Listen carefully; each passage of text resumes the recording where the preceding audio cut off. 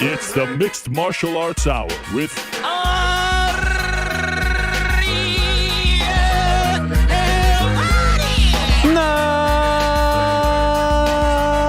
Mixed Martial Arts Hour is back in your life on this Monday, April 1st, 2024. Hello again, everyone. I sure hope you're doing well. It is great to be here on a cold and rainy Monday afternoon in New York City. It is not cold. It is not rainy inside the studio. These are the shows that you live for. These are the days that you dream about. These are the days that you talk to people about when you're old and gray. I am very, very, very, very, very excited about today's program. And my friends, I see all kinds of people on social media acting a fool with regards to April Fool's Day. I would never partake. I have never partaken, and I would never partake. This ain't no April Fool's Day. This ain't no April Fool's joke. This ain't no gag. This is the real deal, my friends. And a lot of people didn't think it was going to be the real deal, but yes, it is in fact the real deal. What a show, what a lineup, what a day, what a time to be alive. I can't wax poetic off the top because we don't have time for that today. All right, we don't have time for that today. There's a lot going on, my friends. So let's get right to it. As always, we are brought to you by our good friends over at DraftKings.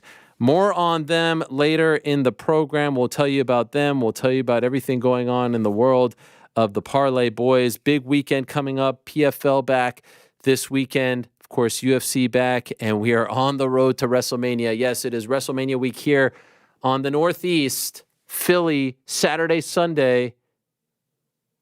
But the first stop is this program. And so let's get into it, my friends. Back into the program. We'll get the update from the Parlay Boys as far as how they did this weekend. Are they off the schneid? Is the long international nightmare over? Can we all breathe? Is the 800-pound gorilla off their shoulders? We shall find out. Stay tuned for that. Prior to that, we are going to be joined by the WWE Women's World Champion, the one and only, the pride of Adelaide.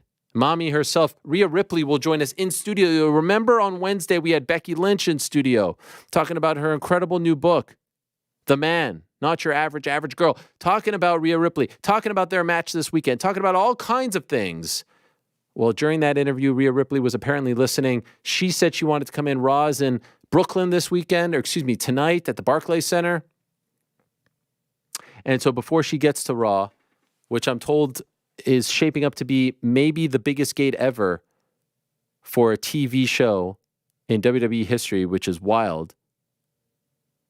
She's going to stop here in studio, and let's see what she has to say about everything that's going on the road to WrestleMania 40. Now, prior to that, we are going to be joined by the best in the world, by CM Punk, by Phil Brooks, in his first live extended interview since returning to WWE. Since leaving AEW last fall, late August. This is a pretty big deal. This is a massive deal. I made a habit of talking to CM Punk in 2012, in 2013, in 2014, in 2015, in 2016, in 2017, in 2019. And now here we are, back for the first time in about 5 years. So much to talk to him about in studio, no holds barred, live, open mic, anything goes. That's at 2 o'clock. Mark it on your calendar. Put the alarm clock on, notification, a reminder, one-on-one, right over there in about an hour's time. Prior to that, we'll be joined by Nate Landwehr, who had a great win on Saturday at UFC Atlantic City. And prior to that, we'll be joined by Joaquin Buckley, New Manta, who had a great win over Vicente Luque on Saturday at UFC Atlantic City at the famed Boardwalk Hall. So you got all of that? Do you have all of that? And there's more greatness to come on Wednesday and Monday. We are cooking, my friends. Never been a better time to be a part of this program and everything that we are doing. And with regards to that, we've got a great team back there. And the team packed their bags. They packed their car. They took the show. They took themselves down south. They went to AC. Yes, the Las Vegas of the Northeast. First time for GC, not the first time for Rick. I don't think it was the first time for Mysterious Frank. And so I was at home I was actually in Montreal visiting my sister and her husband and my family, welcoming their new baby girl, beautiful Ray, to this world. It was a great weekend, but I was living vicariously through them. There was all kinds of texts. The text thread was popping, and then all of a sudden the text thread died, and I had no information. But I was home. I was watching the Knicks on Friday lose a heartbreaker. Then I was watching the PBC debut on ppv.com, Amazon. That was a great show. Big win for Fundora. And then I watched the UFC. And then on my drive home yesterday, I got to watch the boxer card at the O2, which was fantastic in its own right. But I was living vicariously through the boys. And so let us start here. I do believe, because we all remember the great Saul joined us in studio, I do believe Mysterious Frank went to the Chase and Status concert solo. Was it solo, Frank, on Friday in Brooklyn? I was by my lonesome. Oh, my God, Frank. You were representing the crew. Representing the crew. But I do want to shout out to the wonderful crowd at Avant Gardner in Brooklyn. They made up for the fact that my own friends couldn't make it out. You got a lot of love. I got a lot of love, yeah. Not necessarily for being a part of this show, but being a part of the people who are bringing drum and bass to the United States. And was it fun? I wish I could have. Honestly, great memory. We got some footage playing right now. Wow. It's right behind them while they were performing. You got to be like on with the band. Like you had one of those passes. So this is a party. I was at a party with the DJs doing their thing. There's Nayland there. They're chasing status. Why do you say with that tone? This is a party. Like it feels a little because bit. I feel like there's a misunderstanding when it comes to this style of music that like you're not going to a concert to like fuck off. I mean, don't get all hoy and tighty with us here. Okay, you went to a concert. They were performing. Were they not? Yes. Did you get to say I'm with the band at any point? I got to hang out with their security, not with them directly. You got to hang with the security? Yeah. In the back? In the back. With the Dabbed groupies? it up. Were there groupies? There were people who did like marketing for Jason Status and adjacent to that, industry people, as we like to call them. Right. We were all enjoying ourselves thoroughly. Okay, so it was a great time. What time did you go to bed? Probably 4:35. Yeah. You get home for something like that, you don't go straight to sleep. No, you're just like live in the moment over and over again. Any do we take anything or? Whoa, man, come on. No, okay, is that too much? All right. Well, he said people like to go into another dimension. What goes on at parties stays at parties. Fair enough. Not concerts. Okay, so then GC, take the baton from here. What happens? Road trip on Saturday. Tell me. I want to. You guys just. I got a plethora of texts, and then the text just died. I got nothing. All right, so just to clear up everything on that, the texts are flying in hot. We're giving you updates every step of the way. And I appreciate you guys including me in the text thread, even though it was mainly just planning. Well, it's also say that we did mention, we were like, should we start a separate group? No, I appreciated it. Because you dropped the FOMO. Yeah, so like you got to be a part of it. And then we got into beautiful Boardwalk Hall, and I mean, service gone. You can't even send a green text message. You can't send anything out of there. So, I mean, it was nice because you kind of got to live in the moment. But like, I think I fired off one tweet right when I sat down, right before the first fight started, and then it was just like, phone was useless for the rest of the night. You could take pictures, but that was about it. Couldn't get a phone call off, couldn't get anything. So yeah, you got to sit back and enjoy the show. Saturday, though, we all made plans. Frankie riding down with Rick was going to ride back up with me. So I was riding solo, cruising solo down to Atlantic City, obviously being in the beautiful state of New Jersey as I am. I had a much shorter trip than them. So I was kind of, standing by and waiting at attention for whenever they were going to head down there so I could time it out perfectly. And, I have to say, I just got to get this out of the way up front. I mean, we left on Monday, left the studio on Monday. Like, yeah, we'll get to Atlantic City around 1 o'clock in the afternoon. I'm like, great, we can hit the casino. We can really get settled in AC. Then, it gets pushed to, 2. Oh. Then, 3 o'clock. I'm hitting up my other friends. They're going to meet us there from Philadelphia and Baltimore. They're like, I think I'm going to be closer to 5. Then, now they're like, all right, we've got Frankie in the car. We're going to get there at 4:40. I'm like, wow, 4:40. I'm just sitting here twiddling my thumbs. And then, if more time goes on, it's like, all right, the ETA, we're running into some traffic. It's looking like, 5:30, 5:40. I'm just like, all right, I'm just going to get in the car and I'm going to head down there. So I ended up getting there around like 4 o'clock-ish. And then I just kind of sat in my hotel room and waited for them to arrive. But we finally We did meet up. They made it down there safely. Everyone made it down there safely. We got a great dinner at White House Subs before going into the. This was a big discussion. There was a lot of talk where you were going to eat. In the end, you went with these guys. I got recommended this about 10 times over. I mean, everyone, people saw the Fight Feast and they were like, you should have gone to White House Subs. You should have gone to White House Subs. I mean, beautiful interior. I mean, that place was bumping. Everyone was in there. I got the White House Special. Not going to lie, a little too much meat. I mean, there is like... What is that? How much meat is in there? There had to have been at least a pound of deli meat on this thing. I mean, it was absolutely... It was a gargantuan sub, man. This is the half. This is the half, yeah, right. No, really seriously. What? Seriously, this was the half. You could order What are you a whole... talking about? People were walking around with 4 half a foot long sandwich. sticks. Oh, my God. How's the By the diet? way, I'm gonna push back on the too much meat. I thoroughly enjoyed that sandwich. It was Same one? You got the same one? I mean, Actually- it's special.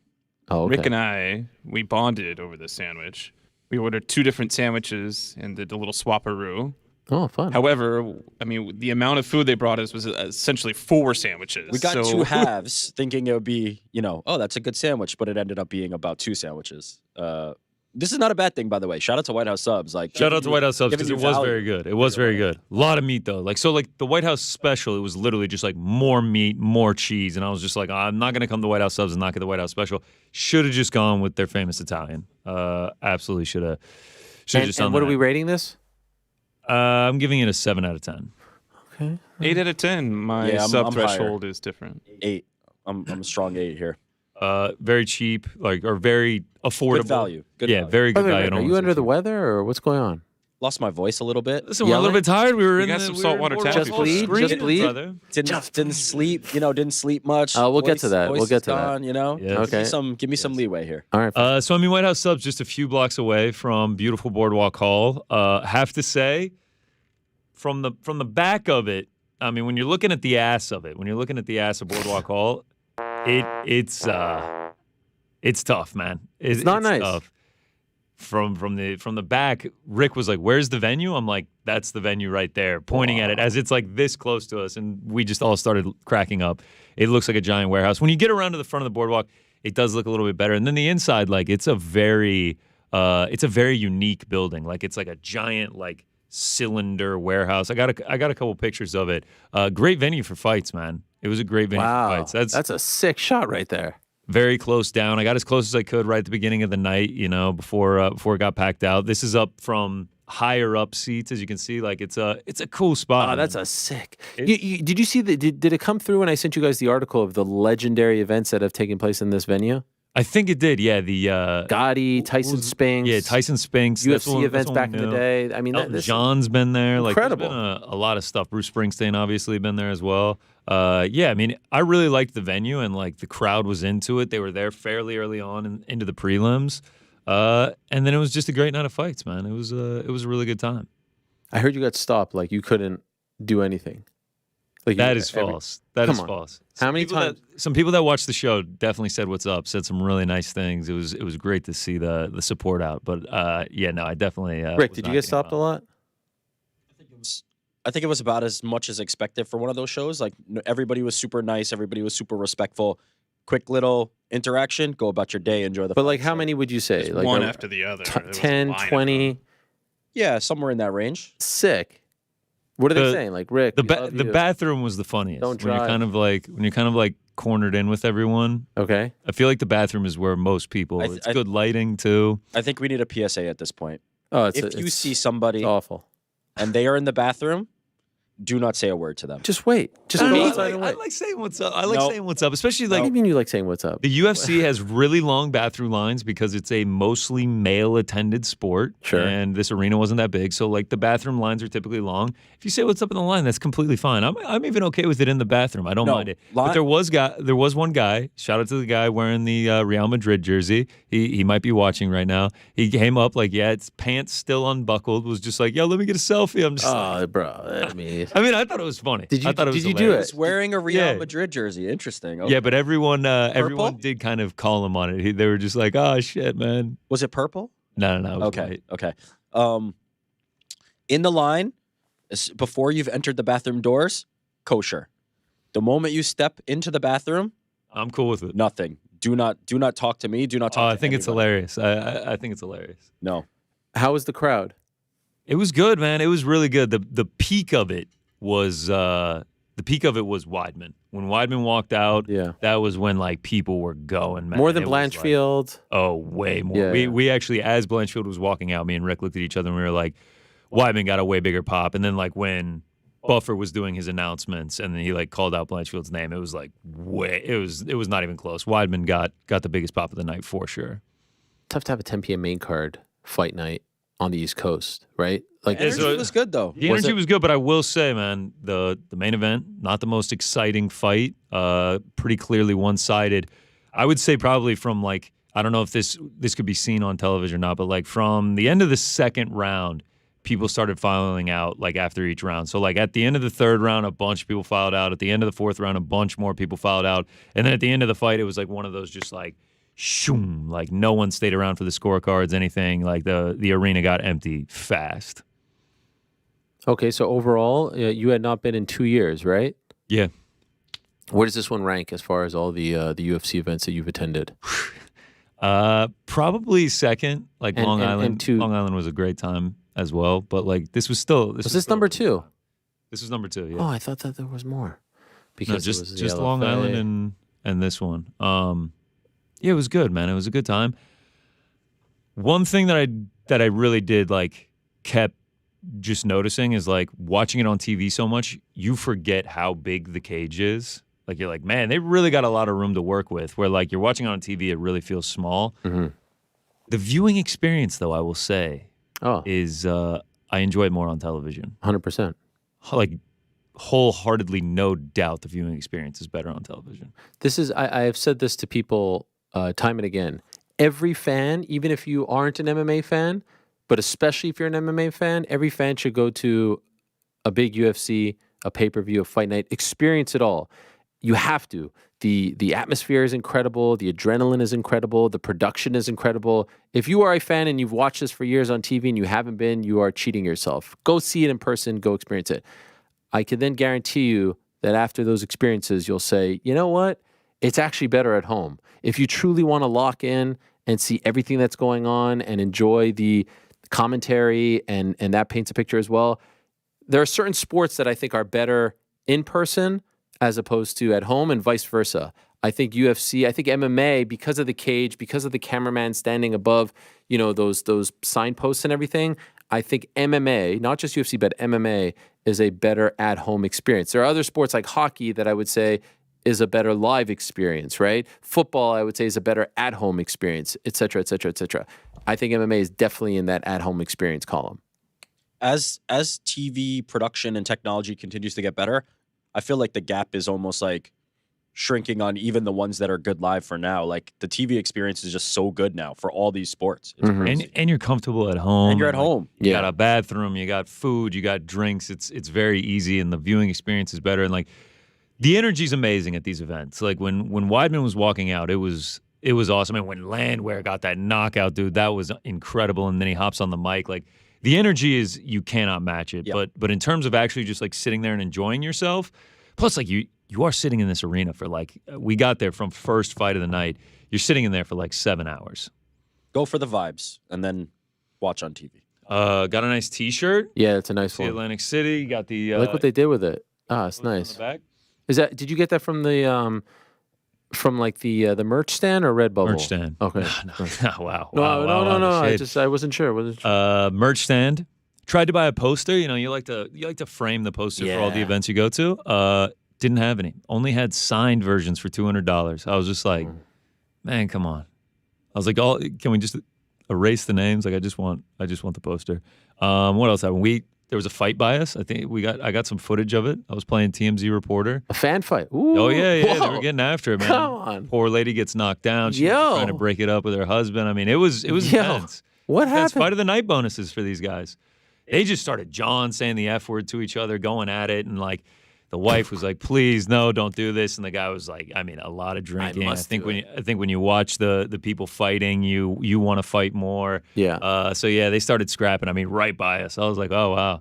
Another dude spilt. He had 2 beers. Got bumped into. Spilt a full beer.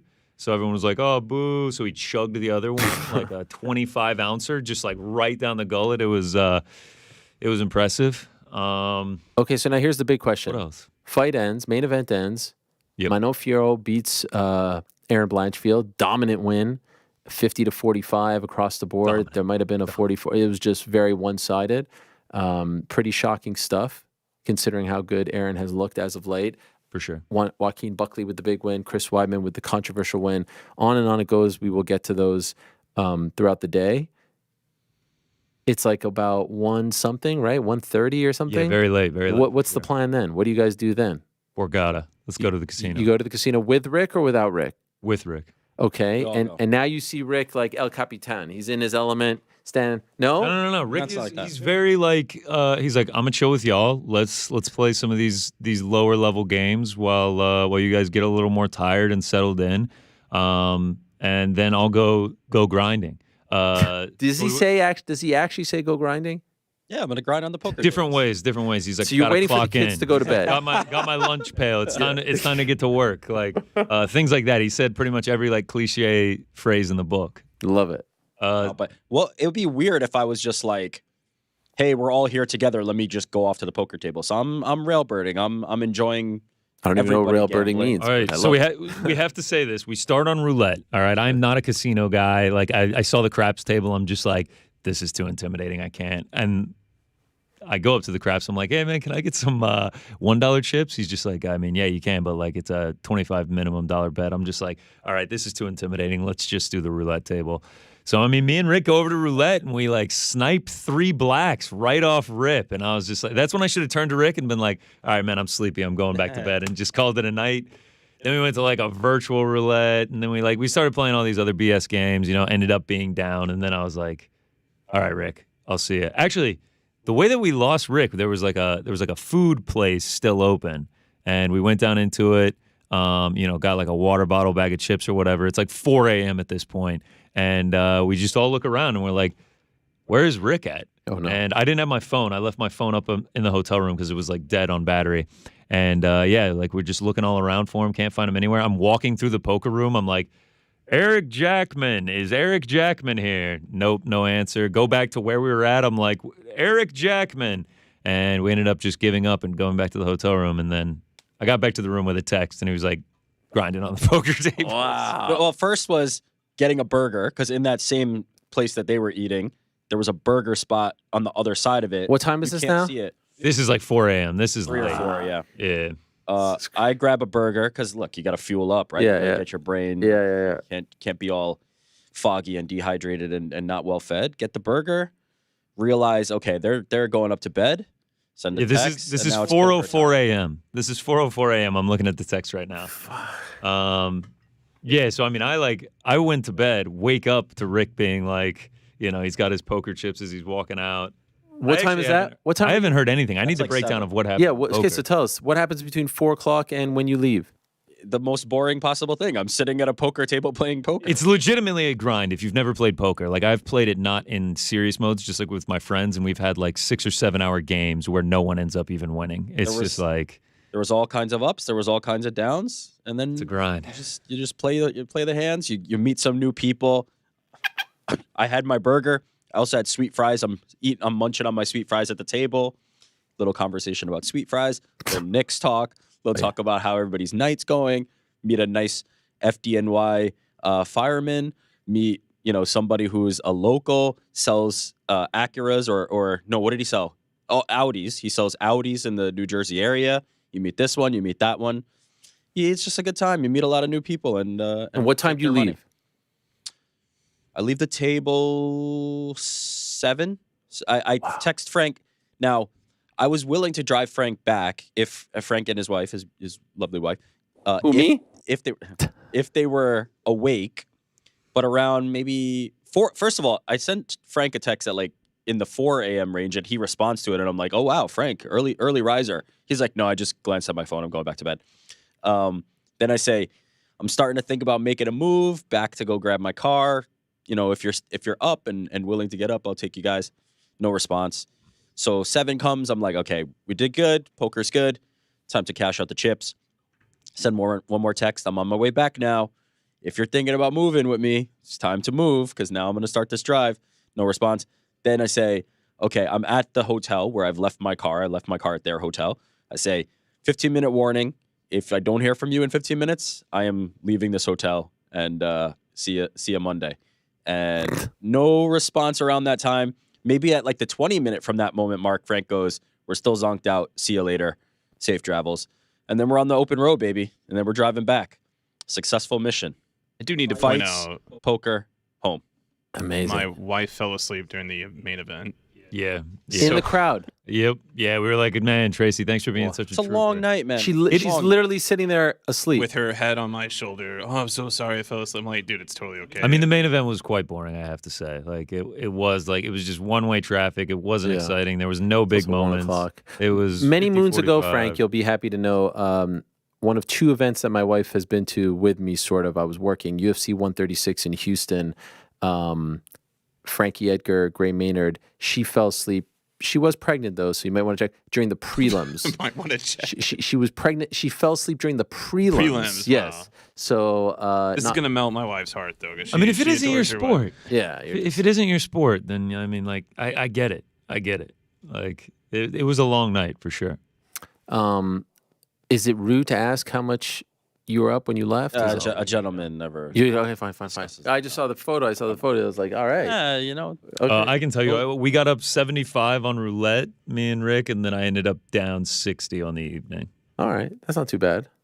I cashed out 100. I was like, this 100 is as good as gone. So, I mean, it's like I walked out with an extra $40. By the way, not that this is, the pro gambling hour, but like that's a good way to be responsible. You take the amount of money, No, we like you say, this is the money, and then you don't go back for more. If No you one lose to it, say you lose when. it. If you win, you win. Great. Call it. Honestly, I wanted smaller tables. Catch me at the Golden Nugget or whatever when we go to Vegas. Give me the $2 roulette table. Yeah, especially. I'll spend hours there. Especially around that time when there's limited number of players, those tables are going to be hot and limited spots. Those tables are going to be high. Yeah, Okay, when I asked so- for the $1 chips, the guy he had like a very Laughs smirk at on you. his face, like he's like this fucking idiot. Okay, so that's a good segue.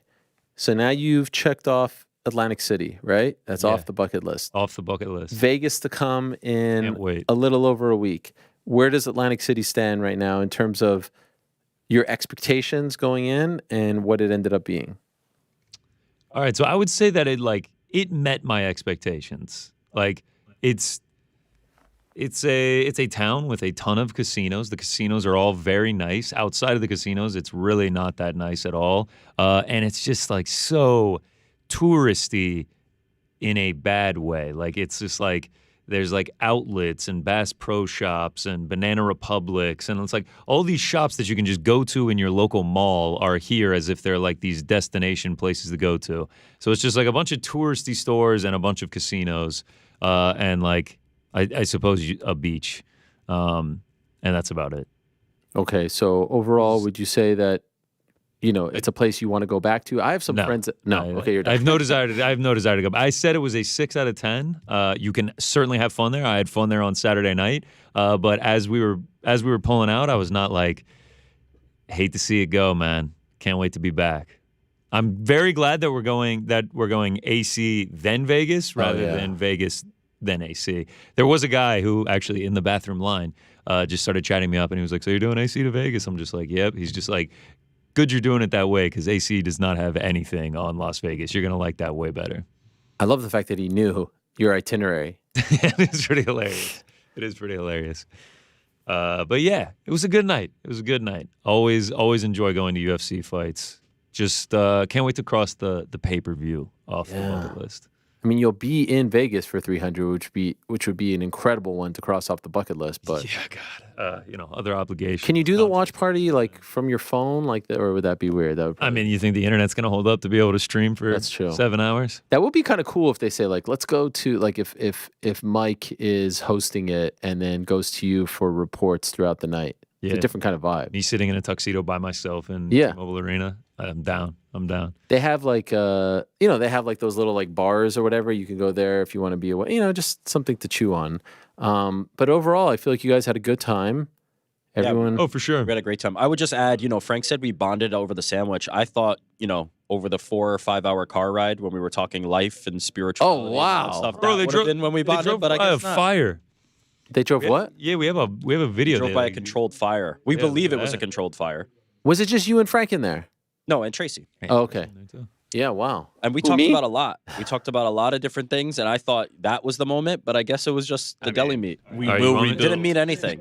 You want me to break the fourth wall? When my eyes opened on Sunday morning, I was like, man, I wish I was doing this ride home by myself. Like, just sitting in the You don't wanna sun, talk. just Whoa. enjoy. Yeah, I didn't want to talk.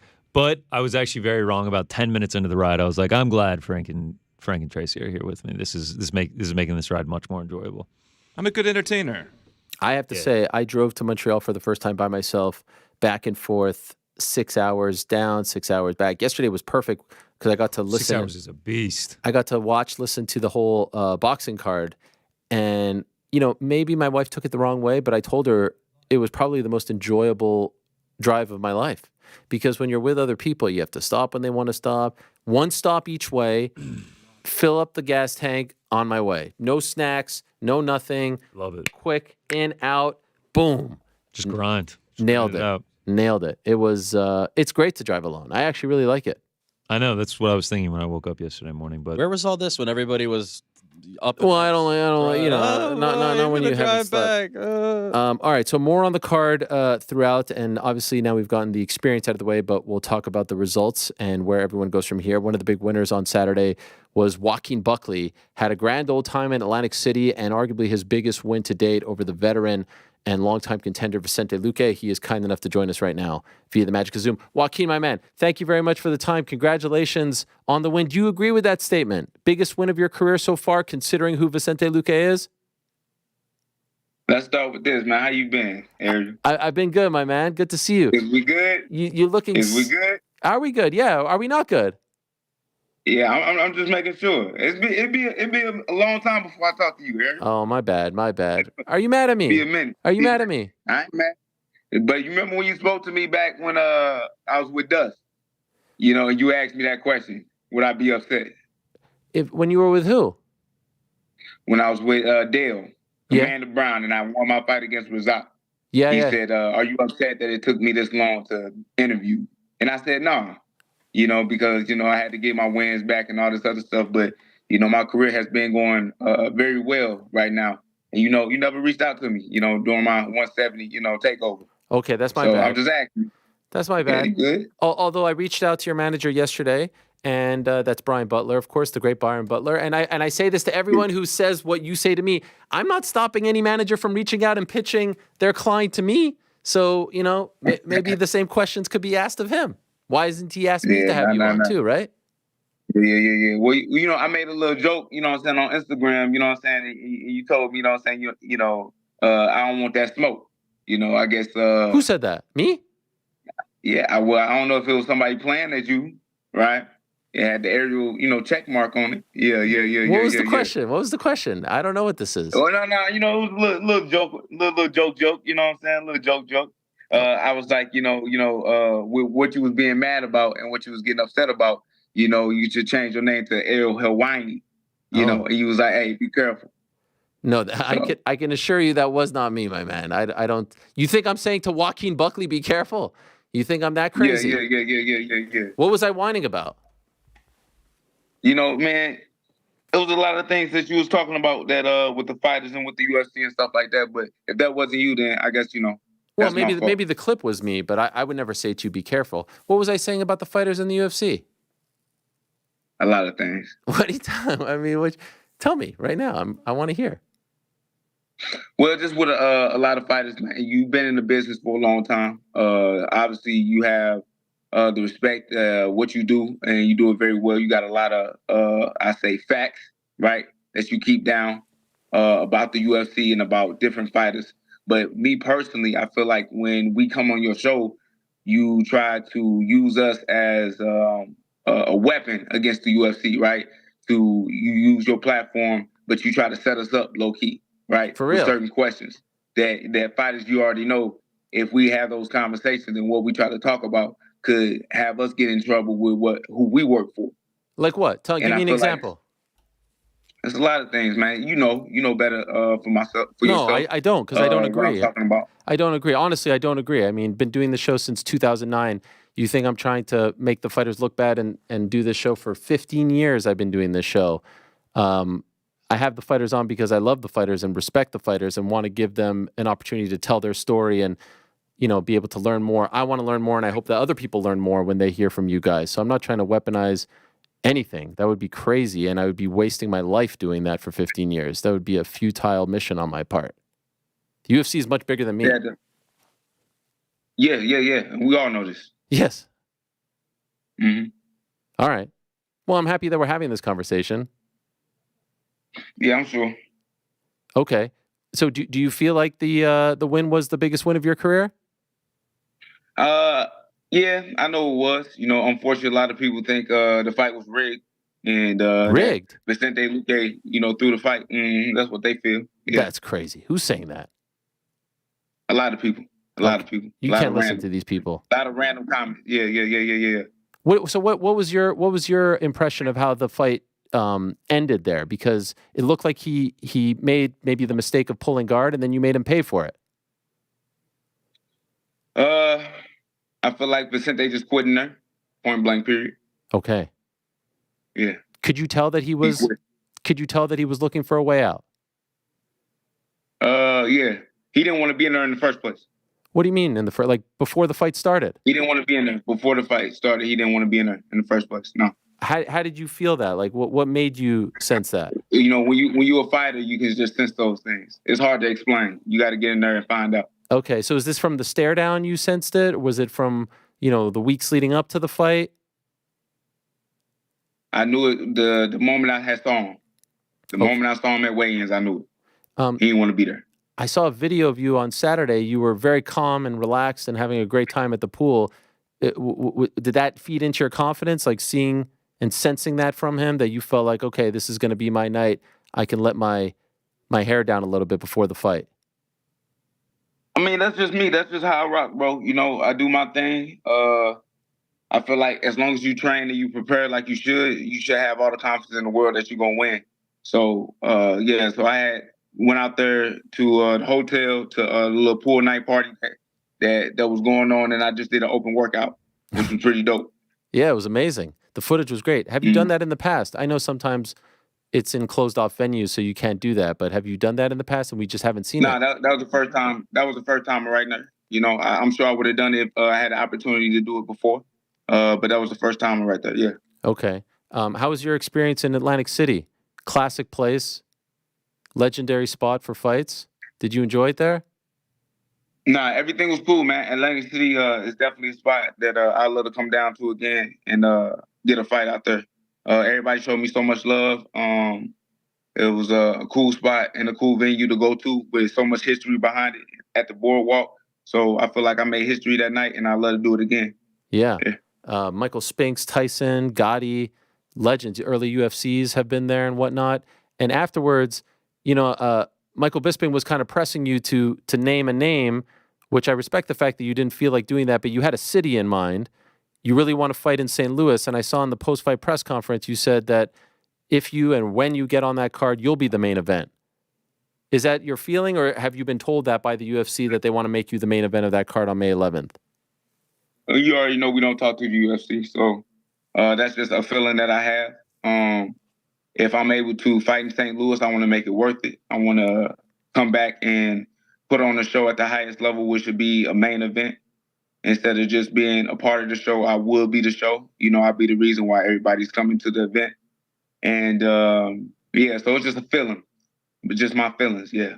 Do you have a dream scenario for a fight there in St. Louis as the main event? You give it to me, Ariel. Who you think? Man. Well, let's see, because I know you were asked about Sean Brady, but you said that you think that after that performance on Saturday that he wouldn't be too interested. It would be a fun one.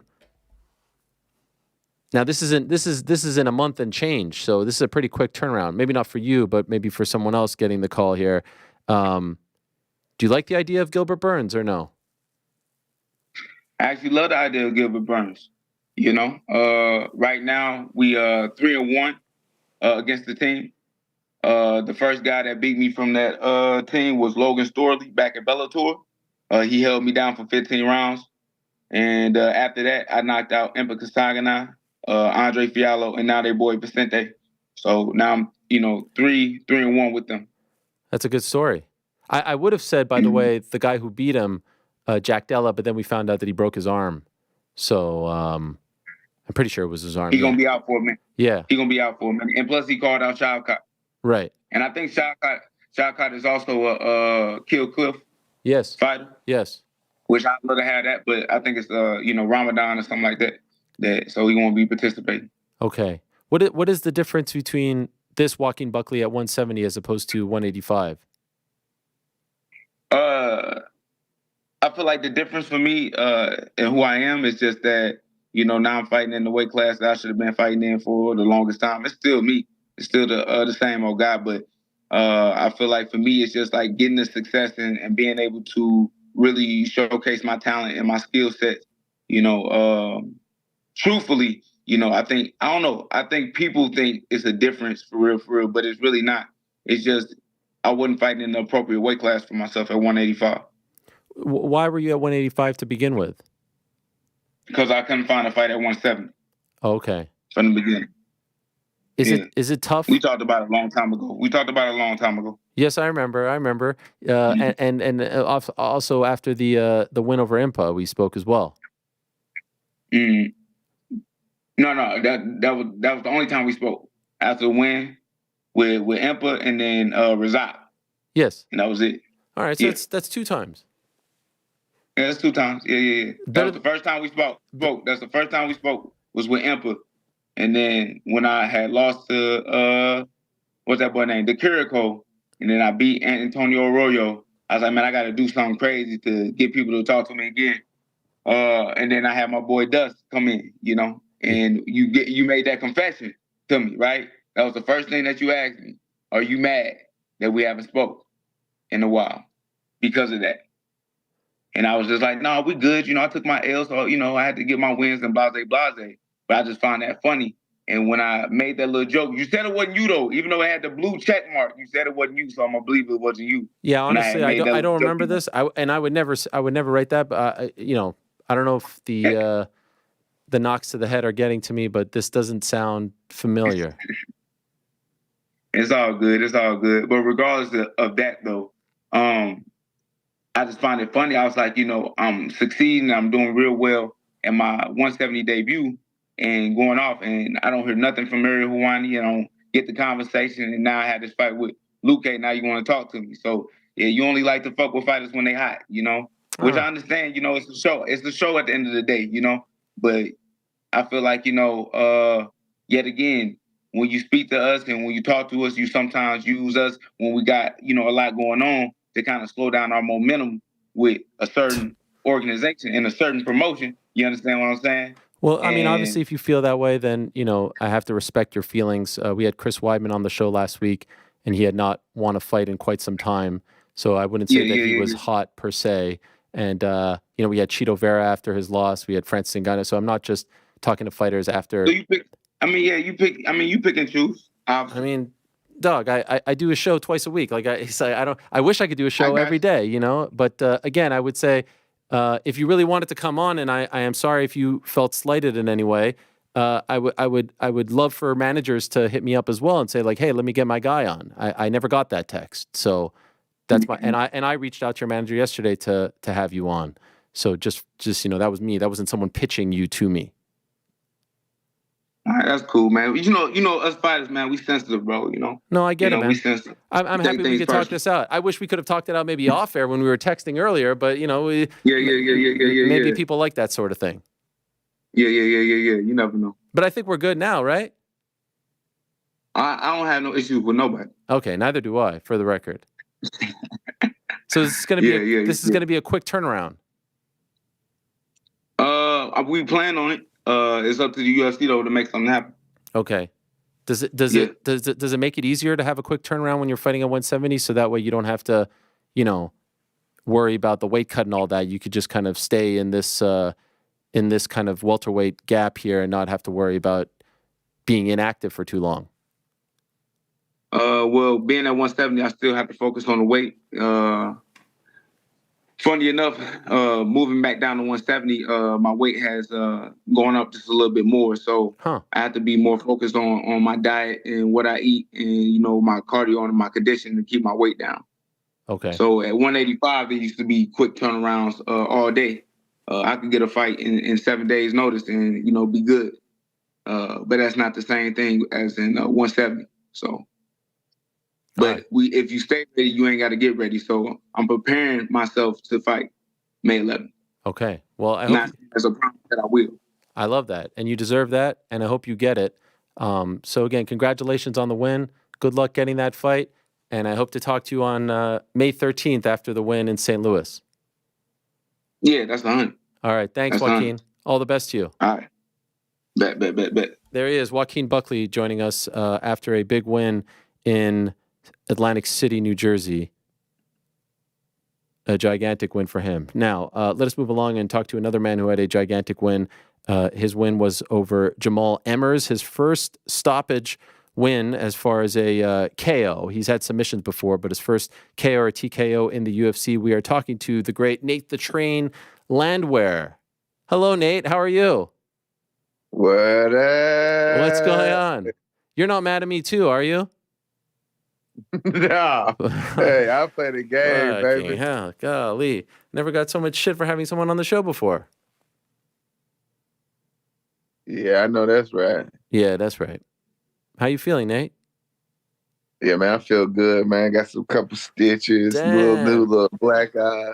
Yeah, he caught me with a nice elbow, but I got the last laugh. You did. I loved your line. I loved your line about, what was it? Off the top of my head, it was like, you got to get an ass. What was the line that you said? It was free. You're amazing with those lines on the microphone. Whoop my ass and see what happens. Yeah. Do you like that? Like, does that wake you up? Why do you feel like that's? Man, I don't know, man. I'm just a fighter, man. I can't describe nothing. We just go in there and do what we do, and when the blood hits the fan, it makes the pictures way better. Were you expecting that early onslaught from him? Oh man, I knew watching him. Like his record says he was 3-3, but I think he beat Gigi and I think he beat the Jenkins guy. So I was feeling like he only had lost one fight due to that heel hook. Mm-hmm. So I feel like talent wise, he should have been maybe undefeated in the UFC. You know what I mean? But mentally, I knew that we weren't on the same level. I was going to break him no matter what. Mm-hmm. And for you going into this fight, you were on that nice little run. And then the Ige fight, did you feel any kind of pressure to get back on track? Like you didn't want to, like that you wanted to continue that run that you had prior to that? No, man, it's just in my blood, man. I'm a fighter's fighter. I show up to fight these fights. This is what I do. I'm 4 out of 5 in these last ones, 4 bonuses. Ever since I've been in the UFC, that was my 8th fight. Every fight has been a bonus. I came in the Herbert Burns fight. He got a bonus. The next fight was a Darren Elkins fight. That was a bonus. The next fight was the Rosa fight. He got the bonus. Then I got the bonus. Then it was the fight of the night bonus. The only fight that wasn't a bonus was the Dan Ige fight. And that was the one. So basically, you win, you get a bonus. Yeah, basically, it's usually the fans win. Right, that's right. Did you know about the fact that you hadn't gotten a KO TKO? Like, was that something that was on your mind that you felt like you wanted to get off your shoulders?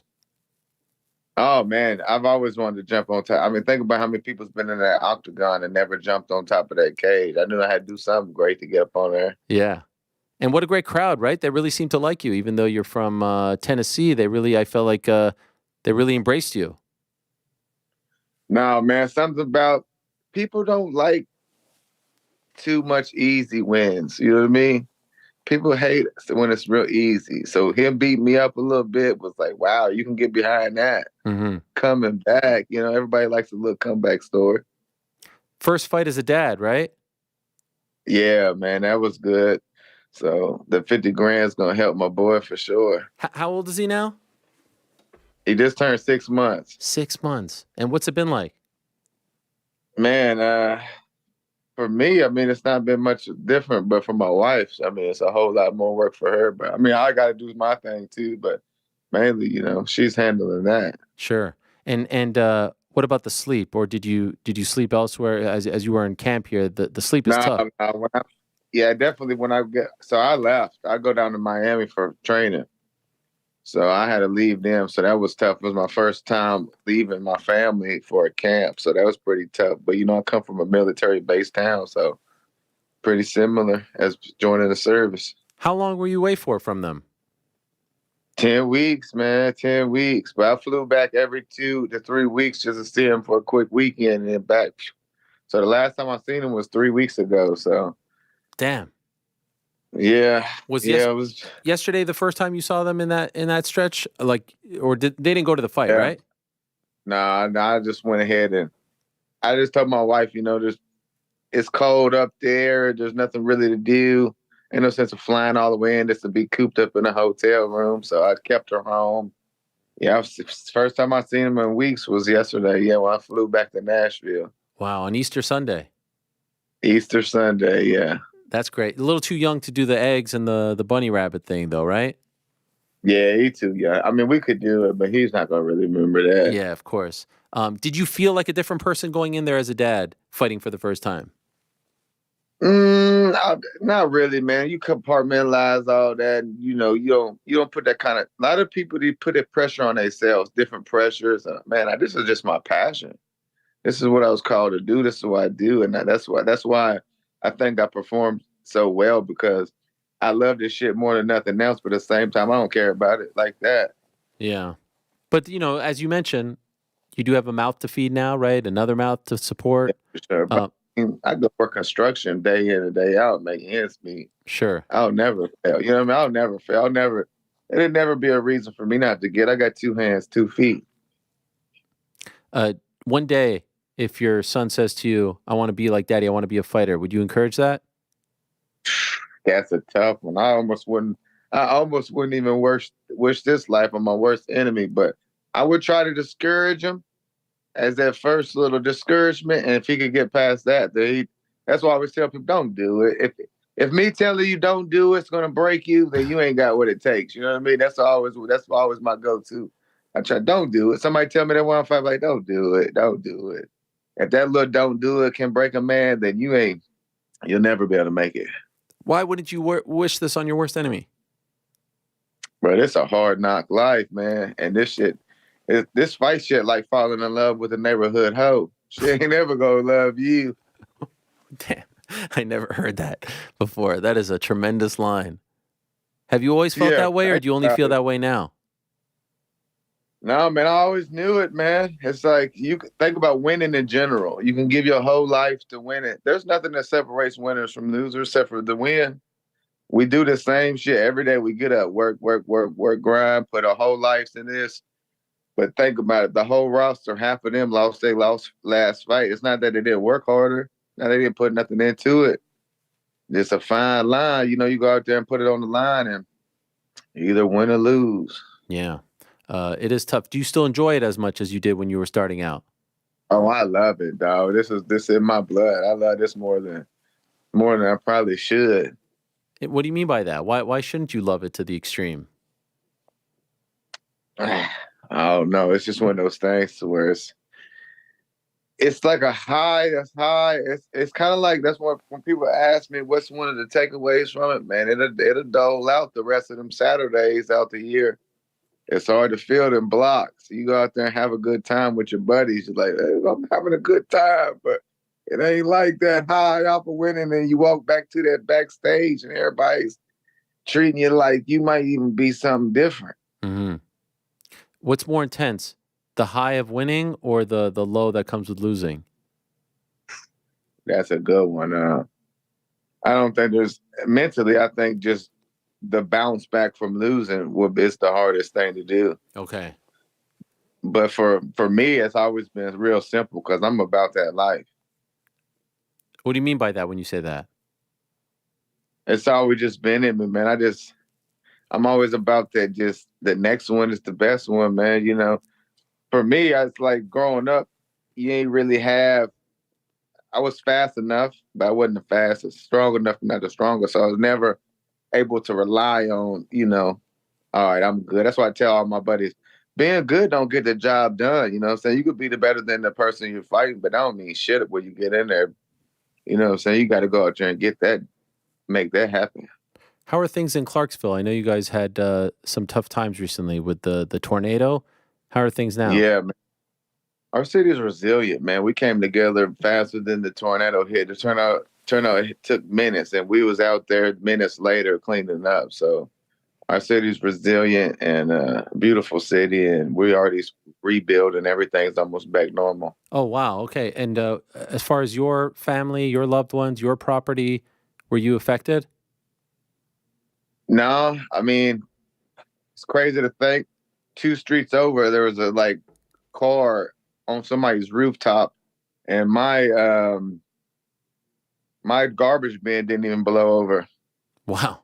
That's so crazy. Tornadoes are just wild when you think about how powerful and the way they jump and skip over. It's crazy. Have there been a ton in Clarksville over the years?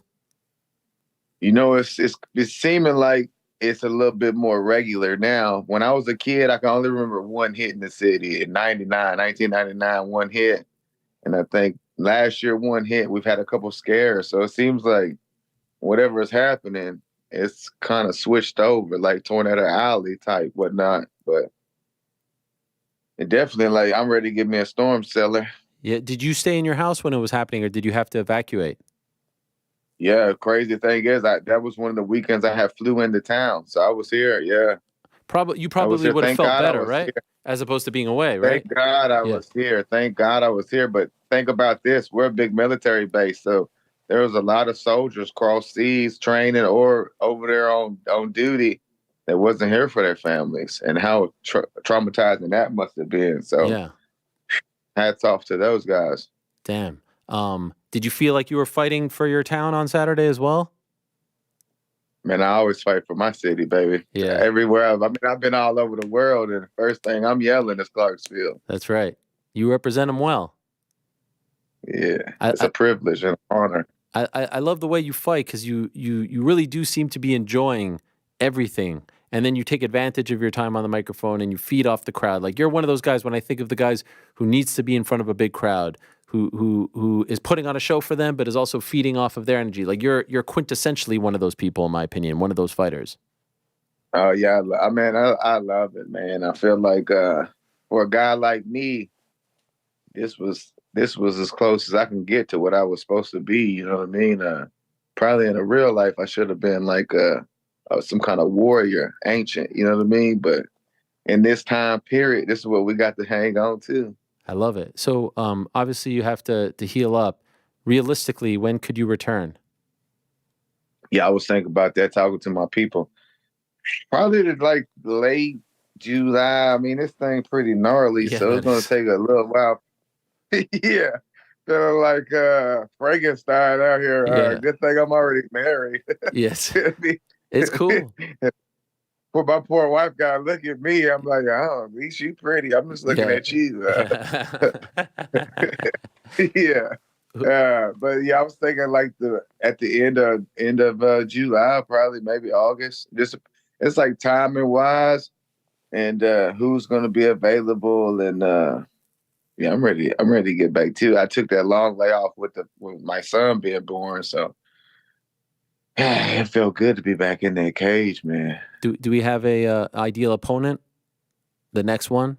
I know you were supposed to fight Sabatini. You know, it's crazy to think about an ideal opponent the way it flows, because the person you might want to fight, they might go out there and get beat up. Sure. And the person you ain't never thought about might rise up real quick. Like, look at that Diego Lopez 2 years ago. Who was he? Now he's like, wow. Yeah. So you never know who's going to shine. If you got to take 2 months off, you never know who's going to be that guy. So the UFC I would love another crack at top 15. Fell short against Dan Ige. But, I mean, take away those 2 knockdowns, it was pretty close fight. You know what I mean? Well, keep doing your thing, my man. Great win. Great to see you back on track. Great stuff on the mic. Great stuff in the cage. Great stuff all week. Heal up soon. And, again, congratulations on the baby. I appreciate it, man. All right, talk to you soon. There he is, the great Nate Landwehr, who had a massive win on Saturday against Jamal Emmers. It may have started off a little bit dicey for him, but he came back, got the stoppage win, and freaking nailed it on the microphone yet again. He always nails it on the microphone. I'm genuinely puzzled by that previous interview, like legitimately puzzled by it. That is a wild thing. I don't know why. Sometimes when these guys come on and they want to get stuff off their chest, I get it. I kind of enjoy that sort of thing, but didn't come up beforehand. And I always say, like, I try to get as many people as possible on. Winners, previous losers, all that stuff. Like, to think that we have some sort of weird ulterior motive or something here, it's madness. And I would say, there's a few people in this sport, managers, PR people. Ed Cap is one of them, who works for Iridium. There's Johan, who works with IMPA, CJ, who was with Bellator. Like, there's people who actively reach out. And I very rarely say no. No one reaches out to me from a lot of these places. I reach out to them. So, I don't know. I wasn't sure. Was that a work or a shoot? I wasn't sure. Maybe it was a work. Maybe I'm being worked right now. Who, me? Mm-hmm. Anyway, only love. I've never said anything negative about Joaquin Buckley, and I think his run as of late has been incredible. He had 3 wins in a row here. We had him on. Prior to that, there was a couple losses in a row, and I spoke to him. He had the Razak Al Hassan win, IMPA win in 2020. Anyway, all good. Peace and love, peace and love, peace and love, like the great Ringo Starr once said. Now, that's the story as far as UFC is concerned. And now we move our attention to a very big interview. I've been wanting to talk to this man for quite some time. And like I said at the top of the show, first spoke in 2012, then 2013, then 2014, then 2015, then 2016 before his UFC debut. Didn't speak in 2017, then 2018, and last spoke in 2019 on the ESPN show back in the day. And that's the last time we did an interview together. Obviously, a lot has happened since 2019, and a lot has happened in the last few months. There's so much to talk to this man about, and what a time to do it, because here we are kicking off WrestleMania week. It's in the Northeast, Philadelphia, Saturday, Sunday, Peacock here in America at Lincoln Financial Field. In my opinion, no better way to kick it off than with this guest joining us in studio for the very first time, and having an opportunity to talk to him for the first time in a long time is the best in the world, CM Punk. Is he there? There he is. The man himself. Where do I sit? You sit right here. How are you, sir? What's up, buddy? It's great to see you. How are you? Thanks for coming. No problem. It is really good to see you. It's good to see you. It's good to be like in person. Yes. And I get to see all this cool stuff. A lot of cool stuff. Yeah. It's like I haven't seen you in person. It's like a little museum. Yes. My little shrine to all things combat, and a little bit of Bills and some other stuff as well. I think the last time I saw you in person, welcome, here we are. I love it. This is pretty fun. Some people didn't think it would actually happen, by the way. Why? They thought I was doing like there's my guy right there. This is my guy. Yeah. You and I both. Go ahead. Just hold on to Brett. Yeah. Comfort you throughout this. I think the last time I saw you in person was in that little room in Chicago, 2018, right before your last UFC fight. An 800-pound gorilla had just been lifted off your shoulders that week. Oh, geez. And we did a sit down. Okay, all right. So you say that puts me in that place. Now I know. That's the last time we saw each other in person. We have talked since then. Yeah. But this is tremendous. I really appreciate this. No You problem. look fantastic. Thanks for having me. Do I though? I stressed about. No, do I wear I a think hat? you look Do I do great. my hair? What do I wear? The I don't hat know. makes like shadows on the eyes. Well, my smarter than me wife. I said, "What do I do?" And she said, "Do your hair. Show your handsome face." Yes. So I always listen to the boss. You always change the hair, by the way, because like when you came back in November, you had like a bit of a fade. Yeah. And then it grew back into this. Very important to always change the look. Different stages of your career. This is kind of a throwback. Yeah, 100%. Of course. Yeah, because I'm back to, I'm back home. I'm back where I belong. Right. Yeah. Before we get into everything, and I can't wait to talk to you about all of this. Most importantly, how are you feeling? How is the tricep? I feel really, really good. I think there's part of me that doesn't want everybody to know. I want to keep it a bit of a secret. But I feel way better than I think I should. Okay. It's given me sort of a false sense of security.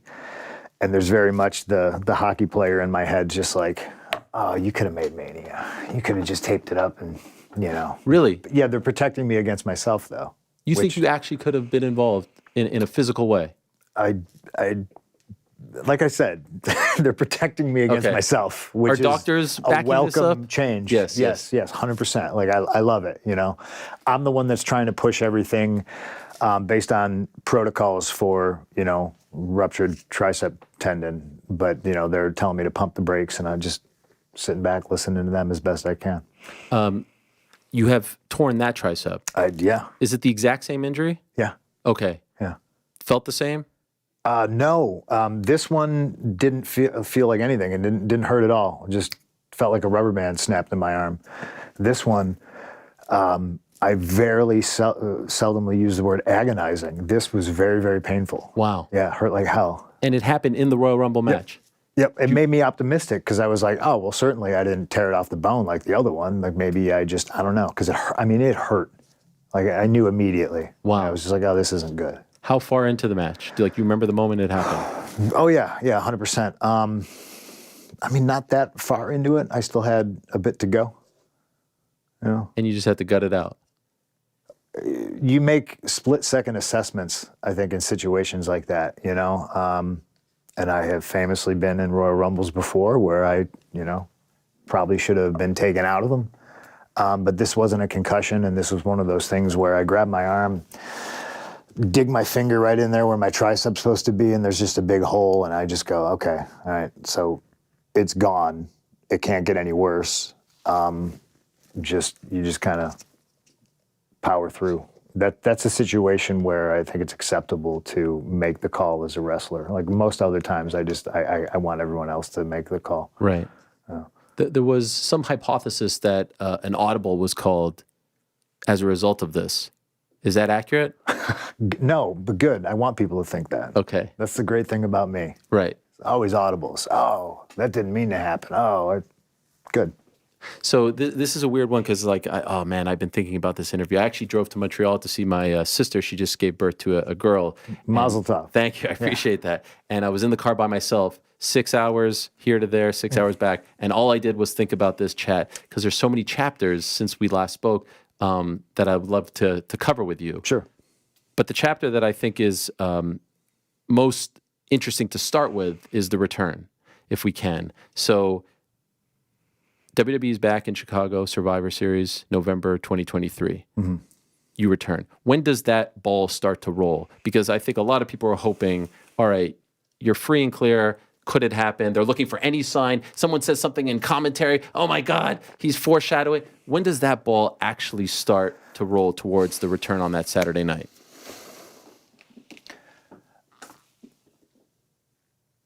Slight percentages, I think, over the years start that ball rolling, but to really get in, the action of it started the week of, I think, Thanksgiving, maybe. I'd have to look at a calendar to figure out dates exactly. I remember times and places of where I was when I would get phone calls and such. And I had a CFFC show coming up, I think. So I got a call from Nick Khan, and he was just like, "Hey, we want to talk to you." And I was like, "Cool. On my way to the gym, and I got this coming up, CFFC. I'll be back there. Cool. You want to talk Monday? Great." So it was the week of Thanksgiving, Monday. I spoke to him. And to be clear, for those that may not know, Survivor Series was the Saturday after Thanksgiving. Yeah. Thanksgiving is a Thursday. Yeah. So Monday of that week before I came back. Yeah. That's 5 days away from Survivor Series. Yeah. You get the call. Yeah. What was that call like? I think The call, I'm always so nervous about pulling the curtain back on stuff, but I think the call was more of a, hey, we want to talk to you about coming back. You know, we'd love you for Royal Rumble, you know, and because they assumed that I probably had some sort of a non-compete or something like that, and were kind of floored when I was like, no, man, I'm ready to go. Let's do it. Saturday. Did you ever have a non-compete, even if it was for a month? No. Zero. You could have signed the next day. Yeah. Okay. Yeah. And Nick said, I really wish I knew that. Sorry, man. I didn't call or tell anybody. I just kind of laid low for a minute. So from that phone call to a deal being struck, how long does it take? I mean, every single minute of all those days. It really ramped up because it was like, hey, I want to talk to you about coming back. Okay. You know, this is how I feel. Oh, well, this is how I feel. Okay, great. You know, I'd really love to talk to Triple H. You know, and it's funny now because everybody calls him Paul. Right, right. You know, so I'll go to Barclays after this later today, and somebody will come up to me and they'll be like, "Oh, hey, I was talking to Paul about this, and we need you to do this, and blah blah blah." And for the entirety of the conversation, I'll be like, "Why is Paul Heyman?" Oh, they mean Paul. So it's that's a generational thing. You know, I always call him Triple H or Hunter. That's what it is.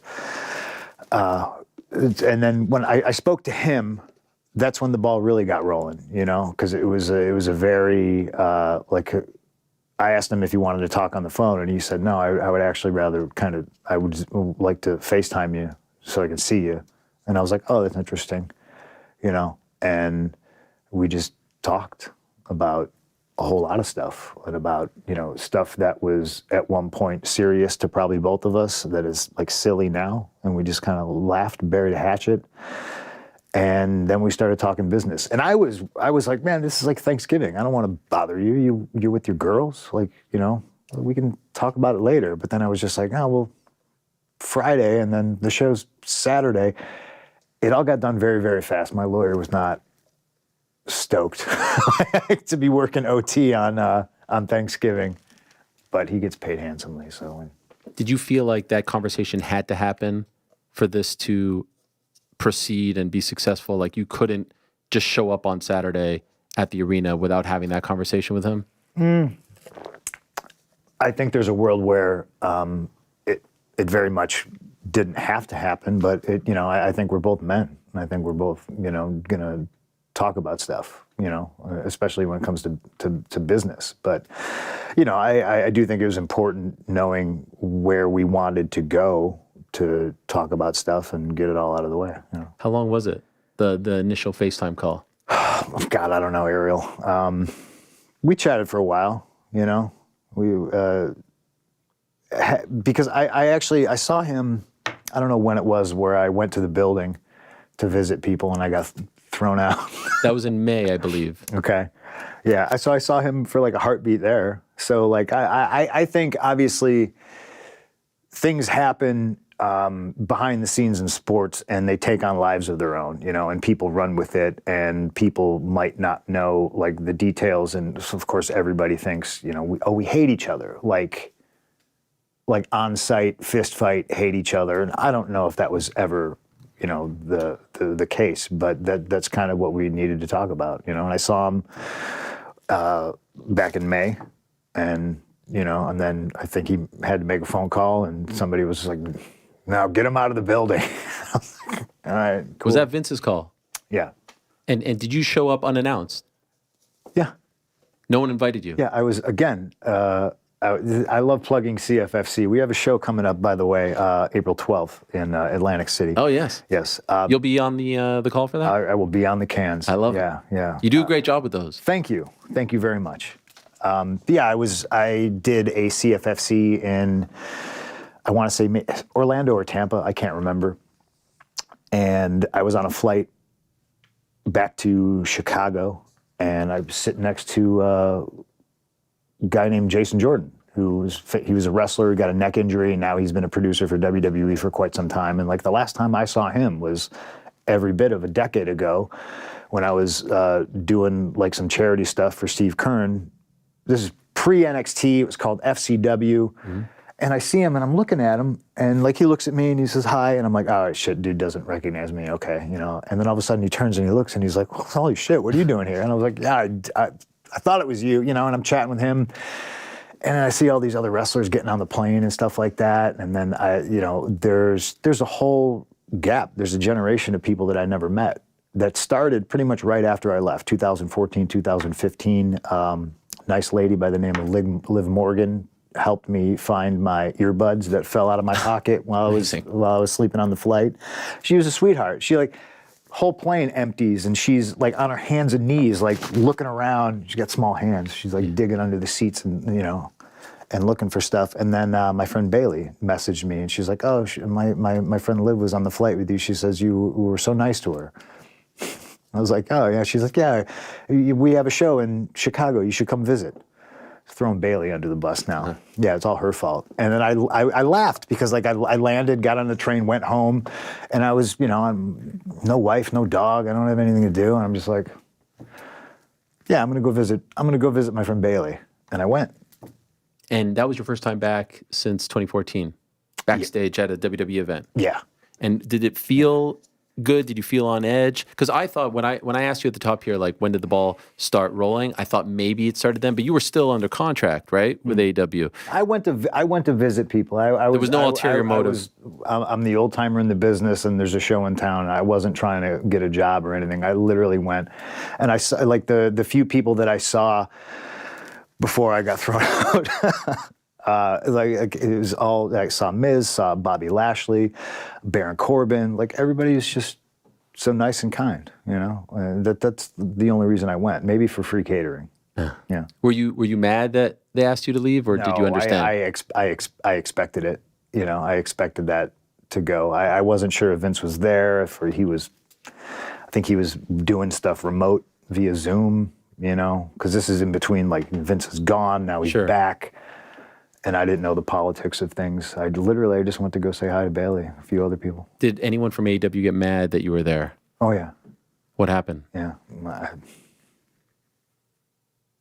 Don't want to talk about that. I think the word betrayed was used, and I was just like, all right, man. Like, as a company, you're allowing guys to go on their television show to do things. I went backstage to say hi to friends. It's two completely different things. Like, if you're going to be mad about it, okay. Mm-hmm. Yeah. So back to November, that ball starts to roll. Survivor Series is Saturday. Mm-hmm. My understanding was, correct me if this is right or wrong, my understanding was you show up, and I think the show has already begun. You only signed your contract after you appeared on TV. Is that accurate? No, they would never. I don't think they would ever have allowed me to even be on television without signing something. Okay. I literally like on the phone with the okay, all right, sign, go. Okay, so maybe I got the timeline. I signed, and then walked into Gorilla, and it was like the most crowded elevator. Like there was just everyone just turns and looks, and jaws drop on the floor, and people are like, "What?" And then, the world saw what came next. How many people do you think knew that you were gonna appear that night? I'd be surprised if you needed more than two hands to count, So we had Becky on the show last week. I don't know if you saw her comment. She said that her husband, Seth, didn't know, Colby, didn't know, and that he was not happy about that. And other people have said this. And I don't know, right? Like, I'm just taking their words at face value. Is that accurate? Did all these guys not know? I don't know. You certainly didn't tip them off. No. I was in the same boat as everybody else, where like the weeks leading up to it, they were doing all these weird little things that happen too often to seem to be coincidences. Oh, somebody uses the GTS. Somebody says best in the world. And on their face, you go, that doesn't matter. But I'm sitting at home going, should I be tanning? Like I haven't spoke to anybody. I don't know what's going on. People are messaging me. They're like, "Oh, you're coming back. We're so excited." And I'm just like, it's just another day in professional wrestling where, for some reason, I'm like a magnet for that stuff. But I didn't tell anybody. And I think that's why it was a secret, and it was such a shock. My wife knew, Nick, Triple H, lawyers. That's who knew on my side. I text my family, like my sisters and stuff, while I was, don't text and drive, ladies and gentlemen. Please. Don't do it. It's voice text, voice, whatever, voice to text. I was in my car driving to the Allstate, which is the Rosemont. It's always going to be the Rosemont Horizon to me. Yeah. That's when you told your family. That's when I said, hey guys, just heads up. I'll talk to you all about it in depth tomorrow. This came together really, really fast. I'm on my way to the building right now. Were you holding out hope with all those clues being dropped back in Chicago? You're a free man. Were you hoping to get that call? Were you not sitting around and being like, oh gosh, I hope they call me, but like, was there someone in the back of your mind saying like, this would be nice? I'm ready for this. Yeah, the wrestling booker in my head was like, oh, this is the sweet spot. This is the business. This is what you do.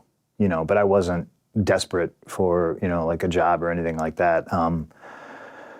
Which makes it sound like I'm not grateful for where I'm at right now, which is the exact opposite. Like it's been an absolute dream thus far. So yeah, like I can't turn that part of my head off. The wrestling booker, I'm always doing, this is, so that part's always going to be in motion. What is that feeling like when you walk out? Even like those seconds before the music is going to hit, and then you walk out to that reception back on WWE television for the first time in almost 10 years. Like, can you even put that into words? What is that like? No, I can't put it into words. I can almost tell you just how, like what we do is like ephemeral, right? It's gone. It happens and it's gone. What we leave people with are like lasting memories and moments. And I have been fortunate enough, no matter what anybody says, like how overrated I am, how shitty I am, how I don't deserve whatever. Man, I've made some great moments, and just when I think, okay, that's the top, it can't get any better than that, I have another one. And then when I think, wow, that's cool, I squeaked out another one. How lucky am I? It happens again. And that was one of them, like when it's so loud in the building, and it's your favorite building in the world to perform in, you can't hear your entrance music. And we're all performers. We all have cues based on our music. You know how long the song is, what you can do. And I didn't have any parameters of, okay, we're crashing to break. So I'm like, I'm milking the whole song. And then I went out there and I went, I can't hear the song, because people were so loud. It was like watching a Blackhawks game in the Chicago Stadium in 1989 or something like that. It was pure magic. And then when you go backstage after that, what is the reception like? Because now you're out in the open, right? Now everyone is able. What did you feel? I mean, there's cameras in my face the entire time. I'm sure at some point everyone will see that footage, but everyone's hooting and hollering, and you're the belle of the ball. People are slapping you on the back, they're kissing you on the mouth, they're hugging you. Everybody's stoked to see you. Everything's welcome back. Everybody. It is very infectious. Like I still do it. Like I very much, even if I'm not involved in something, like say Rock coming back, like I don't want to get in the way, but I want to be in that room just because I want to feel that energy. And it's I might learn something. Even just standing here, fly on the wall. Like I might learn something, because a lot of times when it's you and you're the one creating that buzz and you're creating that moment and that energy, it might get lost on you, or you're thinking about performing. So I like being the fly on the wall where I don't got no pressure, I ain't got shit to do, so I can just kind of watch stuff. But yeah, being backstage after that, like that's 100% a moment that you just don't want it to end. You said on the Monday after, you said I'm home, right? Yeah. And I'm wondering, because obviously WWE so big in your career, but does this feel like the same place that you left 10 years ago? Meaning, it does not. In what way? So somebody said this to me, and I get uncomfortable when I'm talking about myself, my contributions. It's very hard to do without sounding supremely egotistical, right? I'm always trying to be on the back foot and be humble and stuff. But there's a lot of people who wouldn't be in the industry if it wasn't for me. And I'm not saying that, I'm just talking about inspiration. I'm not saying that I help them in any way. The same way that I wouldn't exist if it wasn't for Brett or Roddy Piper or, the guys that paved the way for me. Even if I was just a fan of them on television without developing relationships with them, like they're the reason I'm here. So there's a lot of that. And it's hard for me to talk about, like what I've done and all that. But somebody explained it to me like this.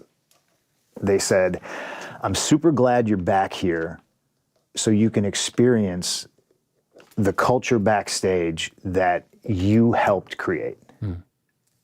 Because you were a catalyst for this, and then you left. And now you're back, and I'm glad you get to enjoy it and see the fruits of your labor. And that hit me right here. I was just like, that's really cool. And you notice it. That. Oh yeah. It's palpable. Yeah. And could you explain, what is the difference? Is it just people are friendlier? Is it people are more welcoming? Again, I struggle with pulling the curtain back because a lot of the times, like if you were just to straight up ask me, how's the locker room? I want to say none of your business. Okay. I get that. Because we give away so much. And a lot of the times it hurts us as performers, as pro wrestlers. Like we're giving away too much, So it's almost like I want everybody to believe all the bullshit and the lies about me because it's just it helps me make more money. It helps me draw more money. I just want all those people, like if you're gonna believe all that wild, crazy bullshit, like believe it and then just leave me the fuck alone. But that's the thing, is like they can never just leave me alone. Everybody's always talking and chirping. It's different in a sense that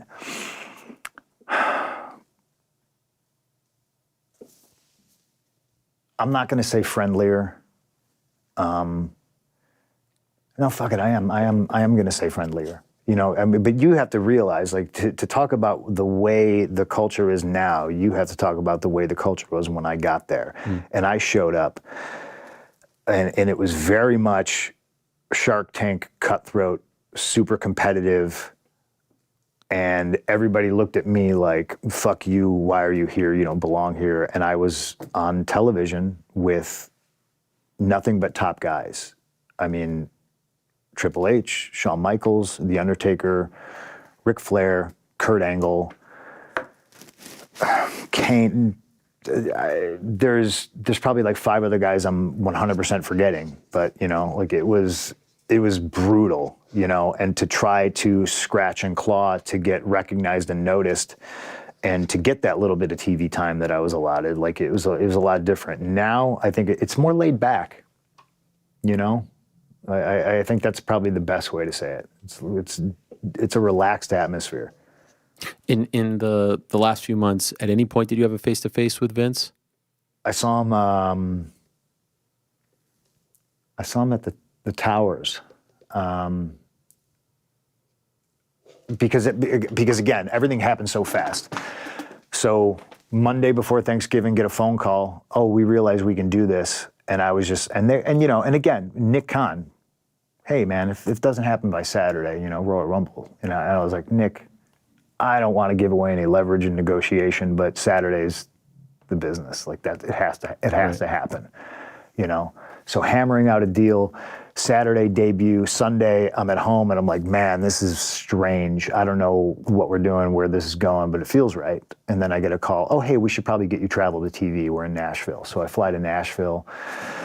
I think I went home and I can't remember where I flew from there, but it was a SmackDown. And that night they were just like, do you want to come on the jet? You do NXT? And I just went, yeah, sounds great. So we're flying by the seat of our pants. We're doing all this stuff real last minute. And I had a carry-on, so I didn't have any clothes. So, as long as you guys find me a place to do my laundry, I need a gym, I got to work out. We'll give you a tour of the new Towers. You come to the gym. Oh, great. It's always a badass gym. Everything was state of the art, and I was in there. And I was on the phone on a treadmill warming up, and Vince's trainer's like, "Hey," he's like, "You got to get off the phone. Vince doesn't like it when people are on the phone in the gym." And I was on the phone with Nick, and I was just kind of like, oh, "Okay, all right," And then I saw him walking down into the gym. He came in for his daily workout. Yeah. And what was that like? He gave me a big hug. He said, "Welcome home. Good to see you. Let's connect after I work out." And I was like, "All right." Haven't seen him since. You didn't connect? No. I think some stuff came up, Ariel. Oh, I thought maybe literally like an hour later. I didn't know if he was like, "Come up to the office and let's have a tete-a-tete." No, I had to go. Okay. I had to like work out and. Is that the only conversation that you've had with him since returning? Wow. Yeah. How do you feel about what's transpired since? I mean, how do you feel? There's no positivity there. There's very much a. I didn't read all the allegations. I read text messages, and I went, "Oh, fuck this! Like, what? It's indefensible, And I think, doing this, I'd imagined I was going to be asked about it, And I think the easiest thing for people to do is to kind of ignore it or avoid it. But man, it's there. And my initial first thing out of my mouth was, I'm kind of shocked at how dumb he was, like writing stuff down and leaving that paper trail. And it's horrific. And I'm not, I think at this point, all the energy should be used to somehow, I don't even know if you can make reparations or amends, but there's victims here, So like what CM Punk thinks about Vince and the CM Punk Vince relationship doesn't fucking mean anything. All that stuff takes a back seat. I'm more concerned about like going forward, how do those people survive after suffering all that trauma? My biggest concern, Do you think that the business is better off if he's not in it? At this point, how do you say anything but no? But yeah, the business. Right. Have a field day with that one. How do you say anything but yes? The business is better without. Obviously, you weren't around for the last 10 years, but did you know? Let's be honest. Vince McMahon wasn't an angel. Everyone knew that he wasn't an angel. But this is like next level. This is evil, right? Like this is next level stuff. Yeah. If what is being alleged is true, right? Did you have any idea that this type of behavior was going on behind the scenes? No. And again, the biggest thing I can draw a comparison to is when Chris Benoit did a murder-suicide, right? I was friends with Chris Benoit. And I don't know if it's just how I process things, but I'm famously like on camera weeping, saying goodbye to Chris because at the time we didn't know, right? We didn't know he had, murdered his wife and his son. And the week prior, we're in Dothan, Alabama, and I'm traveling with him, and we're on the road, and he grabs me and runs me into the trainer's room, and he points, and his little son is in the corner, and he's taped up his hands, and he's drawn X's on his hands, So like, coming to terms with, that's my friend, he did this horrible thing. Obviously, fuck him, fuck that. But then, I don't have memories of Chris Benoit traveling with me and murdering people at the gym. Right. So there was never any instances where I'd, be in a room with Vince and he's shitting on somebody or sexually assaulting somebody. It wasn't like Caligula in Rome. We just didn't see it, But there's that part of me that goes, just like Benoit, okay. I can see that. And that's the thing. It's like, I'm sure Jeffrey Dahmer's mother wasn't like, oh, I can see my boy doing that. No, like people are shocked that their friend or mentor or whatever is responsible for doing these horrible things. but I'm just more of I guess I'm pragmatic, where I just kind of looked and I went, yeah, okay, all right, okay, I can see that. Kind of nutty, you know. Chris is kind of intense. He's quiet, and then you just, you know, you build that in your head, you know. But it's very, very hard to reconcile. I heard what Becky said, where she, you know, like, because Vince is a father figure to a lot of people. Vince, I think, liked to develop the father relationship, and I think that's why he was always fascinated with me, because I was just like, fuck you, I got a dad. I don't, you know, you're my boss. Like, let's just keep it that way. But it's been a while. Like, it's just been wild. All that shit. It's sad. Yeah, no, it's sad, and again, like I said, it's evil. He ruined his life. And he ruined his life, ruining other people's lives. You know, so there's very much a part of me that's just like, all right, we got him, good. Shuffle him into the basement. I struggle with asking you some of these questions, and you can say whatever you want, if only because I have so much respect for the business. Yeah. So I will ask you the question. You can tell me to fuck off. Okay. What was the plan for you for WrestleMania? That's what everyone. That's like the $64 million question at this point, because they want to try to we want to try to put the pieces together. Like, was this the original plan? Did it go here? Did it go then there because of the injury? So could you tell us, as of Royal Rumble, what was the plan for you for April 6th and 7th? It changed a lot, you know, because I came back in and I told Triple H, I was like, look, man, I'm not here to steal anybody's spotlight, take anybody's main event. Like, I get it. I was pissed 10 years ago when I had to sit through Rock Cena 2 years in a row, you know, and now, but everything's different. Mania's 2 nights now. So more people get that opportunity. And for me, it was always just about the booker in my head. You cannot become main event talent unless you work with other main event talent. You cannot become main event talent unless you work in the main event spots that are normally afforded only for the main event talent, right?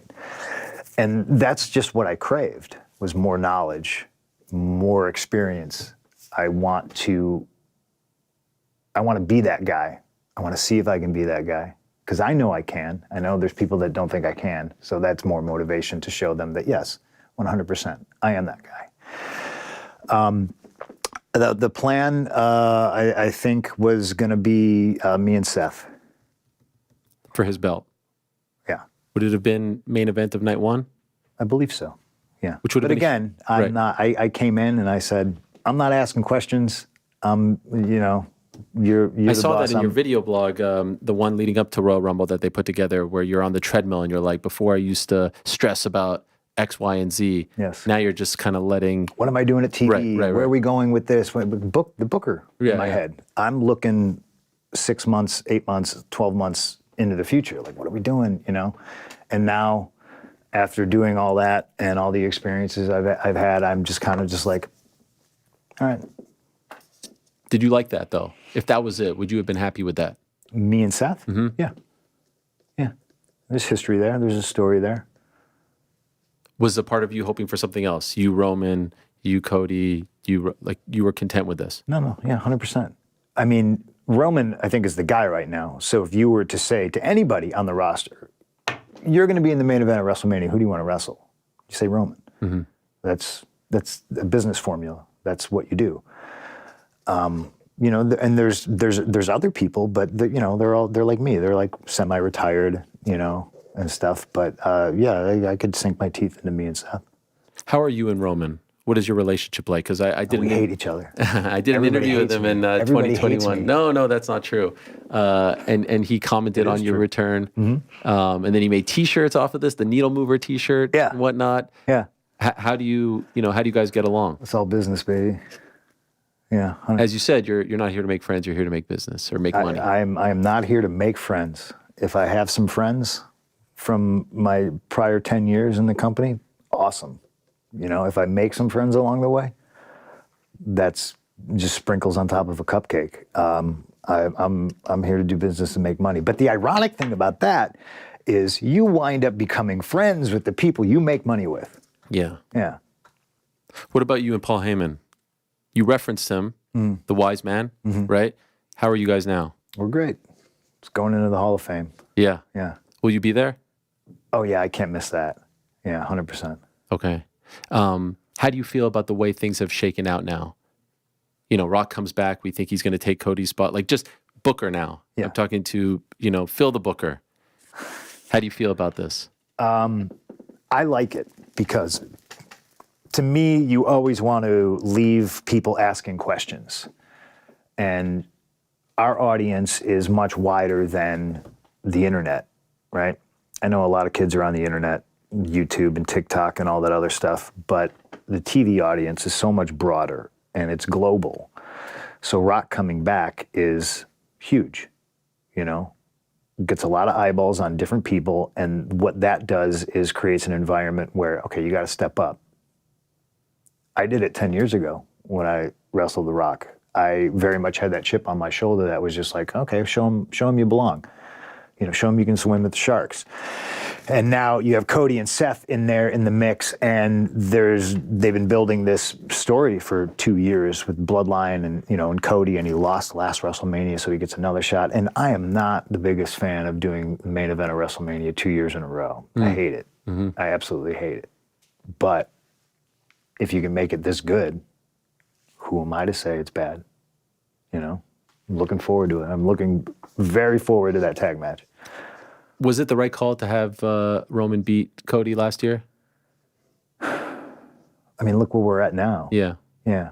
I mean, I could go either way. I mean, because you're asking me a question, and it's fantasy booking, and I could fantasy book it the other way, where Cody does win, but the string of business that we're on, and the string of business that they've done prior to me even coming back, it's pretty impressive, and that's what pro wrestling business is about. It's about making money. This version of The Rock, like Hollywood Rock, the heel Rock, all that, Versace, swearing, F-bombs. Yes. Your thoughts on it? The promos on social media, the stuff that he's been doing there? I'm more offended at insider wrestling terms being bantered about than I am about F-bombs. I'm not the FCC. I'm not on the board of directors. I don't fucking care if somebody swears. I feel like I started all that because I remember cutting a promo on Rock on the stage and he was in the ring and I was just like, cool, we're all gonna swear, blah, blah, blah. So I see both sides now. You can't argue that he is this big. So does he get to break rules? Fucking absolutely. Guess what? So do I. And is it unfair? Maybe. I'm not ever trying to do anything malicious. I'm not using a set of tools that are completely off limits to somebody else.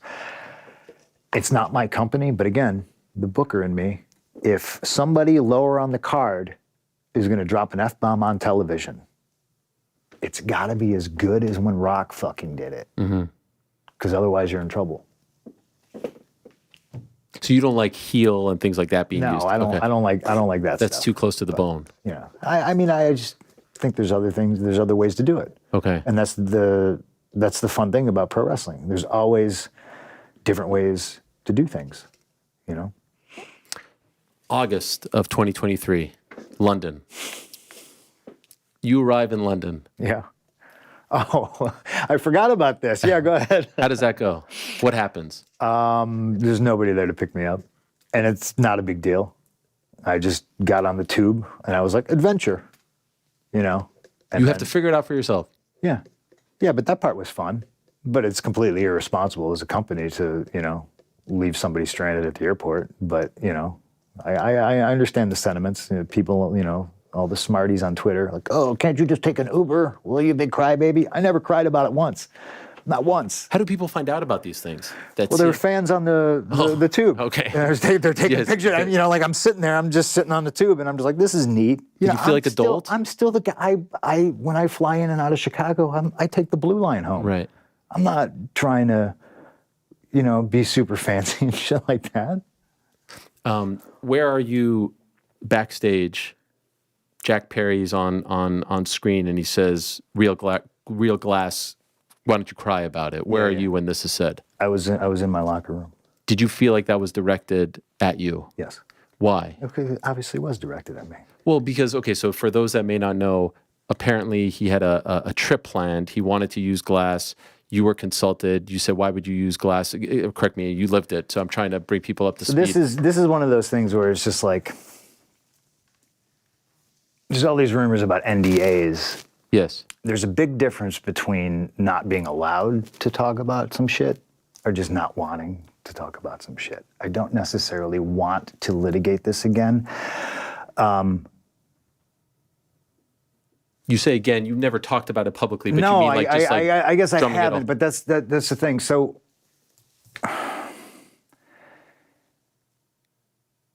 Tony's big idea was separate show.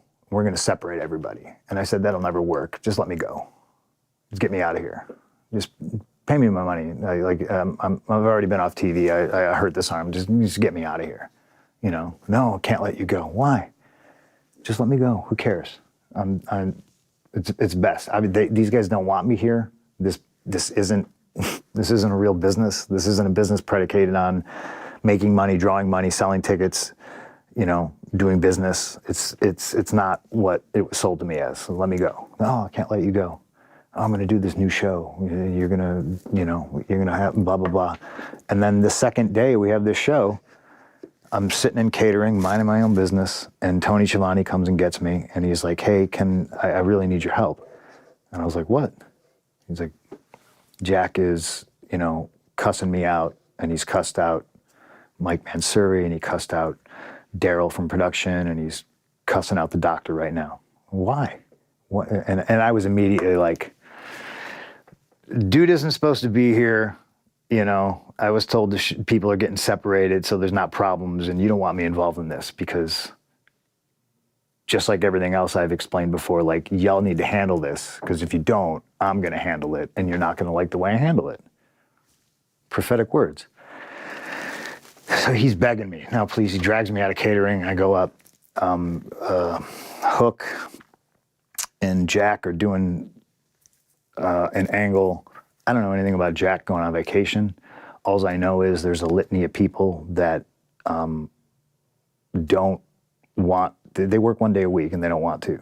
So they want to show up and wrestle and then film vignettes and then sit at home for 4 weeks. Great, not my company. Do what you want. But not on my show. That was my attitude. So I said, Tony, you really want me doing this? Yeah. And I walked up to Jack and he was sitting in a car. What he wanted to do, it was a rental car. What he wanted to do was smash the window of the rental car with a pipe. And I was just like, it's a rental car.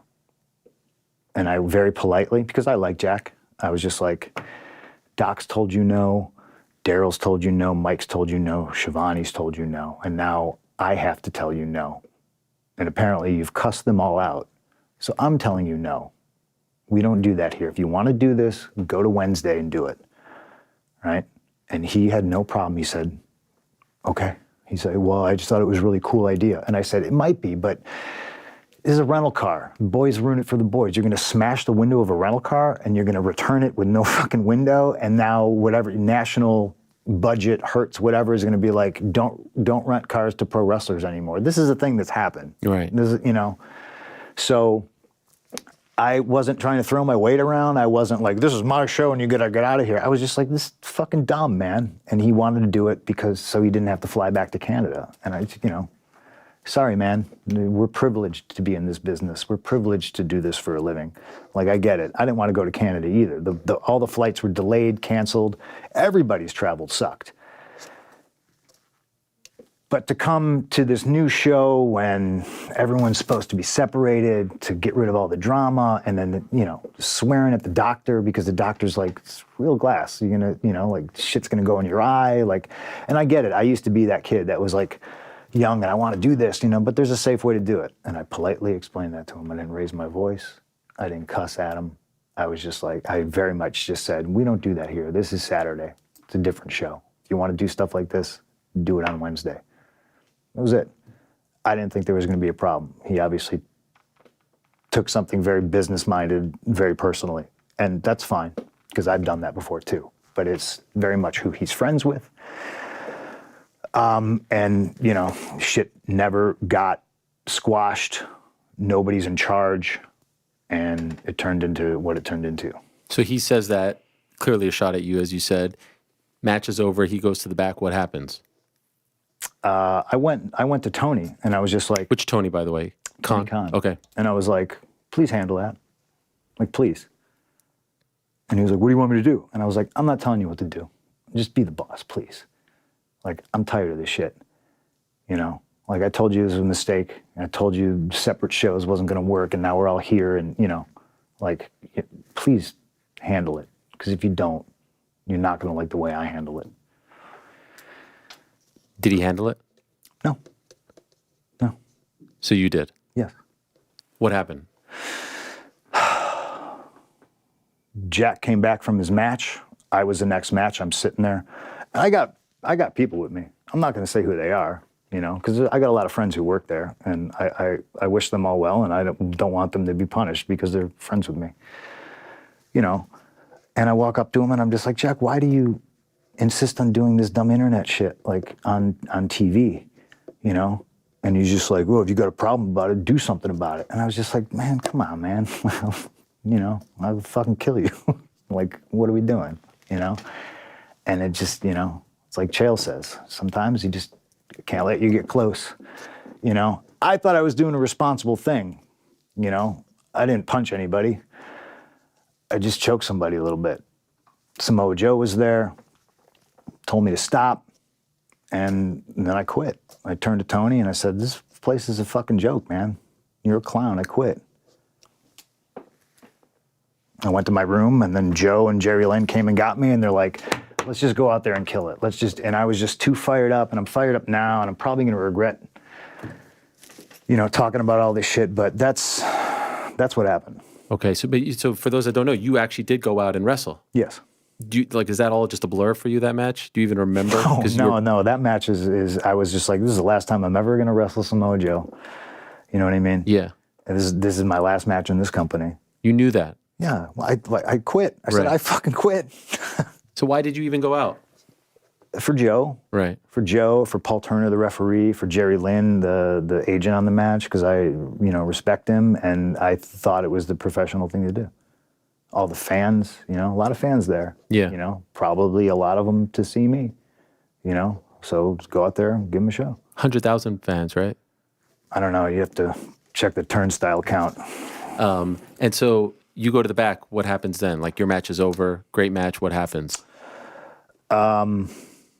They told me Jack was told to leave, and I was like, do I got to leave? I was like, I want to watch the show. And they're like, no, it's fine. And then, I don't know, a couple matches later, a very nice man by the name of Sam, he was in charge of security. He was like, what are your plans for the rest of the night? And I was like, I was just going to shower and just hang out, watch the show, you know? Because I, you know, the whole solo locker room thing is fucking lame. I had Joe, I had House of Black, I had all these guys with me.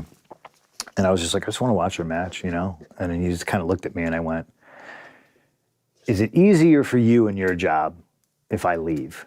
And he's just like, yeah, it might be. He's like, but nobody's telling you got to go. Like, you know, and I was just like, well, Sam, I'm a man to man. I'm not trying to fuck up your day. You got a job to do. So if it's easier for you, if I split, I'll split. And then I went and got Nando's for a bunch of the boys and went to my hotel room. And, you know, when the show was over, they came by and we ate chicken.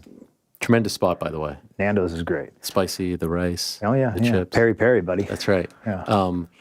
Did you have to have a conversation? Because what was told to us was you were fired with cause. So you said quit. The devil's in the details there, but did you have a conversation with Tony to say, okay, this is it, we're done. There's not going to be, you have not talked to him? Nope. Really? The last time you talked to him was backstage at Wembley? Yeah. Wow. Yeah. He went on air several days later and said he's never been afraid for his life like this.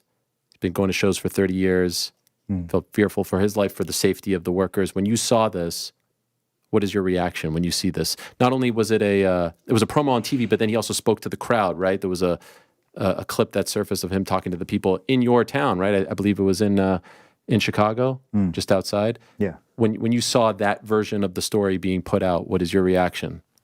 I mean, I can't tell you what Tony felt or what he was thinking, but I never did anything that would make him fear for his life. But, you know, he's who he is.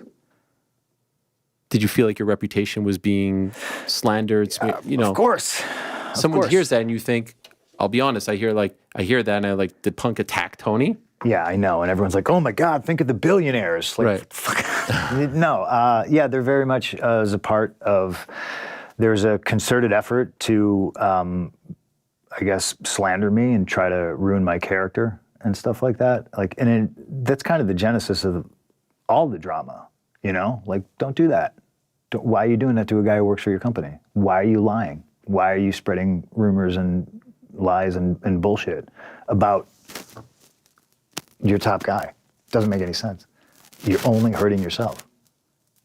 You're trying to dim my I don't know, you know, jealousy, envy. I don't really know. And again, it's not really the time to litigate it all and everything, but like, it's an unfortunate situation. I have a lot of friends there and there's a lot of good people that work there. I hope they continue to get paid, and I wish them well. How would you describe what it's like working for Tony? Man, it's a loaded question, you know, because I don't want this to be. I don't like the drama, you know. But I mean, it's the truth is the truth. Like he's not a boss. He's a nice guy, you know. And I think ultimately that is a detriment to the company. But it's not my company. Mm-hmm. You know, I'm an outsider. I thought I was brought in to, you know, sell merchandise and tickets and draw, you know, numbers for pay-per-views and stuff, and I clearly did that. But that's not what the place was about, and some people didn't like that. Is there any part of you that's always like, man, I'm 45, I'm tired of this shit? Yeah, very much so. Yeah. And why? I mean, did you saw my exasperated press conference when I'm eating Mindy's? Yes, of course. Drinking Spindrift. So there's very much a guy who's just, I'm too old for this shit. So you just talked about how this all started. So then we go to the feud with Hangman Page, right? Adam Page. And it seems like, correct me if I'm wrong, when you debut in August of 2021, up until like the spring of 2022, it's pretty good times, right? You have that great... I thought so, yeah. But then when he says, I'm not here to just, you know, fight you, I'm here to protect you or protect the locker room from you, right? Yeah. In so many words. And the story is that he, you know, went off script, so to speak, and really pissed you off by saying that. Did you feel like that was the first time that your reputation, that your character was being slandered? What he said didn't matter to me. But when you sit, you know, peeling the curtain back, ladies and gentlemen, and again, if you want to believe all the bad things about me, please do, just leave me alone. If I'm working with you and we sit and we talk, and, you know, like, I think one of the biggest criticisms about WWE was it's overly scripted. There's writers, you know, pro wrestlers don't need writers. Some people don't. Some people do. Some people prefer it, right? It's, you know, but I sat down with them and I was very gracious, hammered out this promo. Oh, if you say this, what if you say this? Okay, I'll say this. Oh, if you say that, I'll say this. Okay, great. Great, yeah, awesome, great. And then he proceeds to go on live TV and not say any of the shit that we talked about. I can't hear him because the crowd's so loud, and I'm looking at him, and I have to really pay attention to what he's saying because my responses matter. I can't just say what I had planned because it's not going to match what he's saying to me.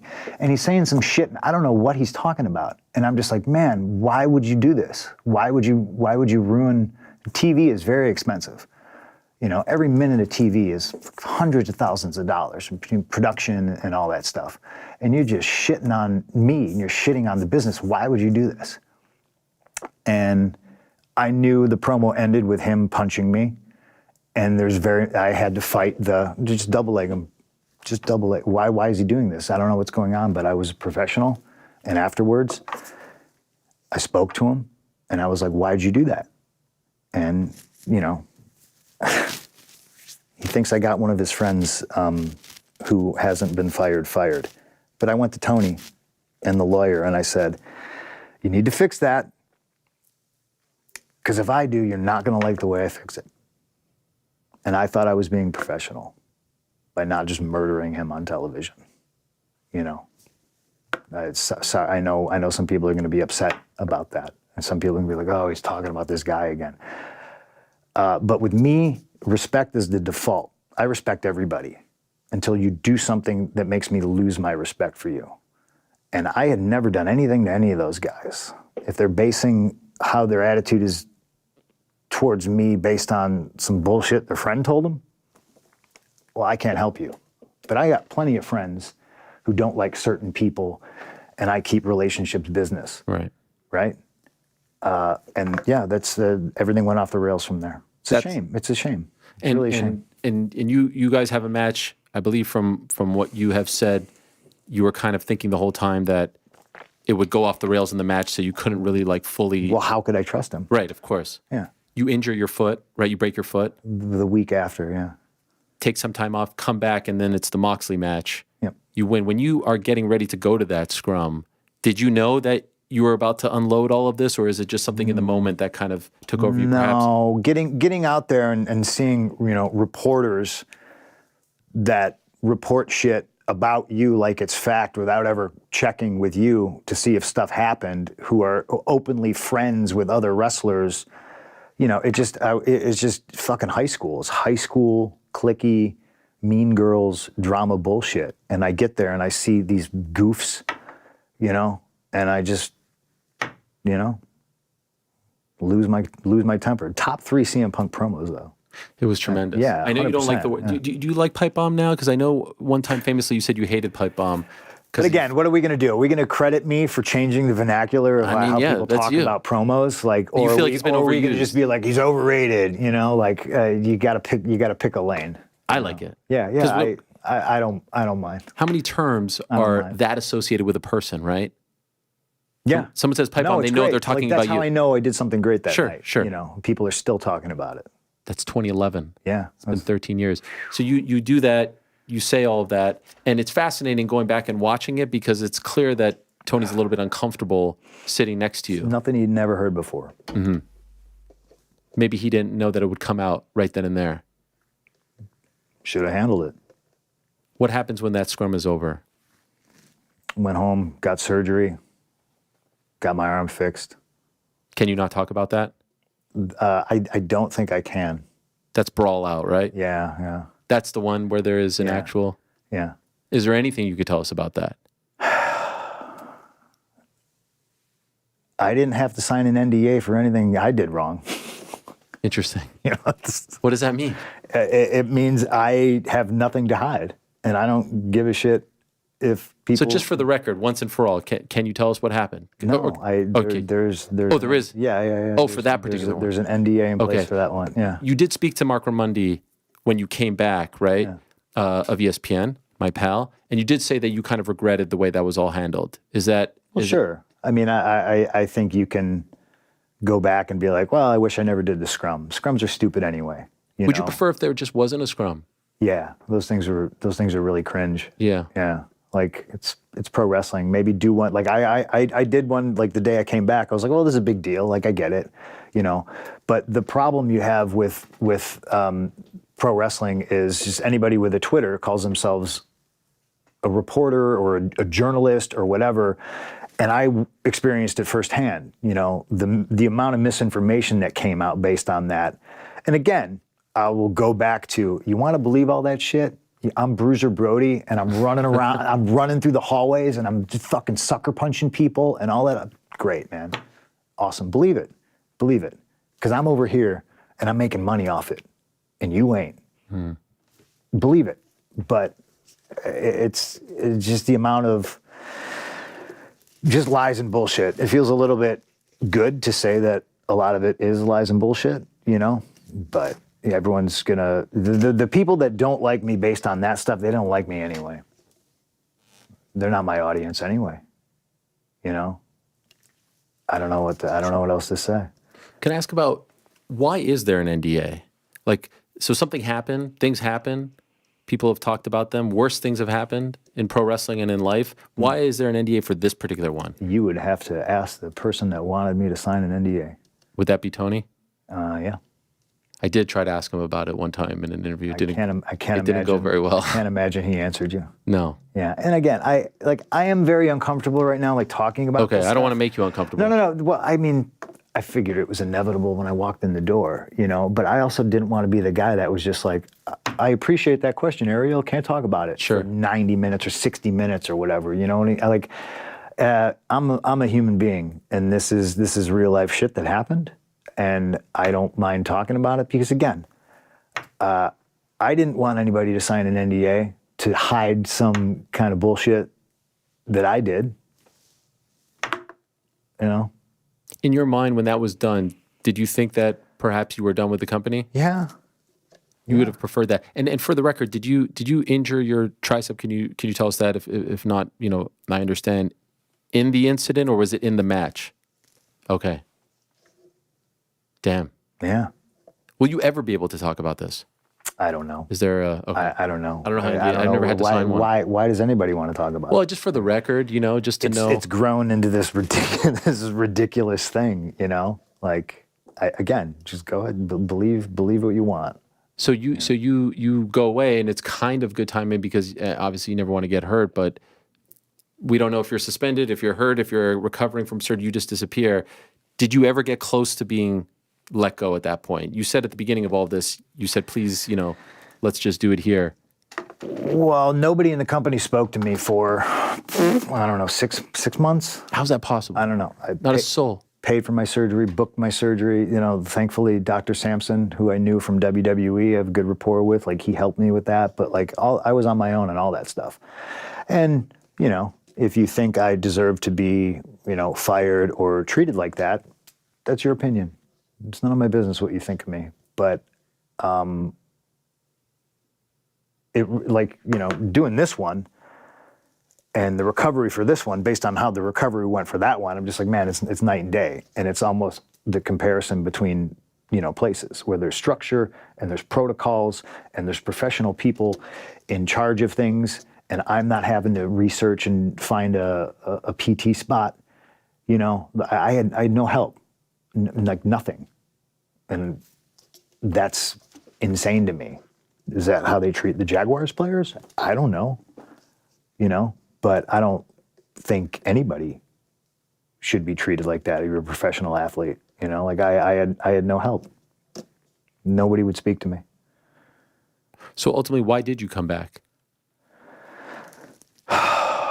I got a lot of friends there, and you know, even though I thought the separate show and separating everybody without, you know, getting everybody in a room and squashing it was not going to work. You know, part of me was just like, well, he's not going to let me go. Like I'm either going to be sitting at home or I could try to do some good. And if I can get a crew of people on television and maybe do some fun shows, like that sounded fun to me.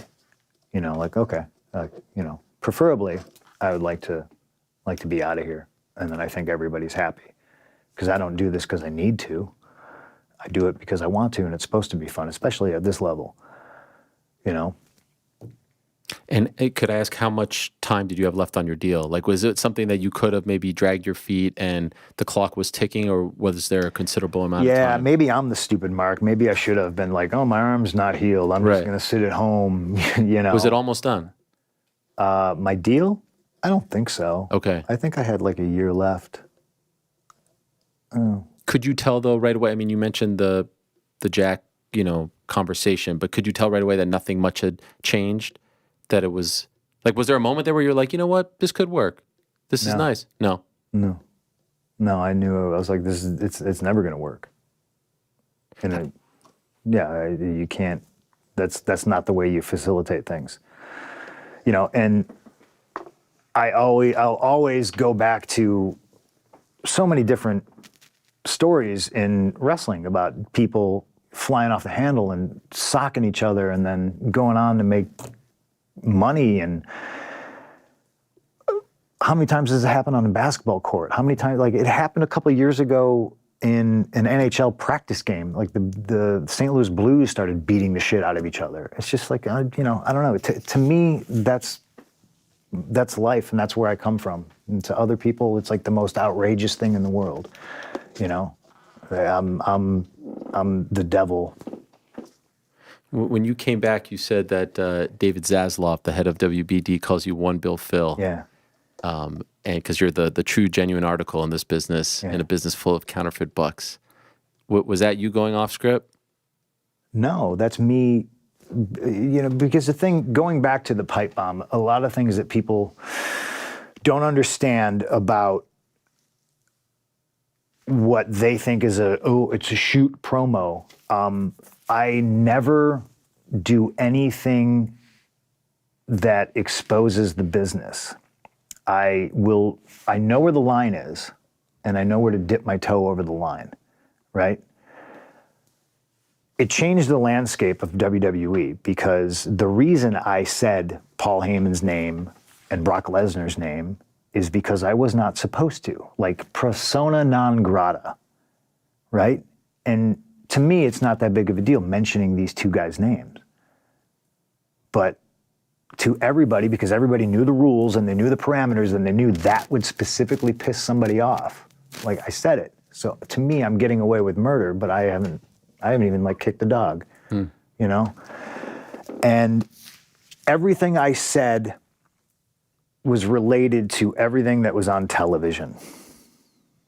Same with that line. Now, if you want to think that I was talking about somebody because I was talking about currency and bucks, that's on you. But that's the magic of CM Punk, that I know where that line is, and I say and I do things that make you go, well, I know this is all phony bullshit, but that guy's real. And if now I'm real and I'm absolutely insane and everybody backstage hates me and I'm this diabolical person that is gonna whip your ass if you do some fucked up shit, great. Dare I say this happened this past Monday with Drew McIntyre? Exactly. Yeah, exactly. People freaked out over that one. Yep. It was a great line. Thank you. Regarding your time in AEW, is there anything that you're proud of? Yeah, because I think people expect me to be like, burn it all down, blah, blah, blah. But I made a lot of great friends there, which is ironic because I'm the guy that's just like, I'm not here to make friends. I'm here to make money. But again, the people you work with, you wind up becoming friends with. And I did cool stuff. I got to work with Sting. Let's talk about like a weird thing. Like it's not even on the bucket list because it's just something you don't consider that is a possibility. I worked with Sting in the Greensboro Coliseum. Like it's fucking wild. Yeah. Yeah, it's pretty crazy. I think the positives definitely outweigh, the negatives. Really? I look at it more like I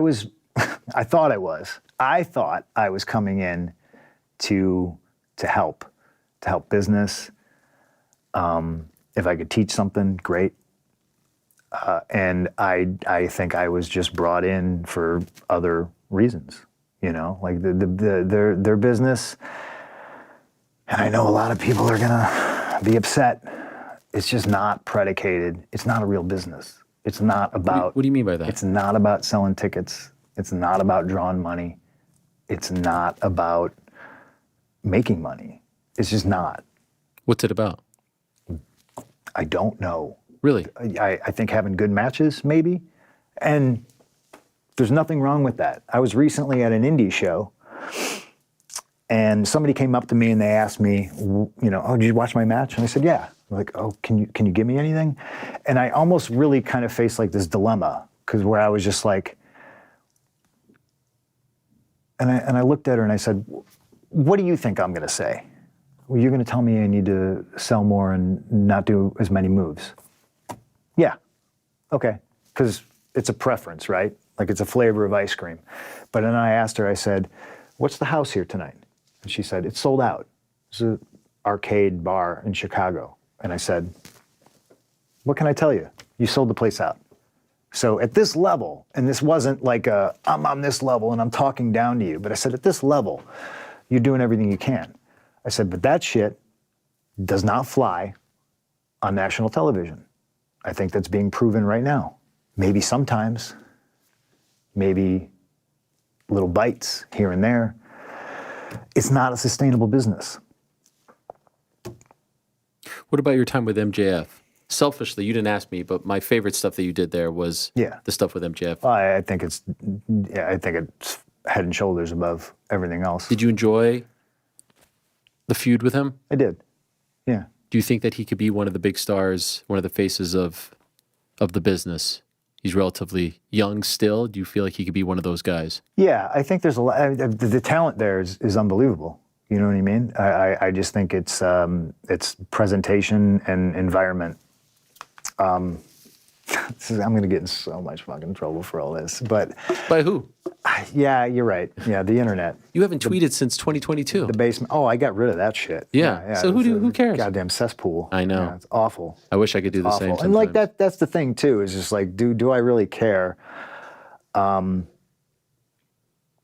don't know. Like there's just really small niche audience that seems to be just like constantly like rooting for my downfall. And the LOL, he got hurt again. But they don't talk about all the great things that I've done. It's always just like, oh, LOL, he lost in the UFC. Well, yeah, okay. This is the shit that happens when you're an ambitious person. I would much rather choke to death on greatness than, starve on mediocrity. And nobody punches up. You know what I mean? Nobody punches down. They punch up. Like, and I get it. Like, I say what's on my mind. I'm abrasive. I'm honest. A lot of people don't like honesty. I think, time is on my side. And I legitimately do wish everybody there well. I'm just recounting the past. Sure. And I'm asking you. Yeah. No, I think MJF is great, and I think where he wasn't great is when he catered to that small niche internet audience.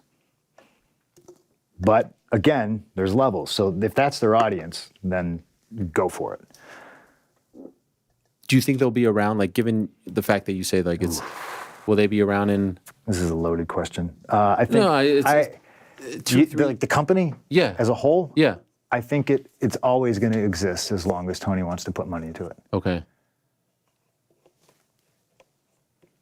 But can they be as successful? Like, do you feel like they're trending? Do you watch them even? What's successful though? Like, what's the definition? See, this is what I'm talking about, like levels. Because like I started on the indies, and to me, successful was I can eat tonight. I have gas money to get to wherever I was going, and man, I had a good match. And then, you get to television, and as somebody coming in who doesn't know jack shit about doing television, like I have to lean on people and ask questions and watch and learn and grow. And a lot of people, I think, are still just stuck in that indie mindset. And again, it's where I came from. There's nothing wrong with it. But if you're more happy with some goof saying that you had a 5-star match and the building's a quarter full, we're not in the same business. Right. So speaking of that, when you came back in August of 2021, you said when you left Ring of Honor, you left pro wrestling in 2005, and now you were coming back to pro wrestling. Yeah. Obviously, the whole chunk in WWE you were kind of excluding. Yeah. Do you regret saying that?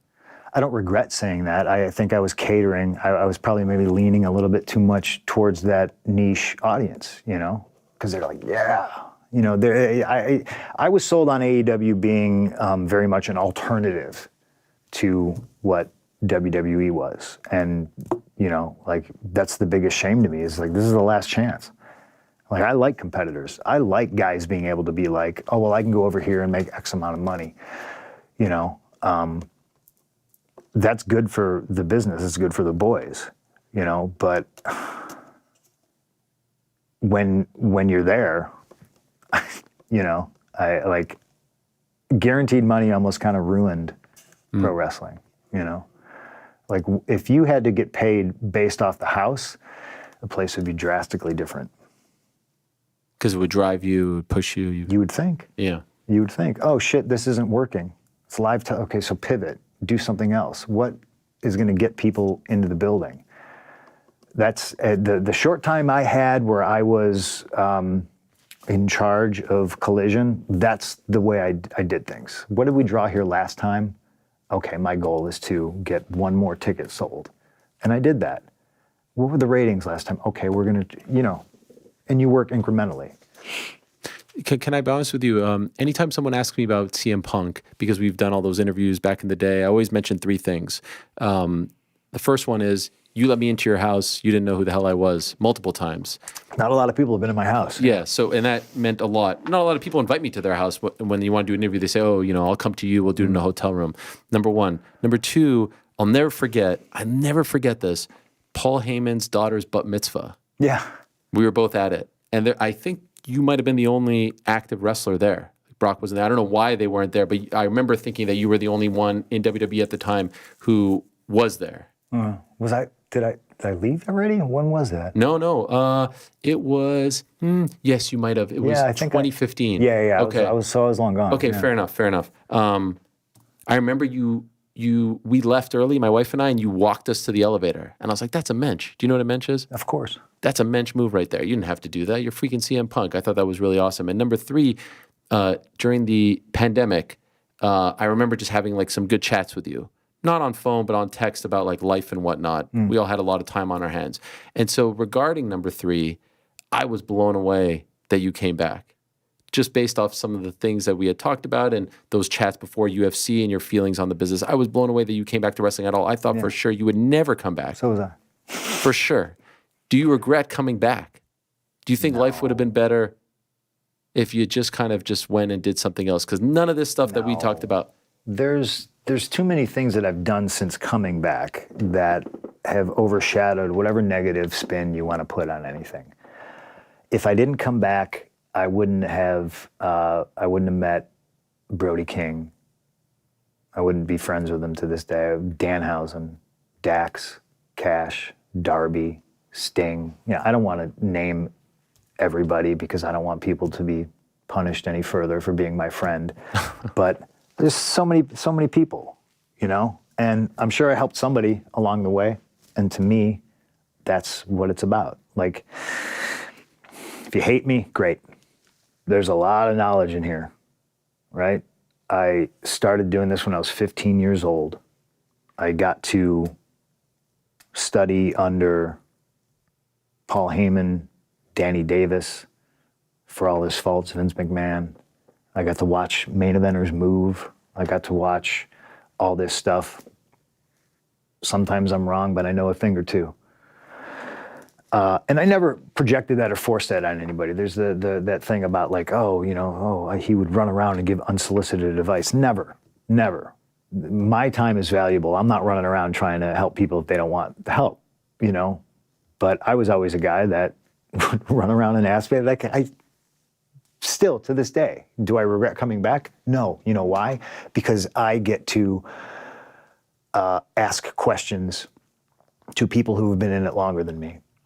Hey, Shawn Michaels, what do you, XYZ? Hey, Triple H, what's your mindset on this? Why are you doing it this way instead of this way? Oh, we thought about, and obviously my body is not going to last longer than my brain. So I have way more to give to professional wrestling. So do I regret coming back? No, 100% not, no. Did you consider going to WWE before going to AEW in 2020? Were there ever any talks? I know you were on Backstage, that show. Yeah. Did it ever get close? Yeah.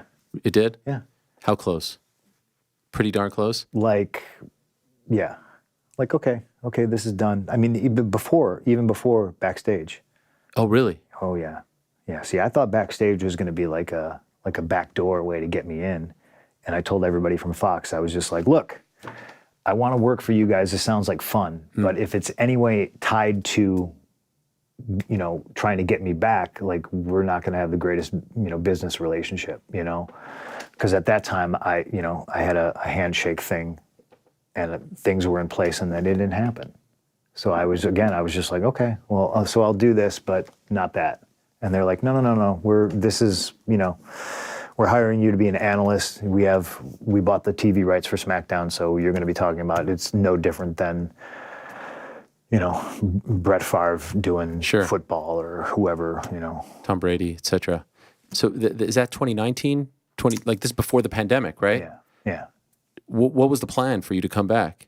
And who was it didn't even get to that. It didn't get Who was that leading far. the charge? I think it was Nick Khan. I think Nick's.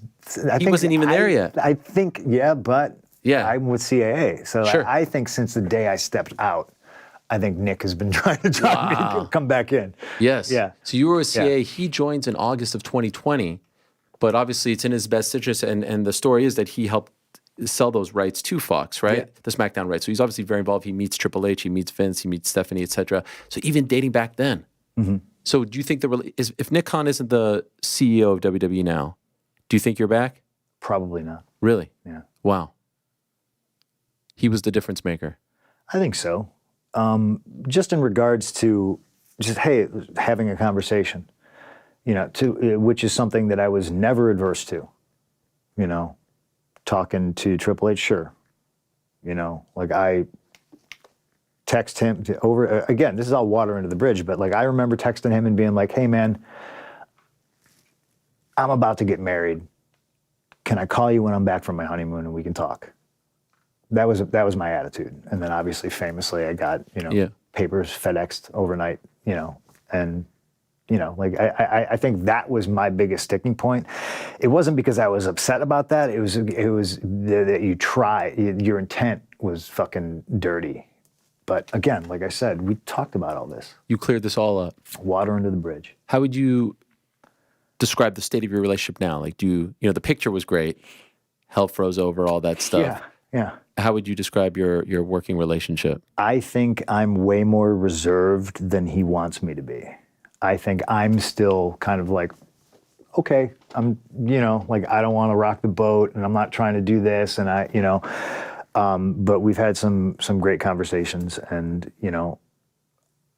I'm part of the team. So I'm doing what I can. And I'm sure my responsibilities might grow in the future. I'm totally stoked doing what I'm doing. Do you think you'll eventually move into a role, like a management role, a producer role? Right? I don't know. Is that something you want? I don't know. A lot of people said that it's something that I would be good at. But I don't know. I think regardless of what my triceps want to tell the world, I think I still have a lot to offer in ring. And maybe that's just the crazy, athlete holding on too long in my head. But I look at it like I'm the same age Terry Funk was when he did Roadhouse. So, I got some time. Was there any part of you, and we're rounding third here again, I feel like I'm this thing is I feel bad for you just having to fix that thing because it seems. Quite all right. All right. Yeah. All right, great. We have another 3 hours. It's fantastic. It's fine. Maybe by the third hour, people would be less upset about what I said in hour number one. I don't think you said anything that would make people that upset, I'm being honest. It is what it is. I understand it being, this delicate situation, but I'll say it again because obviously the headlines from, lousy reporters is going to be like, oh, he said this and he said that. I wish them all well. I legitimately do. And honestly, some people might think the most offensive thing that I could possibly say is we're just not in the same business. We're not. And I think maybe if I looked at it that way at the time, I maybe would have handled things differently. But I'm a dude who I wear my heart on my sleeve. You know what I mean? And I wasn't just hired to be a wrestler. I very much had 2 contracts. I was, consultant to Tony or whatever the hell it was. So if you're going to tell me that, oh, you can't even tell other wrestlers to do what, okay, great. But it's kind of the problem is we give away too much.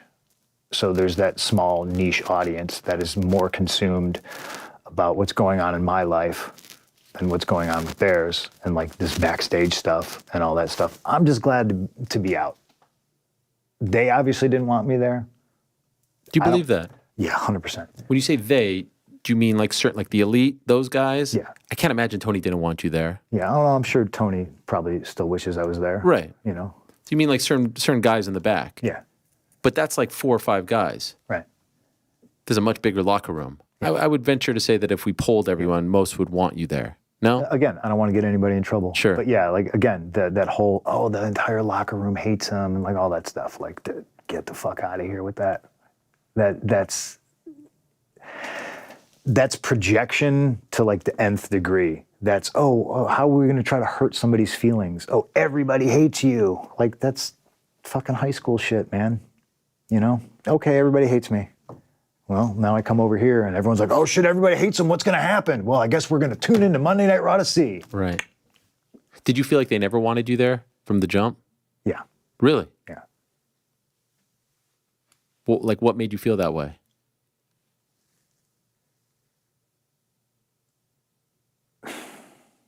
Just interactions, just the way, you know, like, just the way things are handled. Like, you know. Conversely, when you came back to WWE, were you nervous about any particular relationship, interaction, but now have been pleasantly surprised that it's all good? I was excited. Yeah. You know what I mean? Just like thinking like, man, I wonder what it's going to... The reason I asked this is, just today, great clip came out, you and Randy Orton, right? Heartwarming stuff. Let's go lead the locker room. The watch along? Yeah, yeah, yeah. Let's go lead the locker room. No, That'll it was cool. people mad. Yeah, no, I thought it was great for longtime fans to see you guys like that. And so I'm not this is why I'm thinking of it, but was there, man, you know, I maybe said some stuff, or I heard he felt this way or whatever, and then you needed to patch it up. So when I left, I very much did stop talking to a lot of people because I was immediately like embroiled in this like lawsuit. Right. Right? I mean, and I look at it now, I'm just like, it fed into like the tribalism where it was just very much just like them versus me, right? And right or wrong, like that's how I survived. That I had to draw a line somewhere, you know, and there were people that I didn't talk to, you know, because I couldn't trust if I said something, it wasn't going back to them, you know, people who were suing me. Mm-hmm. So it's just a shit situation that I wouldn't wish on, you know, anybody. How do you move on from that though? Because again, like all those conversations that we had in the past, like you talk about getting served on your wedding day, you talk about things being said, you talk about the lawsuit, you talk about the week of your second UFC fight, you're in court, right? Sweating it out. You seem at peace right now, and I don't think that you're faking this. How do you let go of that? I woke up this morning. This is what I tell people all the time. How are you doing? I woke up this morning. You know, you get one shot at all this. And I see so much hate out there based on, you know, the color of somebody's skin or religion or, you know, all this stuff. And I'm just like, man, we're all here for like such a short time. And maybe that's just because I'm not a religious guy. I'm an atheist, and I don't believe that there's anything to look forward to. I'd be like, this is it, you know? So if I woke up today, cool. Everything else was gravy. You didn't always have that mindset, right? I don't think so. You held on to some things. Oh yeah, for sure. For sure. So how did you evolve? Is it just life? Is it just getting older? Is it just putting things in perspective? I think so. You know, I think a lot of how I handled things was a trauma response from not getting what I needed when I was a kid. You know, I mean, broken home, no money. Like, how do I better my life? And the people who were supposed to take care of me never did. So, like I said, respect is the default. I'll walk in the room and I'll respect you. The instant you piss on my shoes, okay. And some people are like, oh, that's crazy. How are you gonna hold that grudge? Well, what the fuck are you pissing on my shoes for? What's the point of that? You know? And it's weird too, because, you know, when I'm on television, I'm not an astronaut. You know what I mean? I'm not the king of England. I'm CM Punk. What the fuck does that mean? I'm straight edge. So there's so many elements of who I am on TV. And again, it's a double-edged sword. I get to blur that line. Oh shit. What's he doing? Is that, so many people are going to be mad. Oh, he just did this, he just did that. But then that translates over, and then there's people who hate me because I beat Jeff Hardy and he had to leave the WWE.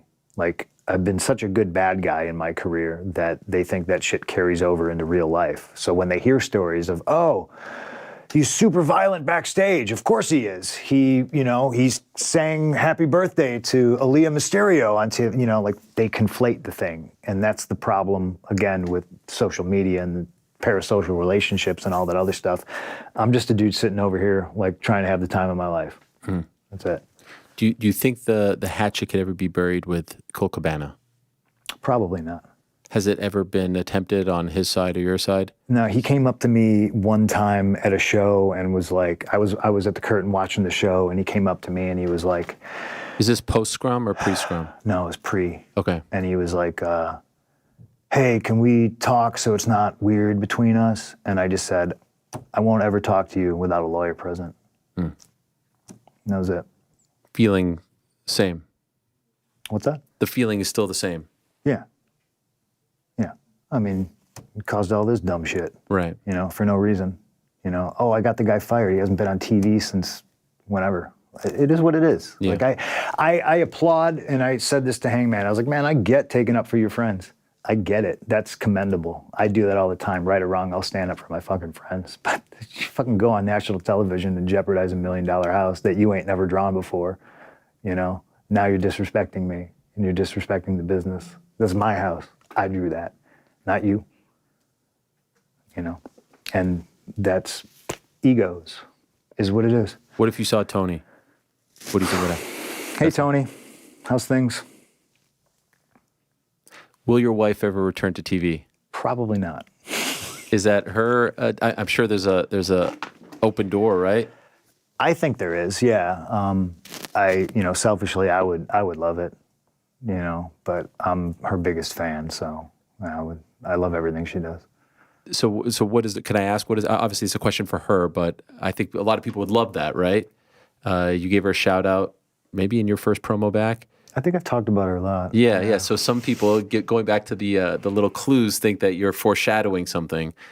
Maybe I am. Okay, I don't know. Again, there's that line. Yeah, I got you. I know how to do things. Is she doing well? I mean, think about the pipe bomb. All those guys I mentioned. Yeah. All of a sudden, we're on TV like within weeks. Heyman, Laurinaitis. Laurinaitis became an on-screen too. I am the giver of all things.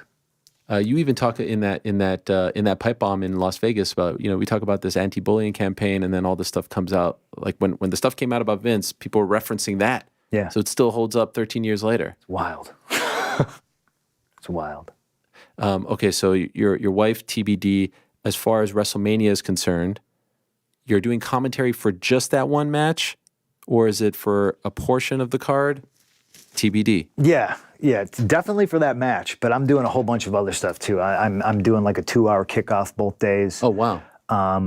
I'm actually really excited to do that. I think I mentioned this in my promo on Monday, where I was just like, if you asked me to host a WrestleMania like 10 years ago, I probably would have been offended. Like, oh, that's beneath me. And now I look at it, it's just like, man, this is great. I want to be in the mix, and I want to feel the energy from the crowd, and I want to be out there because honestly, I think if you're in this business, I do very much think you have to believe that, like, you're in the pole position.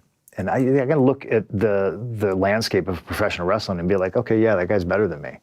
But who's better at everything? I think I can do all things, and I'm handy to have around. Yes, for sure. Do you think it will, if the cards, end up falling this way, and I hope they don't, genuinely, that you never headline a WrestleMania? Will that be a hole in your heart? Will that be a regret? No. No? No. There was once a time. Well, again, I think making something so big of a deal, like on TV, carries over. And again, it's the people are always going to point out like your failures. They won't talk about your triumphs. People will be like, "Oh, you're old. Oh, you're this. Oh, you're that." And like this gray hair. Right. Like I find it comic. Like it's people will be like, "Why don't you dye your beard? You look, this is sick. You look old." And I'm like, "Fuck you! I earned this shit. Like all these scars. Like I earned this shit. I'm missing a fucking molar here. Why don't I fix that? Because I went to go get it fixed in the pandemic and the dentist was closed. I don't got time for this shit." Like all these, and they'll criticize all these things that I've done wrong. The way I look, the way I act, this, that. But they don't realize that all those faults make me who I am. That's who CM Punk is. I have to be doing something right. I have a sterling silver ticket from Tiffany's that Madison Square Garden gave me. It said, "Congratulations on your return. Thanks for selling out the building." All right, cool. I'll just keep being me, you know? So fucking gray beard, old, grizzled, like that's me. That's the phase I'm in right now. Like I think trying to, you know, change your appearance and like all that other stuff, I think lends to a little bit of insecurity and all that stuff. And I look at this as like a Vince thing. I would never be allowed on TV looking like this. This means he's gone. you know, like sometimes I look at it and I'm like, yeah, I don't look like 2007 CM Punk. And I go, good. Because I have all those years and I have all that experience and all those things. And like I said, all the what people think are negatives, I think are positives. It was heartbreaking to hear about the, as you know, a fan base, to hear about the injury. How did you get over that hump? Now, clearly, you are in a better place. I am now. Was it dark? It was real bad. Bad. It was real bad. Worse than the foot, worse than the other tricep? Yeah. Because this was everything was going so well, right? I had something to look forward to. And again, you know, I looked at it, and the Monday after, I think an idea was pitched for me to do something completely different. And I was just like, please just let me go out there and talk. Please. You know? And I said it. I had it. It was right here. It was in my hand. I had it. And I got hurt. This is an occupational hazard. Nobody ever wants to get hurt. It never happens at a good time. But I think, once again, I've proved why I am who I am. I've turned chicken salad into chicken shit. I will continue to do so. Realistically, could you tell us when you think you'll compete again? I think at this point, it's more of like a business decision. Okay. Because not to spoil anything, like... no one's watching. This one is night and day from this one for a myriad of different reasons. And I'm recovering really, really well. So cautiously optimistic that it's going to be half the time as the left one. And like I said, I got something to come back to. When I did this one, I was just like, okay, nobody's talking to me. I guess I don't work here anymore. Like, right. All right, like whatever, cool, you know. But this time, it's people checking on me, and it's people making appointments for me, and going to the best doctors and doing the best PT, and having a goal to come back to. I think mentally helps me a lot. So. It's gonna be a business decision, you know. I know there's some big PLEs that they haven't even announced yet that are coming up over the summer. So just like it kind of matters, and that's what one of the things I told Triple H when I came back. It's like if I can be the difference maker on certain things, like that's why I'm here. You know, they don't even do house shows anymore, really. You know, so the business has changed where I think you can save your body a little bit more and you can extend your career. Randy, me, I think AJ Styles. I think AJ's older than I am, you know? I don't see him slowing down anytime soon, you know? The most poignant thing that I think you said was like that you're not upset about not being able to compete, like you just are going to miss the environment. And this was just a few months after, like in that video blog I'm referencing again, you were very sad and you said you really loved going to work again. Yeah. You really missed it. In a million years, did you ever think that you would find this happiness again? No. You never thought? No. Because it's not like I was doom and gloom, like, oh, I wish I never considered it. And I'm not saying I even enjoyed it back when I was in the thick of it, because I was just so possessed about like, what am I doing on TV? You got to protect this character. What am I doing next? What's going on next year? Like, I was just so consumed with it. And now I feel like I'm more... instead of causing the wave, I feel like I'm more just kind of like riding the wave, and I can enjoy that now, and whereas before I couldn't, because it was ultra competitive. This has been great. Is there anything we didn't talk about that you wanted to get off your chest? No, I'm not going to watch this back. Okay. I'm sure there's going to be clips and all kinds of shit on the internet. But when it comes to, like AEW and all that, I genuinely don't regret my time there. I'm just brutally honest about some things, and you ask questions, and you're a real journalist, so gleefully go ahead and answer it. And it's done. I hope they're happy. I know I am. And I would like to kind of leave it at that. I understand fans and the tribalism, because I'm a Blackhawks fan. I'm a Chicago Cubs fan. So I will always troll and needle White Sox fans or Blues fans or Predators fans, But some of the shit was just so outlandish, talking about, like my dog and all this awful stuff. Like, What did you say about your dog? I think it might be covered in the NDA. I don't know. Oh, damn. The dog, too. Oh, the dog was a part of the... Okay, yeah. Yeah, he was there. Golly, Larry had your back, though. Boy, did he. Always. How old is Larry now, by the way? I don't know. We rescued Larry. It was every bit of 10 years ago. Or no, because... So I got a 10-year wedding anniversary coming up in June. Wow. Yeah. Golly. I know, it's awesome. That is wild. It's awesome. Congratulations. Thank you very much. Yeah. Maybe the secret to the success of the marriage is not being in the business. No, that's definitely not it, because she's super stoked for me. She sees how much fun I'm having. But yeah, that's definitely the greatest thing I've ever done in my life, was asking her to marry me. She said yes again, too, by the way. On the 10-year anniversary of me asking her to marry me, I asked You did it again, just to make sure she was still into it? Yeah. Okay. She said When was yes. that? She said yes. That must have been recently. Yeah, it was really recently. Okay, wow. Yeah. Incredible. You rocked the Patrick Waugh shirt. I feel like that was maybe a sign that you were coming on the show. I don't know. I took it as such. I know you're a longtime fan of his. That's the depressing thing for me, is because I was on like Patrick Waugh speed run. Like, fuck you, I quit. Yeah. You know what I mean? You were, You know what I mean? Goes to the abs, wins a cup. I know. That was me. I did that. I said, fuck you, I quit. I'm out. Oh my God, you can't do that. Goes here, goes to WrestleMania, and it's not this, like, the lane changes a little bit, but I'm still going to be there. I'm still going to Much to our chagrin, he never came back to the Canadians. You did come back. Curse of St. Patrick is alive. Yes. A Canadian hockey team will never win the Stanley Cup Wow. again. Because of that. Wow. Yeah. Left him in goal. Yeah. I forget what it was like. And now I have to be like, oh, do I have to root for the Islanders? It stinks. It is weird. Phil Kessel to the Maple Leafs also sucks. Love Phil Kessel. Love making fun of Maple Leafs fans. So now I'm distressed. Yeah. I'm distressed. So again, talking all those sports things, like I get it. There's people who are ride or die AEW, changed their lives, like, brought their passion back to pro wrestling. I hear that all the time about me too. Oh, you brought me back, this, great. They're the same people that bark like, oh, just everybody enjoy wrestling. Well, okay, then let's just call a truce. Like, it's just, you go ahead and you believe I'm this big evil man and I do all these awful, horrible things that people have made up and reported.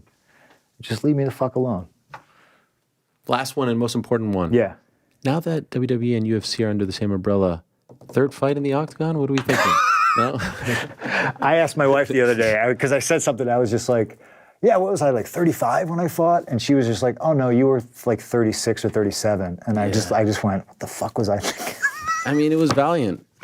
And that walkout in Chicago was tremendous. The walkout in Cleveland was tremendous too. I'm glad I did it. Yeah. No regrets about that, right? Zero regrets. I shouldn't have fought in Chicago, because that was like the worst 2 weeks of my life, like easily the worst 2 weeks of my life. Because of the court case and all that. I couldn't cut weight properly. Right. I still made weight. Like, I'm proud of myself for that. But yeah, I'm an ambitious guy. That was 170, right? Yeah. And you're like, what are you right now? Right now? Yeah. I'm every bit of 215 pounds. That's wild. Yeah. Yeah, like your face was really... Oh, I saw the interview. I was just like, ooh, yeah, gaunt. But my mind was, okay, I can fight at 170 because the dude's at 185. We're like fucking beasts, But I get it. Like, it's easy to LOL, make fun of me. You know what I mean? Like, and some people look at that and be like, oh, that's embarrassing. Like, I made the weight. I made the walk. I 100% proud of myself. Yeah. And I would do it again because, you know, that was me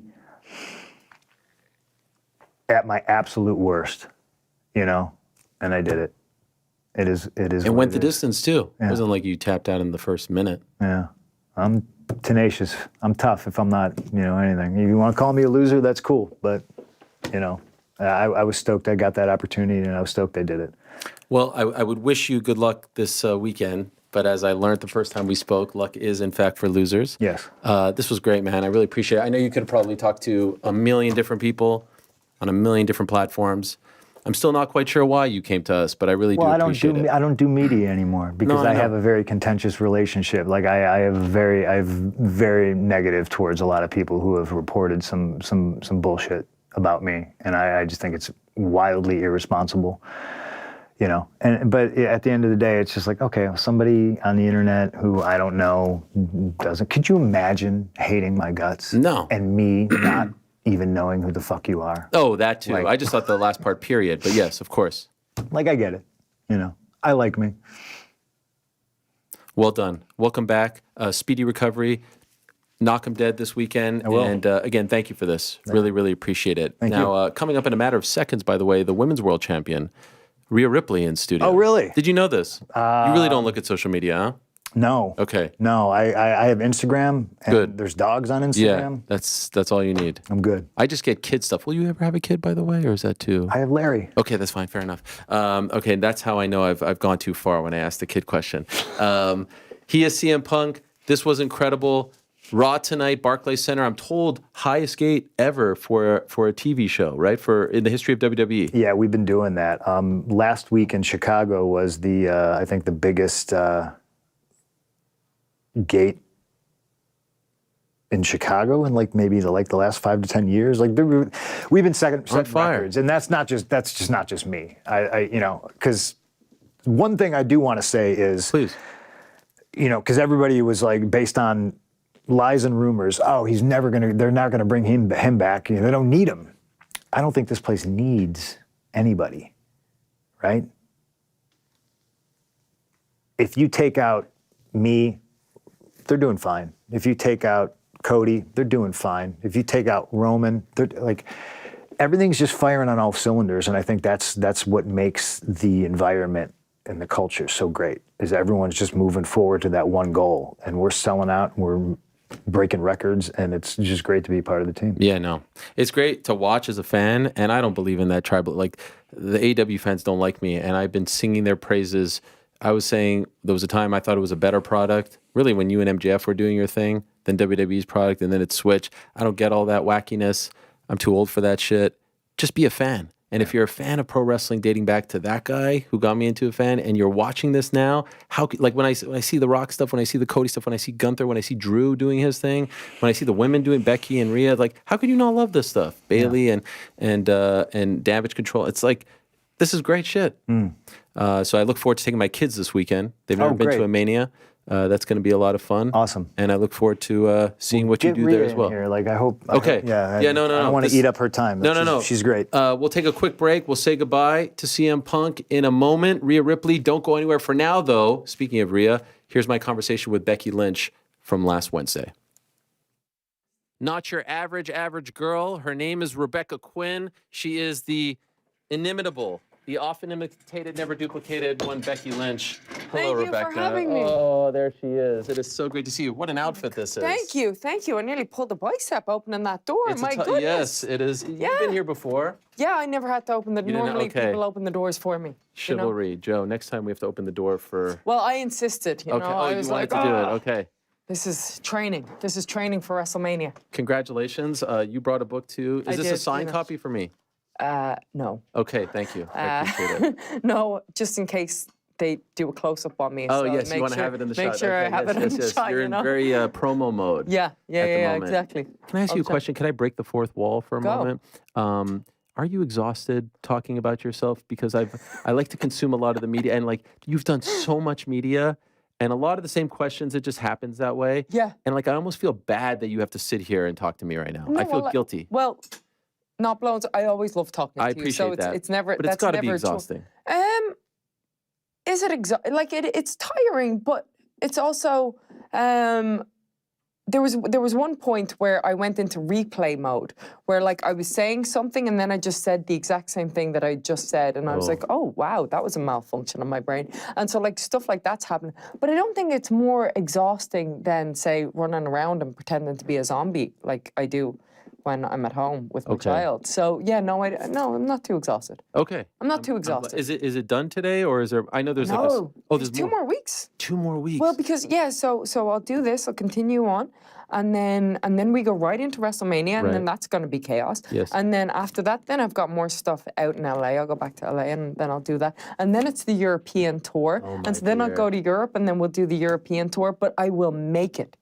I will have made it once I do that European tour because I'm going to be on the Late Late Show. Do you know what that means for an Irish woman? I love the Late Late Show with the toy Christmas. Yes. Yes. Oh. I watch this every year. But I know so it's a weekly show on Friday nights, right? Yeah. And there's a new host now. Yes. The other guy is gone. Now, how's the new one doing? I don't. You don't honestly, know. But this is a big deal because I've seen Katie Taylor on there. This is a big deal. This is a big deal. I'll have finally made it. And just curious, like that I mean, it felt like I finally made it when I made it on your show. That's like a slot below this show, right? Like in terms of making it, okay. Well, but like to the Irish. To the Irish, right. My ma. And you've never been on before? I've never been on. Wow. No, we've never been able to line it up. I was really trying to get on the Late Late Toy Show. But that is a legendary one. There's like a little kid, and then they show like the superstar shows up. Like there's one with Katie I saw one time, and the little girl wants to be a boxer, and then Katie is... Amazing. We don't have wholesome TV like you guys in Ireland. Like when I was there last year for the Katie fight, her homecoming, I'm watching TV and it's like literally what they were talking about midday. And I think I've talked to you about Joe Duffy, his radio show. Yeah. But this was after I saw you. They were literally, it was a woman who called into like the midday show saying that her niece went into her makeup drawer and ruined her lipstick. And they were having a panel on what she should do to the niece. This is what they're talking about midday in Ireland. I love this. It was incredible. This is great. It was like the most wholesome amazing. thing. And then I tweeted about it, and then they asked me to come on to talk about why I found this so fascinating. Like but also, what was your solution? Did you have a solution? Well, I just think you reprimand them, but I just, you compare that to midday television here in the United States, and that would never see the light of day. No one cares about this. It just felt very like innocent. Yeah. Good for us. Good for you guys. I always wanted to sit in the crowd, though, of the Late Late Toy Show. When I was a kid, and get because you get all these cool toys. Yeah, never happened. Well, this is big. When is that happening, by the way, or can you not say? That's happening April 19th, I want to say. All right. Yeah, so the next couple of weeks are a little mental. Okay. A little mental. You've written this, and you did such a great job, and you've poured a lot into it. And as I've said here and on social media, what I love so much about it is it's very honest, it's self-deprecating, it's funny, it's very forthright. Like it's really a window into your soul. And there's certain things that I want to ask you about, but I'm just curious, the anxiety of, okay, it's fun to write it, it's fun to have it, people read it, but now like the world is going to tap into this. As of yesterday, right? It came out yesterday. Yeah. Is that stressful? As opposed to an interview that's live, it just happens and you move on. Now it's just like this thing that is coming this date, and now the whole world is going to learn about these things that you haven't talked about before. I think there's a little bit more pressure in that when you write about something and when you're deliberate with your words. When I talk, sometimes I might not be as deliberate with my words as I want to be. So you might misspeak. But with this, it's harder to misspeak because you've thought about it and it's carefully thought out. And so it really represents me. But here at that time, here's the thing, we're always changing, we're always evolving. So at the time, these are my thoughts, these are my opinions. If you want to debate about it, we can debate about it. But was there an anxiety? I don't think there was much anxiety. I think I was excited because I'm proud of what I wrote and I'm proud of my journey. And I think it's a coming of age story. It's an overcoming the odds story. I think and it's my love of wrestling in a story, and all the obstacles and the things that I didn't love about wrestling. Like I didn't talk about it as if it's all perfect and it's wonderful, I give the hard parts of it too, but I was proud of it. I think it's the thing that I've done in my career that I'm most proud of. The book? Yeah. More so than anything? I think so, yeah. Why is that? Because it's all my own words and it's... No one helped you? No. No ghostwriter? No ghostwriter. No ghostwriter. That's incredible. Yeah. That's not Thanks. common. No, me and Mick and Chris and Yeah, I mean, there's a couple. in wrestling, but I just mean like as far as celebrities, there's always a ghostwriter. It's just not talked about. Yeah. Well Yeah, I done. didn't want one. Why is that? Well, because I think that nobody could do it justice in the way that I can. I tried to ghostwrite it, but it just wasn't. It wasn't for me. I wanted to say my words the way I wanted to say them. Very impressive. What's harder to write about, like your family stuff, and you talk a lot about your family, or wrestling? Because I feel my perception of you is you really respect the business, and there's certain things like you don't want to break kayfabe, right? Yeah. But you do that here. You talk about relationships. You talk about behind the scenes stuff. So what was harder for you? Ah, gosh, I don't know. Maybe a little bit of a combination of both, because you want to do both, right? You want to protect the things that you love. And I want to protect my family, but you also have to be honest about the struggles of your family, because if you're just talking about how great everything is, well, that's not realistic and nobody has that life. So you have to give it your perspective, but also not be unfair to people who cannot defend themselves. I think that's important, because nobody sets out with bad intentions, or very few people set out with bad intentions. Like, I find that is quite rare. So I think you have to find a way to be fair about things. Like I've written about bad creative in this, and there was a lot of bad creative, but it's not like nobody was sitting there going, how do we write the worst creative for Becky Lynch? Nobody was thinking that. They're thinking about other things. And so I tried to be fair to that too. I loved learning about your childhood and, like your sort of rise to prominence. Learning that you were once a flight attendant. Did you not know that? I did not know that. I didn't know that your mom was like a legendary flight attendant. Legendary. Like 30-something years? 29 years. 29. 29 The way you years. speak of your mom and write about your mom is amazing. Like the compliments that you give her as a person in and out, really impressive. Like you could see how much she means to you. And then you kind of following in her footsteps. How miserable was that for you? Because it didn't seem like a job that you wanted. But a nice little anecdote in the story, I hope you don't mind me saying, you got to work her last flight. Yes. As a flight attendant as well. The photo that you posted is tremendous. It's very heartwarming. I'm sure it meant a lot to her. But for you to do that job while you're trying to find yourself, was it a miserable experience? It was a little bit miserable. It was miserable. In the beginning, it wasn't. I'm like, God, she beamed. She beamed when she saw me in that uniform, like a pride. And because she wanted me to get out of wrestling so bad. She didn't like it. And I'm like, understandably, like I'm 18, I'm moving across to Canada. I don't know anybody. I'm not good at planning. I don't know what and she's spent the last 5 years with me just completely going off the rails. And to even allow me to go over to Canada and trust me to do that, that has to be hard. As a mother now, I go, how did she do that? And I always think of, like, when I was a kid, I remember my mom worrying and me being like, stop worrying, Mom. And now I have a child. And I'm like, oh no, I am 20 times worse than my mother. Maybe 100 times worse, And for her to be able to let me go. All right. That was my conversation from last week with Becky Lynch, and the perfect table setter for what is to come in a matter of seconds. Don't go anywhere. Hopefully you guys by now trust me. Hopefully you guys by now believe in me. When I tell you that I know what I'm doing, when I tell you things are going to happen on the show, things happen, all right? And so I appreciate everyone who's watching live right now. I appreciate everyone who watched that interview with CM Punk. Most importantly, I appreciate him. Because like I said, he didn't have to come to me. He didn't have to agree to this. He could have opened up his laptop and said whatever he wanted to say. He could have taken his phone and talked right into it.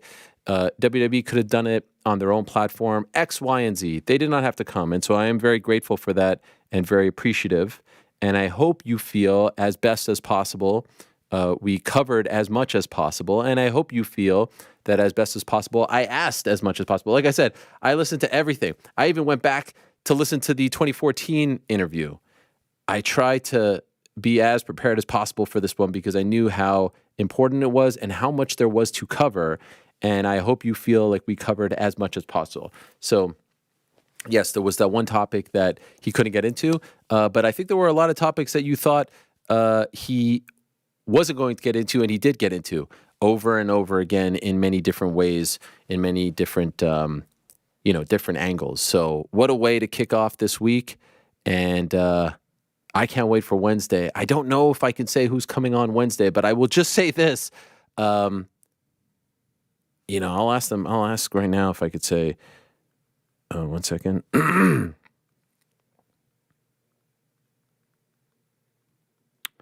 Yeah, da da. You good? Yeah, I'm good.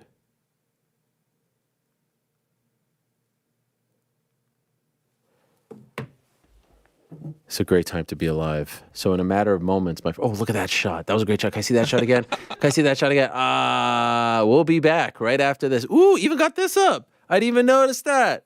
You know yourself. What is this? Hey, Frank, what is this? What is this? The WWE hour? Is this the wrestling hour? You turned on the lights. Were you supposed to do that? Yeah. Oh, are we ready for our in-studio guest? No. Oh, you just did it on purpose.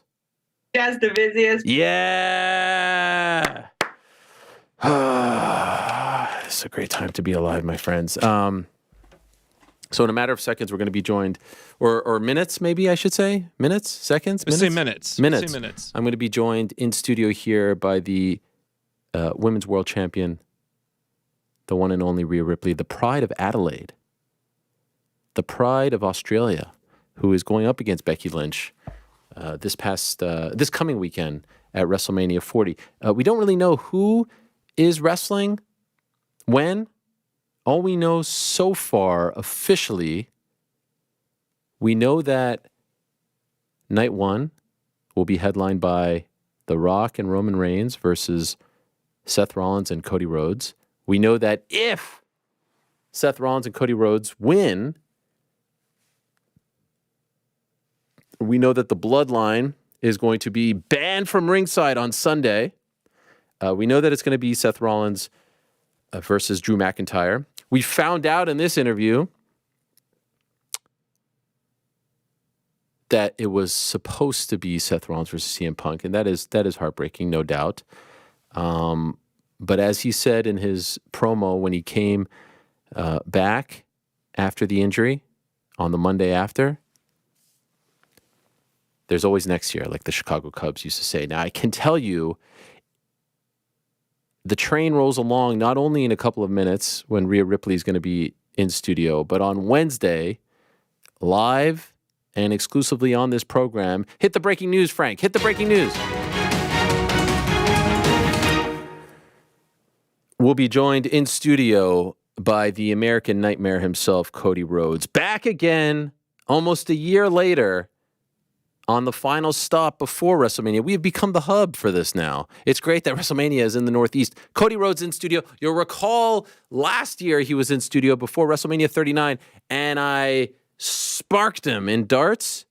He said, all right, whatever, finish the story. The finish of the story for me is beating Helwani in darts, so he had to come back before Mania, and he'll be joining us in studio, and what a time, right? There's so much to discuss with him as he prepares for, without a doubt, the biggest weekend of his career. Rick, are you there? I'm here. I always Rick and I always talk about pro wrestling interviews because Rick is the kind of pro wrestling fan who, correct me if I'm wrong, will watch like the super duper big shows, the Manias, the SummerSlams, the Rumbles, but then your knowledge of pro wrestling and your fandom, if you will, is through, podcasts, media, etc. You love the behind the scenes. You love the chatter, the business, all that stuff. Maybe you're not sitting there and watching, all 12 hours of wrestling programming available to us every single week, but you do love that sort of thing. And there was once a time where Rick was going to NXT shows in Brooklyn, and I was like, really? This is an MMA show, Rick. You can't talk about these things here. Remember that? You have summed that up extremely accurately. I check in for WrestleMania, I check in for SummerSlam, I check in for Royal Rumble, maybe like a Raw if it's like, we've got this guy coming back and it's the big thing. Other than that, I'm consuming the media. I consume the wrestling podcasts. I consume that type of stuff. I really like to understand the business angle of it and not necessarily the show part of it. So for somebody like me, man, that interview was... I don't want to give you the old Barry H, but man, that interview was something else. What'd you think? What'd you think? Tell us. Let's sit back and listen. This is what I know. I came away feeling like everything that I think somebody would want to know about CM Punk in the time since he has been gone, or even beyond that in his AEW run, basically kind of like since leaving WWE was answered. I don't think that any stone was left unturned. I don't think there was anything on the table that somebody would be like, hey, you didn't really touch on this. And to his credit, the man said a lot about all of those different topics. Even the one that he's like, hey, I've got an NDA for that. I feel like we got enough color and context to kind of put together the picture of kind of what's gone on there. And then obviously I'm kind of handling our social and keeping an eye on what the people are saying. I feel like a lot of people came away with that type of feeling. Do you like? I know you said, but I don't think there's anything else you could have asked him that wasn't touched on and that he didn't have an answer for. To be honest. Yeah, no, he was a great guest, right? Because that's all you really want out of a guest is to try to answer things as, honestly as possible and to be as revealing and forthright as possible. And I thought he was that. And to your point, even when perhaps it was a little uncomfortable, or perhaps on this Monday, April 1st, he'd rather not open that can of worms, he still opened the can of worms. And I thought in a respectful way, even to the point, and again, things will get cut up and taken out of context and whatnot, I did appreciate the fact that he, this is a much different guy than the one that I met back in 2012 or 2013. I appreciated the fact that he continued to reiterate that he wishes them well, that he has friends there, that he doesn't have hate in his heart, et cetera, et cetera, et cetera, because you can be, we could be honest. He could have that hate. He could be bitter. He could be upset. He could not wish them well. He could wish the worst upon them. And so I believe him when he says that. I think that there are some people who may not, just because people are cynical at times. But I thought that was great to hear, because to me, the shame has always been, is the hate consuming him? Is it overtaking his soul? Is it making him unhappy? He has so much to be happy for. He has so much to be happy about. Even if he doesn't headline WrestleMania, even if he doesn't have his face on the ice cream bar, all this stuff, man, you've had a blessed life. You've had a blessed career, and it's still going.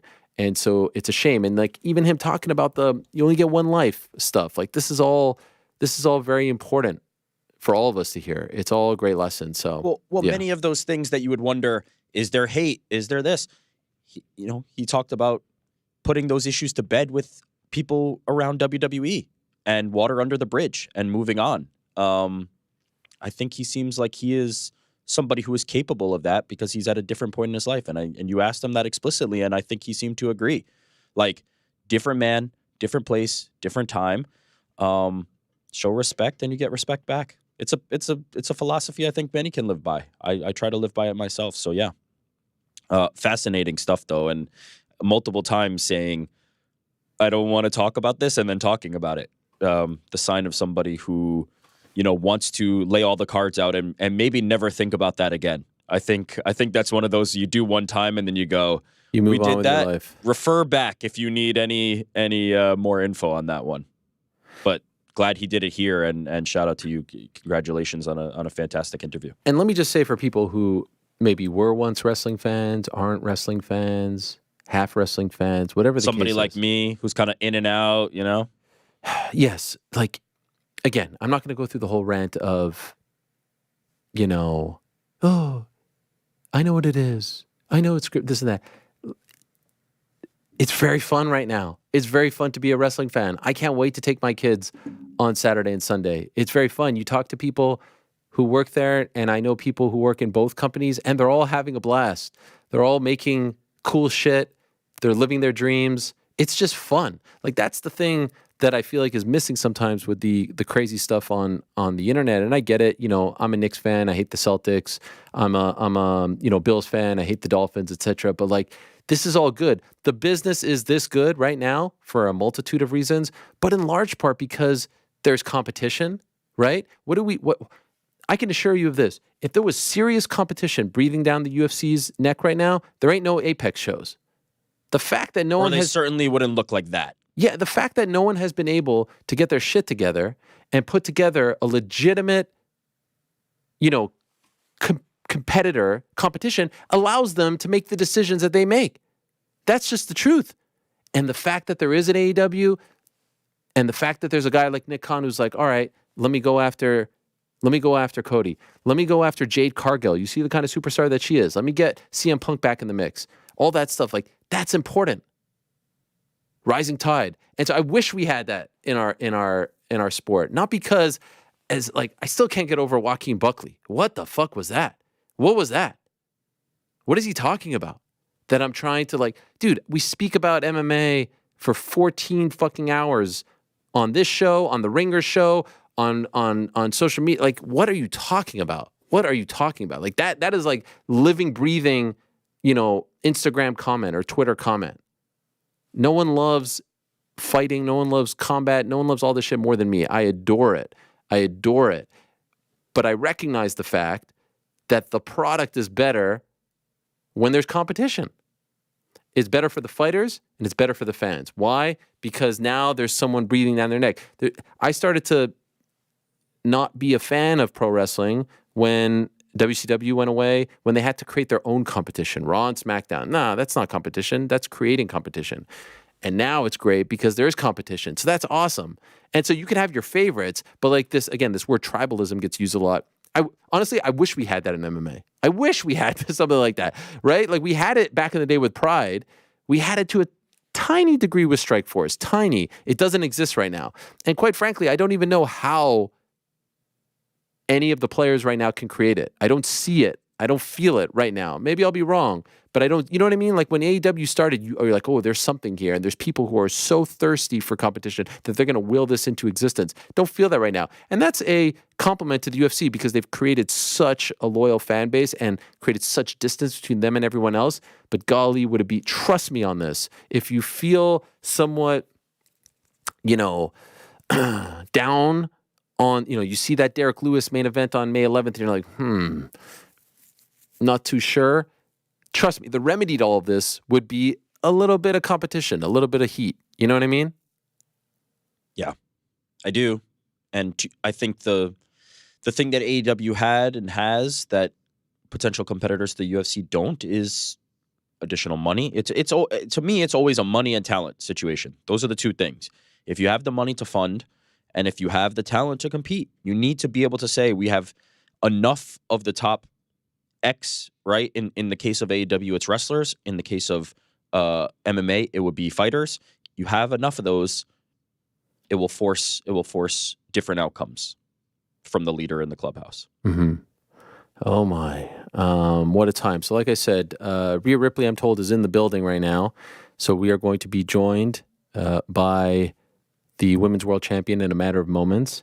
Afterwards, I still don't have the answer to the question as to whether or not the Parlay Boys are back off, the schneid. Am I using that term correctly? Off the schneid? Am I right in that? That's right. Okay. Sure.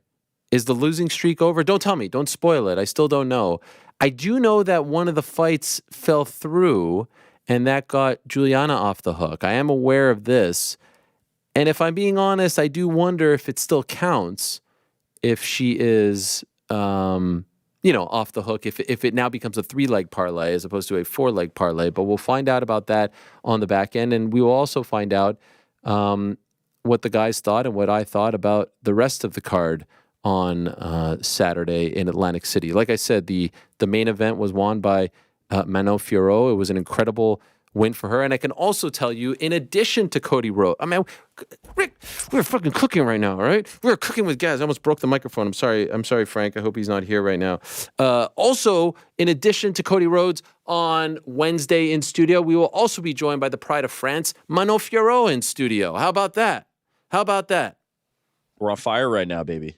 Nobody can touch us. Wow, as Frank walks in the room. Yeah, he didn't hear? Okay, he didn't see it. Good. Still the bread, Frank.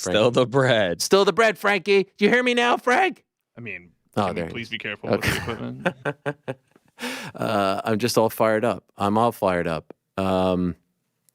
Anyway, Manon Fiorot in studio on Wednesday, and Cody Rhodes in studio as well, among others. Shout out to Manon Fiorot for the big win. She's now the number one contender. The question is, though, does she wait or does she stay active? It was a cleaner situation if Aaron would have won, because then you probably do Aaron versus Rose. Now maybe you do Rose versus Macy Barber. So we'll get some clarity on all that. She did not do a post-fight press conference because she had to go to the hospital for precautionary reasons, despite the fact that it was such a dominant, one-sided victory. In addition to that, we had Mr. Joaquin Buckley with the big win over Vicente Luque. Tremendous stuff. Did we ever get confirmation? Did I write something on his Instagram? Is that a real thing? Doesn't sound like me. Do you know this, Rick, as the social media guru? I can't say I looked into it. I have no idea what that was in reference to. I mean, I don't know. Is it possible? I don't know. It doesn't sound like something I would do, but... Let's just say that details were a little bit sparse, right? It wasn't a very forthcoming kind of use of the examples. So, could be, but I don't know. Chris Weidman defeated Bruno Silva, but it was a little bit controversial, to say the least. Who else looked good as a winner and of note on Saturday? Kyle Nelson with a solid win over Bill Algeo. Kyle and Connor were both in the building at the same time, so that was pretty cool. Chidi Njokuani had a nice win over Reese McKee. One judge had it for Reese McKee. That was a weird one, but that was a pretty, I thought, easy one to score. Nate Landwehr with the win over Jamal Emmers. What about Virna Jandiroba stopping Lupi Godinez's winning streak? That was impressive. Julio Arce had a nice win over Herbert Burns. Dennis Bazooka with a great win. And I believe he got a bonus for that over Connor Matthews. Ibo Aslan had a win as well. Jacob Malkoon. There were a lot of stoppages here. I think there were 8 or 9.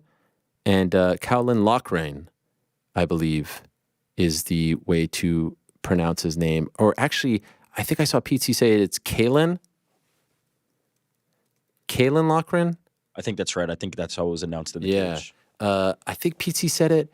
First win for an Irishman not named Ian Machado Gary since Connor's win over Donald Cerrone in January of 2020. And then prior to that,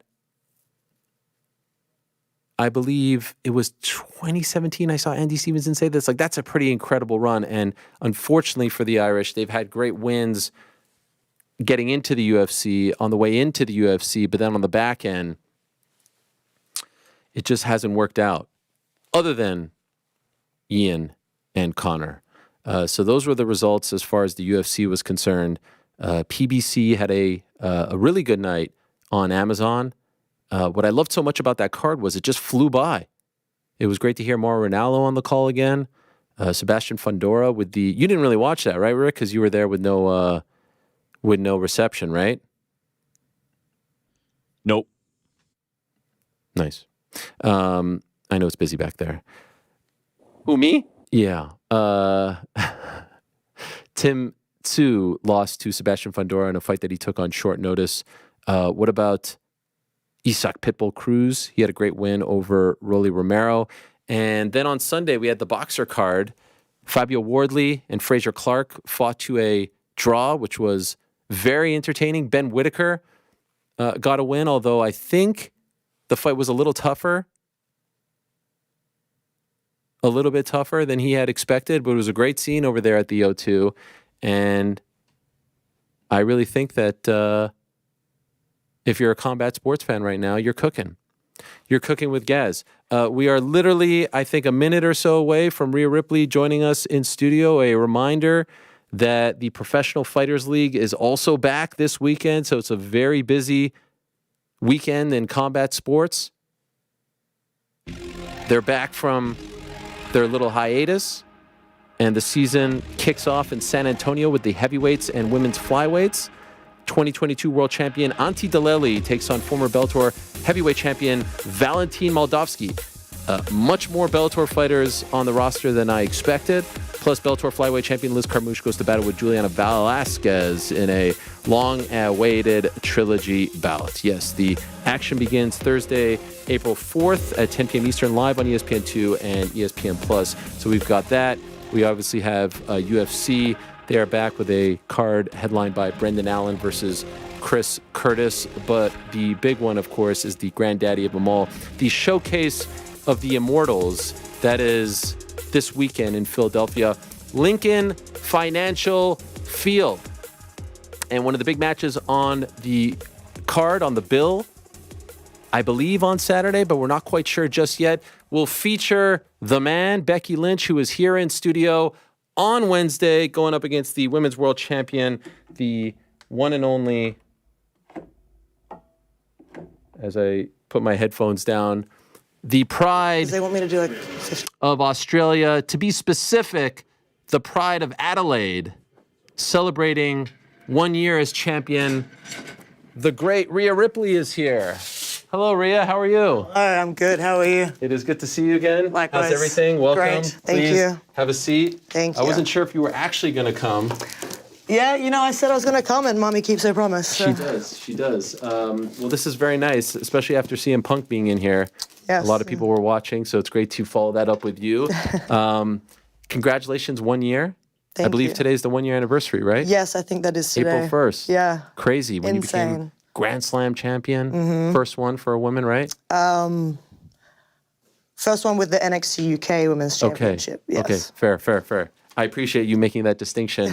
By the way, how is your is it a hand, a wrist, an arm? It's my wrist. Okay. Yeah, it's been bothering me for a while, but it's okay. It's nothing Okay. I can't handle, to be honest. In this line of work, there's always little bits and pieces going on, so just fight through it. How did this happen? Just doing my Wear job. and tear. Yeah, wear and tear. Just continuously on the road, continuously having matches and doing all these things. And, you know, every now and then something happens, but yeah, you just overcome it pretty much. So And how long has it been? since I've done this, Yeah. it's been bothering me for a few months. Okay, maybe wow. 2 months now, but I've been in this cast for maybe a week and a half. Oh, okay, but is it one of those that you could take off? I can take it off. Okay, yes. so it's not going to be like a cowboy Bob Orton situation where you're wrestling with the cast on. No, I wrestled in it one night on a live event, and it was probably the most difficult thing that I've done because you can't move anything. Right. It's hard. So Yes. tape it is. How do you take it out? You just pop it. Oh, it's okay. It's one. and It's like a it pump. loosens. Yeah, it's like a Okay. pump. So it's really cool. It's really handy. It's pretty much, I'm wearing it to make sure I don't make it worse, pretty much. Okay. Knowing me, I don't stop going to the gym. I'm not going to change my schedule for any injury. It doesn't really matter what it is. So this is just to protect me in the long run. So I said, is it going to affect you this weekend, Saturday or Sunday? I'm not entirely sure yet. Okay. Yeah, I'm Do you ready for anything. Do you have a preference? I've had a good rhythm with day one so far. So I wouldn't mind day one. Why is that? Is it because you get it out of the way and then you can chill on Sunday? I think so. It's less stressing about it. You pretty much just go in and you're not ready. You just do your thing. You go out there and you get it done. And for Mommy, I get it done and I get it done in the right way. You know, I'm walking out with my Women's World Championship. Whether Becky likes that or not, whether the crowd likes it or not, day one, hopefully, is Mommy's day. So she was in studio last week, as you saw, and it was lovely. The book is great. Have you read the book? I have not. Do you have any interest in reading the book? No. No. I don't really care for books, especially ones that Becky writes. So. Okay. All right. So you won't be reading that. I heard it's doing well. She did have some harsh things to say about you. We do have the clip if you want to watch it, if you haven't seen it. Sure. Okay, so just so that we are up to speed, here's what Becky Lynch had to say about Rhea Ripley last week on the program. Look, I have always tried to get by on my merit, and I came from a different time where I was trying to change things like women doing stink faces and that being the thing that people talked about. And maybe it's a different time. Maybe when we're the main event and we're taken seriously, that people can do that and it's just fun and whatever.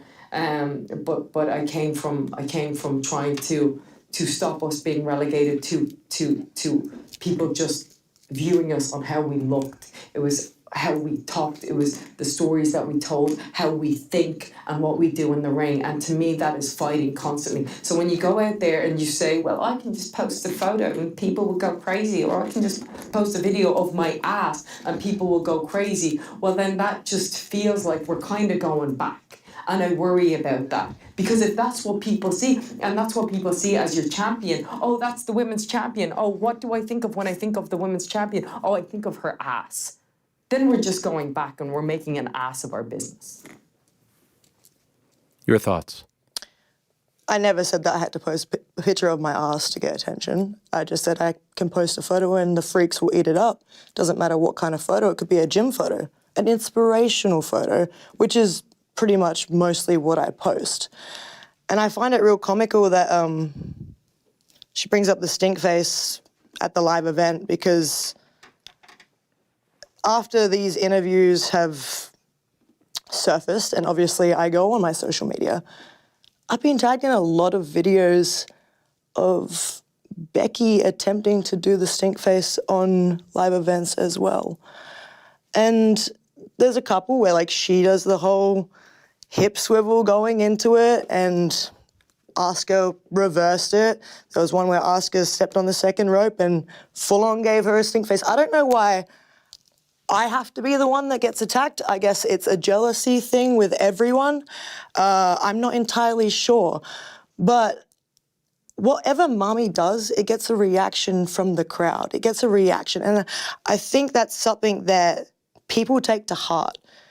And that's why I said it last week. I could do anything. I could post a photo, I could post a video, and people are going to be talking about me. The problem that I've had this whole time is I'm not getting the right attention from the one person who should be giving me their full attention.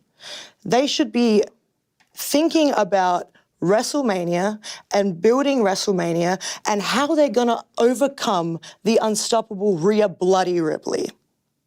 That's the thing. She's getting caught up in Nia Jax, Liv Morgan, and now, just like everyone else seems to be, she's getting caught up on Mommy's butt too. When that's not what I do, am I not allowed to have fun on live events like everyone else? People just want to be misogynistic against me because they have a problem with me. And obviously my work ethic and how much time I spend in the gym to make my body the weapon that it is today and the way that I look. I can't help the way that I look. I could go out there in my old gear, my pants. I could go out there in my jeans. And people will still find a way to mention these things when that should not be the focus. At the end of the day, Rhea Ripley, Mommy, I'm a threat. I run the women's division. And if you're not happy with that, don't try and find a different avenue to talk about to make me seem bad. Focus on making yourself better so then when we do make it to WrestleMania and we step in the ring, I have the Becky Lynch that I used to watch. I have the man, the one that got punched in the face, bled all over, and persisted to keep fighting. I want that. I want that man. I want that Becky Lynch at WrestleMania because I want this to be a war. At the end of the day, it's not about aesthetics and what you have and all of that that's going on social media. It's who's better in the long run. And she said it herself. She wants to prove that she is better than Rhea Ripley. I'm here to say that she's not. And I will prove it at WrestleMania. It doesn't matter. At the end of the day, Mommy is always on top. And that's nothing that anyone can ever change. Do you feel like that old Becky isn't here anymore? I feel like Becky's a little bit intimidated by me, to be completely honest. I feel like that old Becky is there somewhere. I just haven't seen it yet. And that's why I've been trying to get through to her. I've been trying to do it the respectful way. I haven't attacked her in any of her matches that she's decided to be a part of. She challenged Nia to a last woman standing match and I didn't come out. I want her to fight and I want her to remind herself exactly who the hell she is. So then at WrestleMania, it's the man versus Mommy. That's what I want. To be fair, you say you try to do it in a respectful way, but you did bring up her daughter. And some might say that's not very respectful. Do you understand why that seems to have bothered her? I understand. But at the end of the day, I feel like I just wasn't getting through to her. Like I said, I wanted her attention. It's easy to get everyone else's attention. I wanted her attention. So what's the best way to get her attention? I mean, there's no better way than bringing up her daughter. And I'm done being respectful at this point. I really am. Because I want to see that fighting Becky that I know is there deep down inside. I want her to realize that I could have done all these things and I chose not to. But if driven to that point, I will. Do you feel like you got her attention now? I think so. But she definitely stepped across the line when it comes to the Dom. When it comes to my Latino heat. My dirty Dom. No one touches Dom. No one touches Dom but Mommy. So you punch him in the face, we got a war. I think I got through to her. I have her attention now. Tremendous punch, if I do say so. I mean, just like as someone who watches a lot of punching, like that really connected. I'm not saying I was happy to see it, but I thought the technique was on point. Look, the technique was great. And it is what it is. Unfortunately, Dom got hit, but he's strong. And Mommy's there to protect him. Good punch. Bring that same fire to WrestleMania. Do you feel, you talked about like people like maybe holding you to a different standard, being jealous. Do you feel like she is jealous of you? I feel like everyone's jealous of Mommy. The whole locker room? Everyone. I feel like everyone is jealous of Mommy because they know that this is my division. They know that I run things around WWE. They know that I don't really have to go out there and do all these things that they have to do to get attention. I am the main event. I'm the special attraction. Mommy is money at the end of the day. And you can either have a problem with me or you can look in the mirror and have a problem with yourself. Be jealous of Mommy if you want. But I'm not going anywhere. Women's wrestling now on fire. We had Jade Cargill show up on Friday. And that seems to be a match that a lot of people would love to see down the line. Not right now, obviously. You have your business. She has hers. Is this something that interests you? Are you impressed by her? Yeah, I am. Jade Cargill, she's amazing. I'll give her props. She's aesthetically pleasing, and she is a force to be reckoned with. She looks amazing. She is amazing. She works amazingly. Her promo work is amazing. Everything about her screams superstar. So when that time comes, obviously I would love to step in the ring with her, but I feel like that's a money match. I feel like we have to wait for the perfect moment and the perfect stage. And whether that's WrestleMania next year, WrestleMania in the next 2 years, WrestleMania in the next 3 years, we'll have to wait for that. But I'm impressed. I am. It takes a lot to impress Mommy. That, to me, feels like one of the few times where you'll be sort of... I'm actually getting a FaceTime. I don't know if this is a butt dial from Becky, and now she hung up. So I don't know if that was a mistake or not, but she just FaceTimed me. Interesting. Anyway, but she hung up, so all good. That feels like a match that will be one of the few times where you'll sort of be matched in terms of physicality, in terms of size, right? Doesn't happen often. Usually you're the bigger one. Right. Yeah. So that excites me. I love a good challenge. I really do. And there's a certain amount of people that bring that challenge, like your Raquel Rodriguez, like your Nia Jax. She's calling me like again, by the way. I'm sorry to interrupt. Just ignore her. Ignore it? Okay. Yeah. Like your Bianca Belair's, like your Jade Cargill's. And it excites me. It does. It really excites me. Does this match excite you? Sunday? Are you excited about this challenge? If Becky brings the same fire that I saw last Monday, then it excites me. She's calling again. Do you mind if I pick it up? Go for it. All right. I'm going to pick it up. Here's Becky Lynch calling. This is Shades of Cheeto Vera and Sean O'Malley from back in the day. Hi, Becky. Ariel. Yes. I've been trying to call you. I'm sorry. She told me to. She told me to ignore it. Hi. Well, I actually happen to be in New York, and I hear you guys can't stop talking about me. And if she's looking for a little bit of attention, well, I'm right here. What do you mean by right here? I'm outside the building. Can I come up? Can you make one of those passes for me so I can come up? Well, You want to talk to me? Let's talk. I'm here. I'm here. Where are you? Let's go. you would be okay with this? Yeah, sure. You're doing As long media as in I New get York her right now? attention. Yeah, doing more book publicity because I can do it all, Ariel. I can do it all. I can be the best version of myself, the biggest threat, and I can write a best-selling book. And I can be a full-time mother. And I can be a full-time wife. And I can just be the all-round best and the best interview. Can I come up? So I try to be respectful of my guests. So I don't want, this is your time. You've never been on the show. You accepted her video when That is true. I was on. That is true. Are you okay with her coming up? Bring it. All right, come up.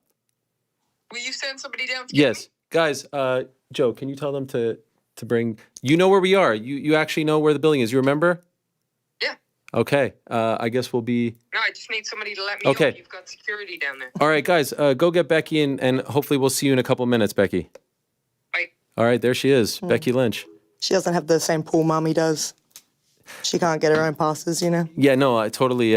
But I just want to let you know I don't like to usually let people ambush interviews out of respect. She does have a good point that you did send in a video, but this is obviously different.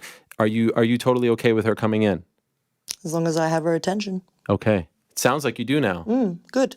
That's what mommy wanted. Do you think you're under her skin? Do you think that she has, felt like this is too personal and this is going to make her crazy? Sometimes when someone acts emotionally and crazy because it's too personal, they sort of.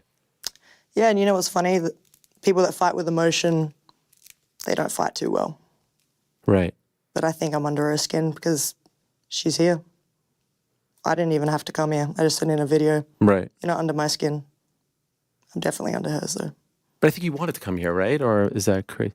No? I'm always up for a fight. Okay, no. Well, I didn't know. I mean, I wasn't trying to make this happen. I will admit I'm a little bit excited to see what transpires here. What do you think she's going to do? Like, what kind of energy is she going to bring? I have no idea. Let's just hope that it's some sort of fiery energy. Right. Because it's been lacking, and that's what I want to see. Last week was a little taste. I know that Becky Lynch is in there deep down. I want to see that fire. I want to see that old Becky. I want to see the one that relished in the fact that she was bleeding and continued to go no matter what. I don't want Mom Becky Lynch. I don't want the mother. I don't want the wife. I don't want the book writer Becky. I want the man. So, guys, let me know if she is, in fact, I don't think this is an April Fool's joke. I don't think she would lie to me because we do go way back. Oh, they're opening the door right now. Hello. Oh, hey. Thank you so much for letting Hello, Becky. Yeah. How are you? Why are you wanting my attention? I'm here. I wanted your You attention. You want to talk about my daughter? You want to talk about my daughter to get my attention? Yeah, Is that what you yeah. think? You think this is Yes. a joke? Oh, You it's think always this a is joke. funny? It's always You a think joke. it's 'Cause you're a joke. You think it's Yeah. funny? You Yeah, think you I'm a do. joke? Yes. You think I'm a joke? Well, then let's fucking go WrestleMania. Let's go WrestleMania. WrestleMania? We don't even Yeah, have yeah. to wait. Oh, you don't want to wait to No, WrestleMania, huh? you got a Yeah. target on your arm now. You got a target on your arm. You got a target on your arm. I can't wait You to wanna break hit it. me? You wanna I can't hit me? wait to break it. Yeah, I would love to. I would Break love it to. then. I would love to. All right. Thanks for the rain. Let's go to a break. We'll go to a break and then we'll come back. Let's go to a break.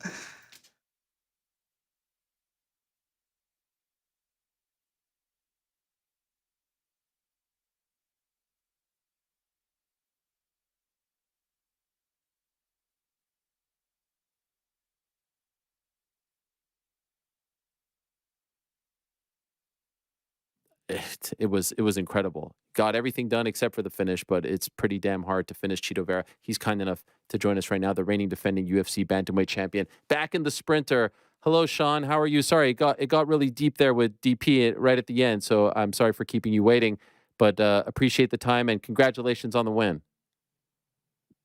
No worries, Ariel. That's some real shit you guys were talking about. And I saw you were drinking a Celsius. What the fuck is up with that? Drink a rise, buddy.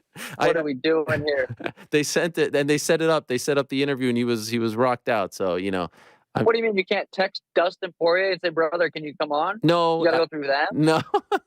I actually can text them. I can't, but they were kind enough to facilitate. But I'm neutral. I have love for everyone. So And I love you. And thank you for that, by the way. I texted you and Imran about that. The cotton candy's nice. Isn't it? Thank you. Thank you. Appreciate it. Where are you going, by the way? I see the car moving. Yeah, I just had to run some errands, go drop off Danny. She has to pick up her car. I just got some shit I got to do today. And so we're just doing that. Back to normal life. When you hear Dustin talking about that stuff, is that you are so young and just on a rocket ship? Can you relate to any of that? Or is that all those emotions, are those foreign to you? I might have lost him. Never hard for me to am I here? No, you froze up on us. Uncle Ariel, you there, brother? Okay. Am I good now? Now you're getting a little bit better, but it's still a little bit choppy. Shoot. Now getting a little bit better. Oh no, not good. Not good. I can see you and hear you, brother. Sorry. You can see me fine? Okay, now we're getting better. We fight through it. We fight through it like a fight. I can see you fine, hear you fine.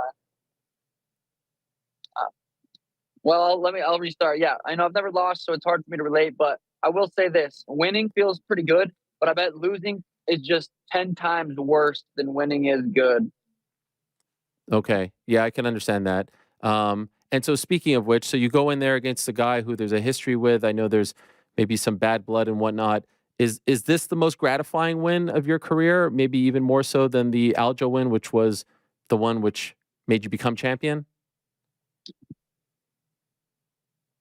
Yeah, it felt good. You know, I was a favorite. Obviously, going into this fight, I was a massive underdog going into the Aljo fight. The worst matchup in the division for me. There's 0% chance I win. Then I go out there and knock him out in the second round. So that one probably felt better. You know, beating Cheeto, you know, it was nice just considering how the first one played out. But it's like, Aljo was a difficult fight. Cheeto, I felt like was obviously a hard fight, 5-5s, but I just, I knew I was going to go out there and piece him up. It was just a matter of time. But yeah, they both felt good. Now that the rivalry is kind of over, at least for now, with Cheeto, can you talk about the first fight? Like, how much did it bother you that, that's a win for him when you said afterwards, no one in the world that looks at that as a win. They officially overturned it. Sugar State Athletic Commission officially, legally overturned it. If anyone looks at that as a win, they're delusional. So that wasn't part of the motivation here to right the wrong, to show people that you're not on the same level? It was there, obviously. It's like that one. I've never lost and felt like I lost where it was like depressing, because when that first fight I fought Cheeto and that happened the way it happened, it was a fluke in my mind that it was like, I knew I was better than him. I knew I was. I just had to, eventually someday I'd prove it. So I never let that fight bother me ever. So, I obviously got to go out there and prove it. 50-44 at one point just for one of the judges. So, but felt good. Your assessment of your performance in the fight, like, are you happy with what you did out there? Are you, obviously there's, I think, sitting here, nothing to really criticize about, but I know that fighters are always most critical of themselves. How do you feel about it? Yeah, I mean, considering it's damn near impossible to fucking knock out, I think I did a pretty good job. I would love to know if I broke something in his face with that knee. It was the loudest pop I've ever heard, punching or hitting someone. It was actually a disgusting feeling. It was gross. So I would love to see a picture of his face today. You didn't enjoy that? You know what? Leading up, I was just so excited to just get my hands on him, just to beat his ass. And then it's a weird thing. And then, you hear someone like Dustin Poirier talking about how bad he was feeling, how, down in the dumps he was from after the Justin Gaethje fight. And, I'm sure Cheeto's dealing with some shit right now, whether, I doubt he would disagree. I'm sure he's not having a great time right now. So there's a part of me that feels bad for him, and I obviously caused that, but it's the fight game. Did you say anything to each other afterwards, either in the cage or in the back? No, we did like a little handshake. Both of us, it seemed like it wasn't really a very genuine handshake. It was just kind of like a respect. We went 5-5s, and that was it. What about the love that he was receiving in Miami? Obviously, relatively close to Ecuador. Were you surprised by how many people were there supporting him? Not at all. I figured it was going to be like that in Miami. I thought it was, it was exciting. Boston was obviously 99 Sugar, 1 Aljo. Miami was a lot more Cheeto fans, but I enjoyed it. It makes it fun, the back and forth. I really enjoyed the hearing the crowd go for him, and then me beating his ass, and them just getting sad. I enjoyed that. and like just the whole scene there. 14 million gate. I think the 4th best gate in UFC history. Do you feel like, is this it? Have you arrived? Are you the face of the UFC? Do you feel Conor is Conor, and we haven't seen him in 3 years, and hopefully we see him in June. But as far as people who are champions, actively fighting multiple times a year, et cetera, does this cement you as the guy? Humbly, I would say, yeah. I think, my next fight, whoever it is with, is going to be the biggest fight of the year. Okay. I will get to the next fight in a moment, but I did see you, coming out of the cage. There was a little bit of a limp, and then I think you were in a boot afterwards. So how is your foot or leg? How are you feeling on this Monday? Yeah, I feel way better today than I felt 5 seconds after the fight. After the fight, your body's just fucking inflamed. You're hurting. My foot was real sore. I kicked him in the face with it a few times. It was the same foot I had the Liz Frank surgery on, and it was really hurting. So I was a little nervous about that. And they got you walking miles backstage from interview to interview, like doing laps around that place. What in the world? What was that?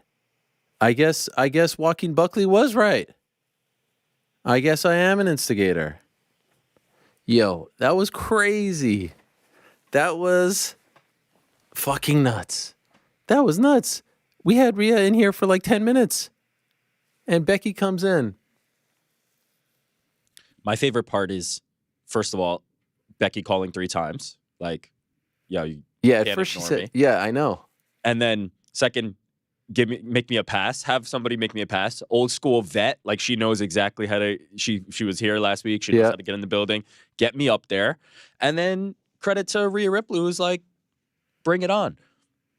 I was kind of curious, obviously as this all is playing out, and we're getting her up here, and shout out to the team back here who scrambled to get her up here. What was it going to be like once she hits the room, right? Are they going to be able to kind of sit together, or is it going to be a little bit? Well, at first I was nervous. Then I thought, all right, maybe we'll get a face-to-face. And, we're just getting into things. If you're wondering where Rhea is, she left. She said, basically, F this, I'm out. You have people come onto, your set while I'm here. She just left. She just left the show. We had her on for how long? 15 minutes? Tops? 15, 20. She just freaking left. And we got some, when the break happened, thank you guys for going to that so quickly. I think that was the Sean O'Malley interview. We do have some more footage, which we can play whenever you guys tell me when you have it. Yeah, I know. You guys tell me when you have it. But, there's a part of me that feels kind of bad that Rhea was jumped. But there's a part of me that understands. This is personal. This is life. And I did say, Team Becky last week. So I was like, usually I don't. I like to give people the respect when they're in studio, when they're on the show, to have the floor to themselves. But that was nuts. That's never happened before. We did have Sabatello and Stotts almost come to blows, but they were both here. They were both, freaking scheduled guests. That was wild. What a day. I thought today would be a crazy day. I didn't realize it would be this crazy. All right. They're telling me we have some more footage. This is what happened. Like, I don't even remember what I was doing. What the hell did I do? This is what happened. Someone said you jumped under the desk. No, did I? It's possible. That said, I mean, it got hectic in here. I have no idea what you did. All right, let's see what happened. Here's what happened when we went off there. You think I'm a joke? You go WrestleMania. Let's go WrestleMania. You don't even have to wait. Oh, you don't want to wait till WrestleMania. You got a target on your arm. You got a target on your arm. You got a target on your arm. If can't wait to break it. I can't wait to break it. Yeah, I would love to. I would like it. I would love to. All right. Save it for the ring. Let's go to a break. We'll go to a break and then we'll come back. Darts? Shout out. I was thinking that we were going to get the Becky versus Rhea in darts. That's the only way that you can get attention. You just want to talk about my daughter, think you can do whatever you want. You can't do whatever you want. You don't think that I'm the man? I'm the man. That's not. Oh, you're the man? You're the man? Show me you're the man then, Becky. Show me. I've been the one that's been putting the division on load. Okay. Talk. That's all you ever do. I never see everybody's elevated. That's what I've done. That's what the champion. Yeah? Kiss my ass. Oh, man. There, my. It's a heavy belt, man. Yeah, the toys went over. Thank you to whomever shot that. Thank you for not getting me in the shot because I can't confirm nor deny where I was at that point. Thankfully, we had some people who helped us out as well. That was wild. That was pretty freaking nuts. That was wild. So, like on last Wednesday, when we had Becky on the show, went down, got her, met her, super nice, very cordial, came in, promoing the new book. Today, way more serious. I mean, yes. She was stern. She was on a mission walking back here. Frank was like, "Can we get a 5 count?" And she was just itching to get in there. I brought the chair out. I wasn't expecting that. Yeah, no, I actually, for a minute there, I was like, oh, are we getting like a face-to-face here? Is this going to be like, Jake Paul, Tyron Woodley? Is this going to be like one of those classics? Because that could have been pretty damn cool. Shades of Lucky Patrick back in the day, if you get that reference. Shades of Mayhem Miller. Thankfully, I could say most of the stuff is intact. DC's head might be a casualty, but no one really cares about that. Is your laptop all right? My laptop is okay. My glasses. It sounds louder than usual. Yeah, know yourself, Frank. DJ fell off the thing. But, these are small things. I think Dustin Poirier may have fallen off.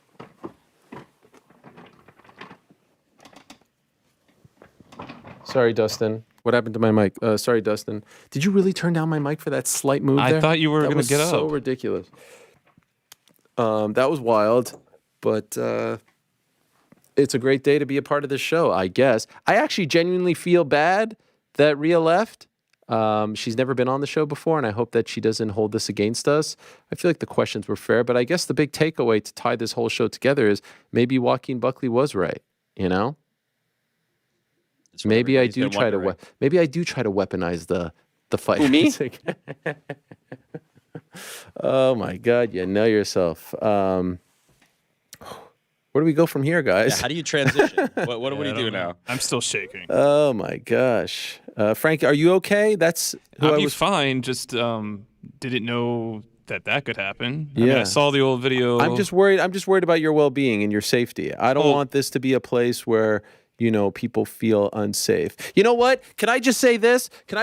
After what just transpired? I've been doing this show for 15 years. Never did I ever think that my life would be in danger doing this show. And for the first time doing this show, I felt like not only my life was in danger, but the workers, the crew's life was in danger. And I don't want that to ever happen again. And so I'll apologize to all of them. And on behalf of Becky Lynch, I'd like to apologize to Rhea Ripley as well. I just want to say that. On that note, guys. Yes. March Mania is here. The sure thrill is. and excitement of it. And DraftKings Sportsbook, one of America's top-rated sportsbook apps, is giving new customers a shot to turn 5 buccarinos into $150 instantly. Bonus bets with any college basketball bet. I'm cooking right now in the CBB pool. And what about tonight, guys? Oh my God. I gotta say, my brother-in-law, who I was with on Saturday, new baby and all, Mazel tov. was giving me the whole lowdown with women's college basketball. I'm aware of it, but I never really sat down. We watched the LSU game and the Iowa game. I have to say, LSU Iowa tonight is pretty freaking huge.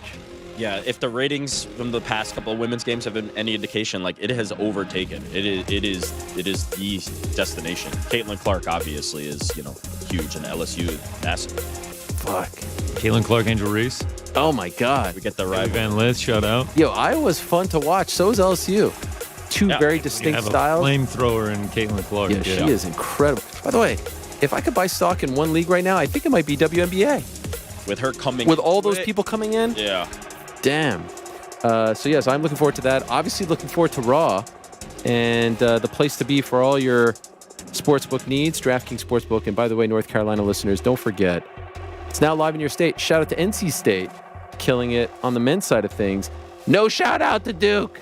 Download the DraftKings Sportsbook app now. Use code the MMA. New customers can bet $5 to get $150 instantly in bonus bets. Only at DraftKings Sportsbook with the code the MMA. The crown is yours. Please play responsibly.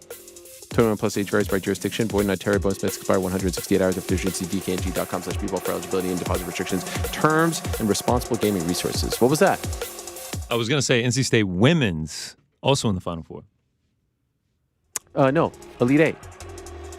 No. The women's are on to the Final Four as well. No, tonight is Elite Eight. No, tonight's the second night of the Elite Eight. Okay, fair. NC State isn't playing. They have already won. They've punched their ticket. The men's. Yeah, the men's. Wait, the women are also in the women's are also in the Final Four. NC State?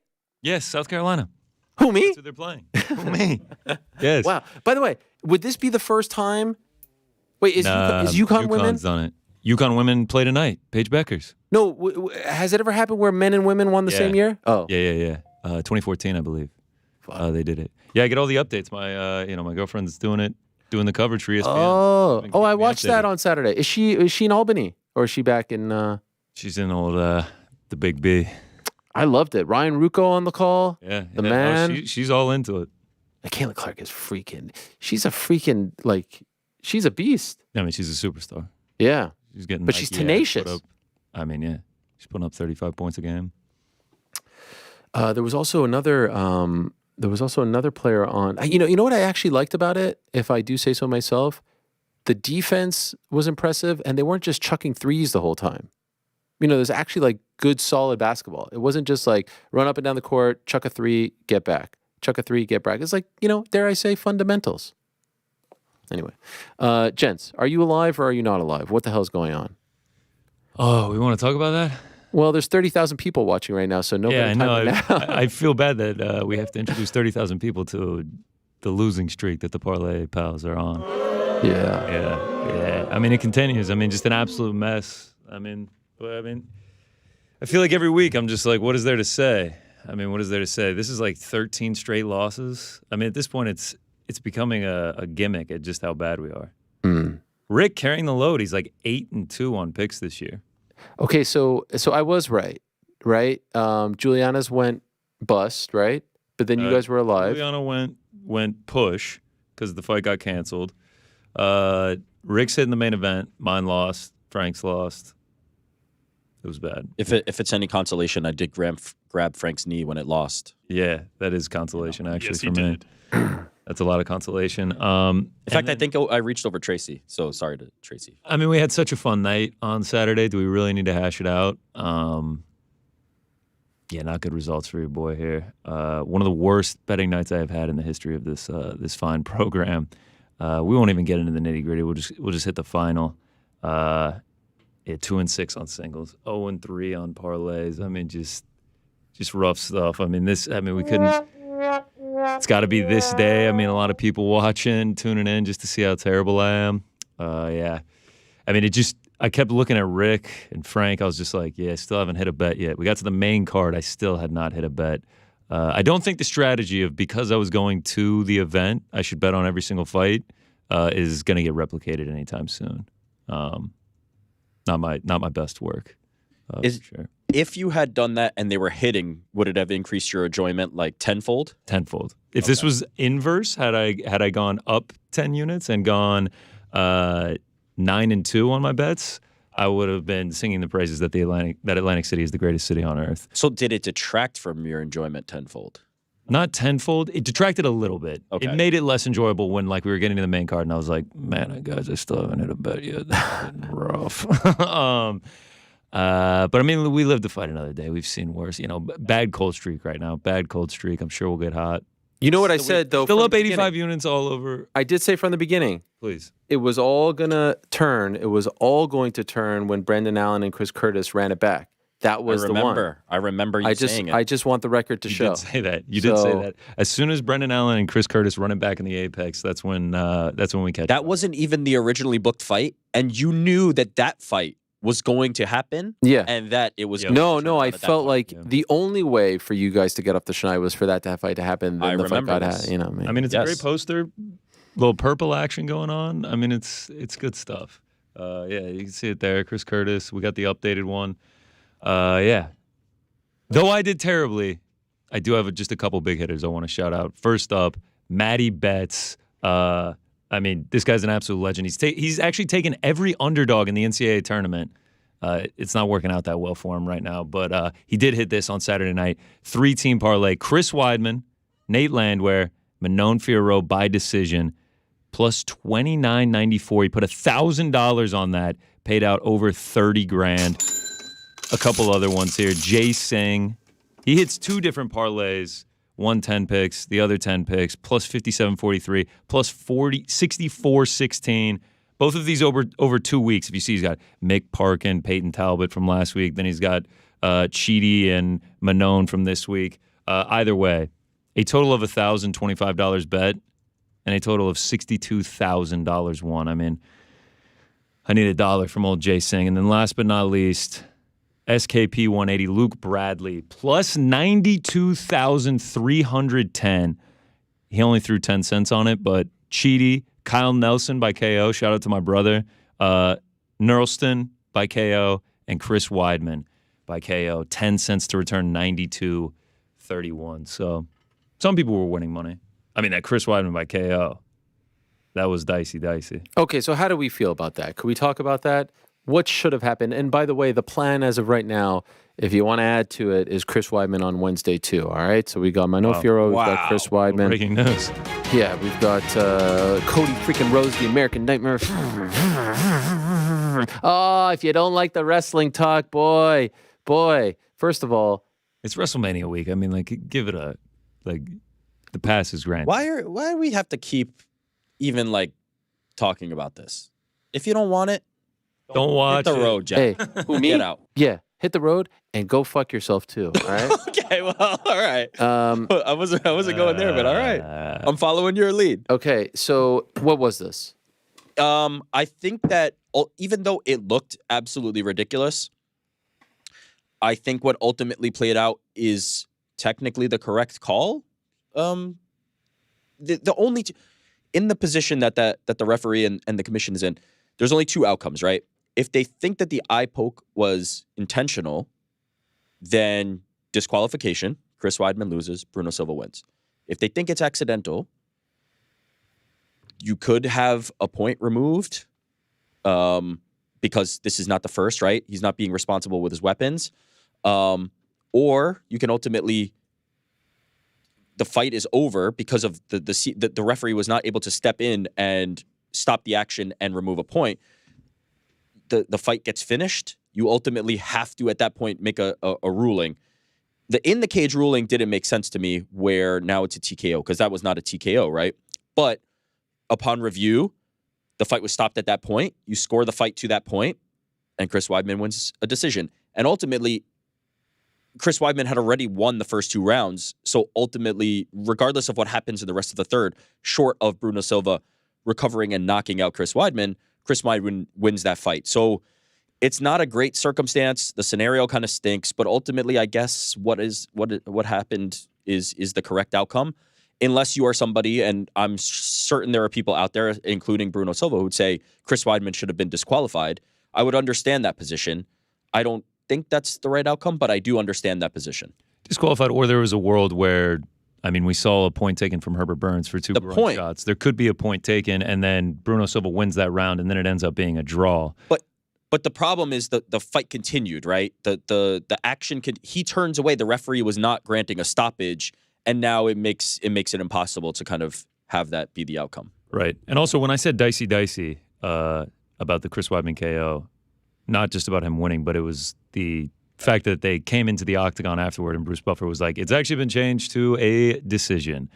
So, like, with us having no service, I was looking at Rick. I was like, so what happens for all those tickets for, like, people betting on Weidman by KO, under 2.5, all that stuff? Yeah. It was very interesting. A lot of fouls on Saturday. A lot of fouls. Yeah. I mean, the Ruzabayev was, I mean, watching that thing back in the arena, that was also an eye poke that ended up leading to the sequence that caused the knockout. A lot of groin shots on the prelims. What was the stat you said, Frank? Everyone that got hit in the nuts ended up winning by KO? Winning by KO. Wow. And that's why you don't hit somebody in the nuts. Yeah, I guess you just provoke them, right? Probably for the best. The one thing that was wild about the Weidman situation was it looked like they went to replay and then just changed it from... But all that was right.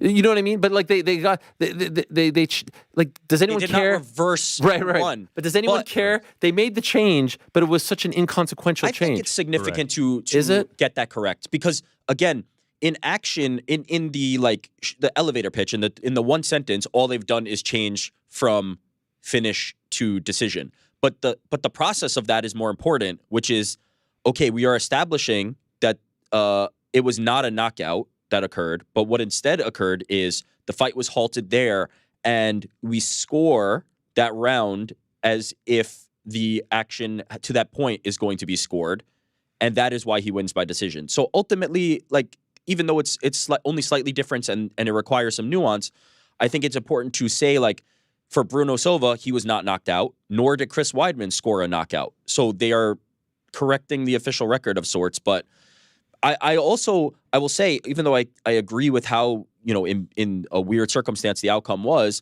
I would also be okay if they changed it to a no contest, because ultimately, that fight could have gone a different direction. It does suck for Chris Weidman if something like that happens because he was up 2 rounds. So that's the great point right there. That's the shame.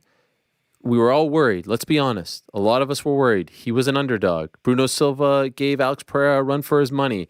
We were all kind of watching like this. Will he retire? Will he retire with a win? Will he retire with a loss? Was this the last one? Full circle. He said to you explicitly he considered. Atlantic City. Oh, what a City script. would be perfect. Family there. Atlantic City. Everyone loves the All-American. You said it.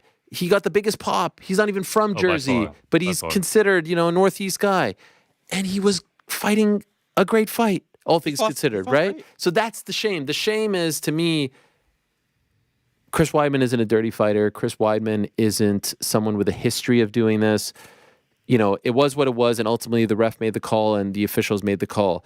But I kind of am bummed by the fact that the story of the first 2 rounds has now been completely overshadowed by fuck Chris Weidman, or fuck, you know what I mean? Like, yes, what do I do know what you mean. In the moment, Chris Weidman is celebrating because he thinks the monkey is off my back. He thinks he hadn't won in almost 4 years. He's freaking high-fiving Hunter Campbell. He's like, fuck yeah, I am back. How good must that have felt? You can't take that away from him. You can't take that. Now, ultimately, you have referees there, and I feel for Bruno Silva, and it's very clear with the replay what happened. I am not denying that. But I hate the fact that people are like, look how happy this cheater is, or look at him celebrate. Like, no, you really think Chris Weidman did that on purpose? Fuck, man. How many times have we seen eye pokes? We've seen eye pokes. It is what it is. It's a shitty situation. Maybe the answer is to just run it back. I think that's the best answer. Run it back. Also, in Chris Weidman's defense, he was, and I know he doesn't know this going into the 3rd round, but he was up 2 rounds to none. It's not like he was down 2 rounds to none and he was getting whooped in the 3rd round, and this saved him from the brink of a comeback. He was winning that fight, and I mean the judges scored the 3rd round for him up until that point as well. So I don't know if the outcome was going to change too much. I mean, in my opinion, best case for Bruno is you get a point deduction for Chris Weidman. It goes to the scorecards and it gets called a draw if he wins that last round. If I'm Bruno Silva, who I think has a legitimate reason to have a gripe and be upset, of course he does. There's an argument to be made, hey, I could have knocked him out in the 3rd, because I don't think that that's an impossibility. I think there's a real chance that could have happened. Or to Connor's point, it could have been remove a point, now it's an even fight if I can win the 3rd. He's the one that certainly I feel like is done wrongest, right, in this scenario, and should do whatever he can. These appeals never go anywhere if he does. I believe Guilherme spoke to him and said he's planning to file an appeal. They never go anywhere, unfortunately.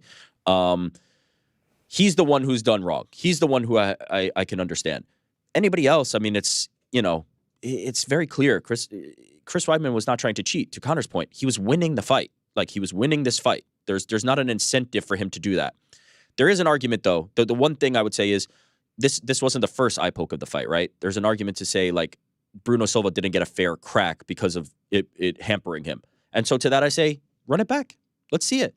Chris Weidman was winning that fight. Let's see it. He can win it again. And so can Bruno Silva. And look, there's also a point to be made like, hey, referees need to be a little bit more strict when it comes to point deductions. Absolutely. Like I've said it before, and I say the same now. The warning should come in the locker room. The warning should come in the locker room. And I don't know how many times something has to happen for a point, and then sometimes a point gets taken away too early or too quickly, and there's no real like consistency. There's no consistency. You know what I mean? I kind of feel like in a 15-minute fight, 15 minutes is nothing in all intents and purposes. Like that's the equivalent of my math is horrible. A 5-round boxing match, right? Like that's as low level as it gets. Like it goes typically from 4 to 8 to 10 to 12, right? So we're talking about like as a 15-minute fight goes by like that. Go in the locker room, say, hey, you can't grab the fence, you can't eye poke, you can't hit below the belt, you can't knee, and whatever the hell the variation of the rule is in that particular jurisdiction. And if you do it, I'm going to penalize you. So yeah. I mean, there was also like the Cheaty McKee scorecards. Having 2 30-27s and then a 29-28 for Reese McKee. Yeah. I was dumbfounded by that. I mean, I thought that was poor. I mean, yeah, some of the referees. Oh, that was a weird one. That was a horrible questionable on Saturday night. Yeah, that was a horrible one. And then Luque, that was another odd performance. Goes for the takedowns, Buckley falls on top of him, and then just like, that was it. Like he was just no more effort put in, just like let Buckley just rain it down on him. I'm blanking on this one, but who was the one that shot for the takedown and got knocked out? Oh, that was Andre Petrosky. Yeah, early on in the Petrosky. night. Yeah, he right. So he, like, at cut first his I head thought open. At first I thought the same thing happened initially with Luque. Yes, right. But like Petrosky, it looked like his whole equilibrium was just completely off, and he just like face planted and it was over. That was crazy. The Luque one looked like he was fully there and just like wasn't offering anything up. I don't know, from being in the stands, like me and several people around me were like pretty perplexed at what was going on. Yeah. I was one of them. I had no idea. See, so again, that's one of the things I was talking about earlier. If you're live, like you're completely lost. They used to do a thing. You're lost. They used to do a thing that you can buy a headset. Do you remember? Wow. They used to do a thing where you could buy a headset and listen at the venue. I feel like that would be a huge seller. Dude, the Petrosky thing, I was sitting right next to Rick when it happened, and like we were just like, what happened? Like, what happened? And like, obviously, they're not going to come on the PA and be like, oh, like he cut his head and like his equilibrium was messed up and he fell and that's why he got finished or whatever it ended up being. So yeah, you're just kind of sitting there sort of dumbfounded, and then they hit the music and the next fighters are walking and you're like, all right, I guess we're just moving on. And you said get lost, like you don't have Twitter, you don't have any of that, and like you a lot of the times like you'll be blocked from the clock, so like you don't even know what's going on. You're obviously not getting stats or any commentary bias. It's definitely a different way to take it in. What a time. Who's the star of the night? Nate Landwehr has to be. Really? I mean, Fuck, I was hyped up for that one, and it was just so perfect because I told my friend, shout out to my guy Cliff, who is like, he enjoys UFC, but like he's not a diehard fan, so he didn't really know who Nate was. But I was just like, all right, this guy is either like gonna get knocked out and lose, or he's going to like take some big shots, fight through it, and come back and put on an insane fight and end up winning. And like when he first got dropped, my boy like stood up and like grabbed me, and I was just like, no, let him try and gather himself. And like, of course, he gathers himself, gets the knockout, gets on the mic. Like, yeah, I was just, I love that guy. I mean, he's nothing but entertainment. I usually zig. This time I'm gonna zag. I think it was Manon Farrow. I think that interesting. Was her night. Because a lot of people will say like, she was buried. She was done. Like, oh, Erin Blanchfield's the next evolution. Like, all we heard was like Erin Blanchfield. Yeah. Erin Blanchfield. This, she's coming to her backyard. This is gonna be the coronation, and she just dominated her. Like it didn't. There was no moment in that fight where I thought Erin Blanchfield. That's not true. That first guillotine, I definitely thought it was about to be a wrap. And after then that, like they've showed like a slow-mo replay of like people are hypothesizing that maybe Fiorot even tapped, like as she was getting flipped over. People are watching in slow motion. That one, it looked tight from where we were. It looked like it was about to be over. But what do you do if you're her? You wait for the title shot. You wait for the title shot. So, no point. So there's a very good chance you're not fighting until 2025. So be it. If I'm fighting for the flyweight title, give her at least the backup fighter. She'd make a few quid, right? As they say. If they tell her that she has the title shot, then you wait. If she does not, then I mean, it's a tough spot. What is she gonna do? Offer Rose rematch? No. Barber. Maybe Barber. I mean, if you're Macy Barber, why would you even entertain? Oh wow, we just gave away the whole lineup. Earlier, you're playing coy, you're doing this whole thing. Now you just gave away the whole show. Let's just go right into it. Let's just call him up now. I think you wait for the title shot. If you've been made assurance, if you've been given assurances, you wait for the title shot. Gotta wait. What more could she possibly prove, or who would she? She's 7-0. She beat the boogeyman contender in Aaron Blanchfield. Everyone said she's guaranteed to be the next champ. Yada yada. She's got a big name in Rose on her resume. Yeah, and Blanchfield now too. I was watching the post show. Among the many things I watched on my drive home from Montreal, the MMA fighting post show, and I can't remember who it was that brought it up, so I apologize. It might have been Mike. It might have been Jed. It might have been Jose. Tracy Cortez versus Aaron Blanchfield 2 is a great next move. I think. Sign me up for that. Yeah, I think that's a great fight. That's perfect. Yeah. I feel like that one probably gets to the mat. I mean, Blanchfield only going for 3 takedowns over 25 minutes was also perplexing. Yeah. It feels like after like the third round, you just be like, whatever we're doing right now ain't working. By the way, I say all that to say, like, Aaron Blanchfield is 24, 25. Yeah, oh my gosh, of course. This is she'll be fine. Nothing. She'll be fine. Nothing. She fought somebody who it looked like somebody who the game plan didn't go or the fight didn't go the way you're thinking, and the plan B was more of plan A. Maybe I'm mistaken. Maybe there was other circumstances, but that's what it looked like. You get further in your career, you face more of these moments of adversity, you find the plan B, and you start winning those fights instead of losing those fights. She's got plenty of time to do that. This was just a hiccup. And why, by the way, I think MMA is so much more interesting than boxing, because in boxing, sometimes this is the end. Sometimes you don't get back there. In MMA, she's going to get back here numerous times. Yeah. Once she can kind of figure that system out. Once she can figure out what is the plan B, if the plan A doesn't work, she has the plan B, and then all of a sudden that skill set that she has is, but like, to be honest, I came away being like, you know what? Her striking has come a decent way. Like, don't get me wrong. I had her blanked in that fight, but she was competent enough that I think if she's able to mix in those other elements and execute the things that she's able to, get more positions where she's able to try those submissions, and she's going to be great. She's going to be really good. Some people are asking how the after party was, the Aaron Blanchfield, Bill Algeo after party. Were there any appearances, any drive-bys, any... Think of that. Who, me? It was late when we were leaving. Unfortunately, both of them were unable to come out victorious. It was late. I didn't know, what the scene was going to be like. Needed to get back, go to sleep. Big drive the next morning.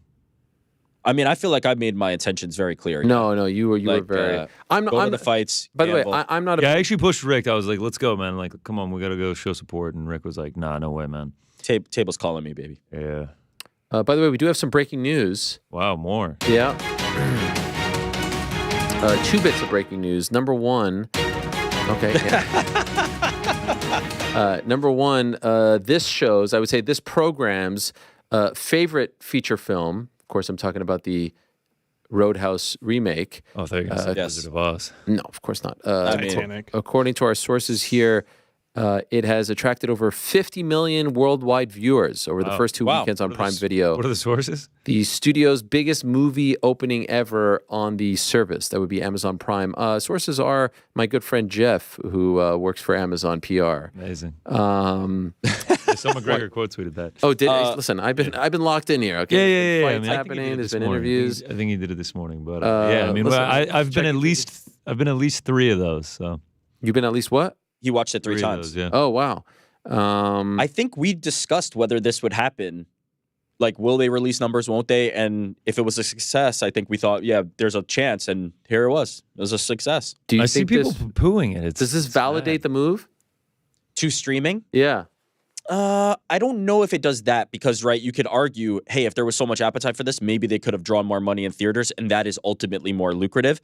But again, and this is why, there was a conflict between the studio and the director, maybe, drawing money at the box office is not the goal of the movie, and more they wanted those streaming numbers, subs, to get people in the ecosystem. And if you put it in theaters, they might have precluded some of that. I think there's enough evidence out there to say you can kind of do both.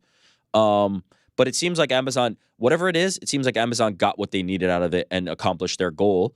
So you have to think it was a success by any stretch, that they did what they needed to do with this film. I enjoyed it. It was great. Yeah. And I have some people saying, "Oh, I'll never trust you." I mean, I feel like we were pretty honest about everything. What about the fact that? The other breaking news. Did we do the? Yeah, we did the second one. It looks as of right now. Wow, we keep the. It's WrestleMania week next week, of course. UFC 300 week. Okay, yes. So we like to cover a lot of different things. We're very. What should I say? Eclectic over here. All right, we are very eclectic over here. And Monday, if you didn't like this week's programming lineup, we'll be joined by the real heavyweight champion of the Ultimate Fighting Championship, the undisputed king, the one and only, the pride of Wigan.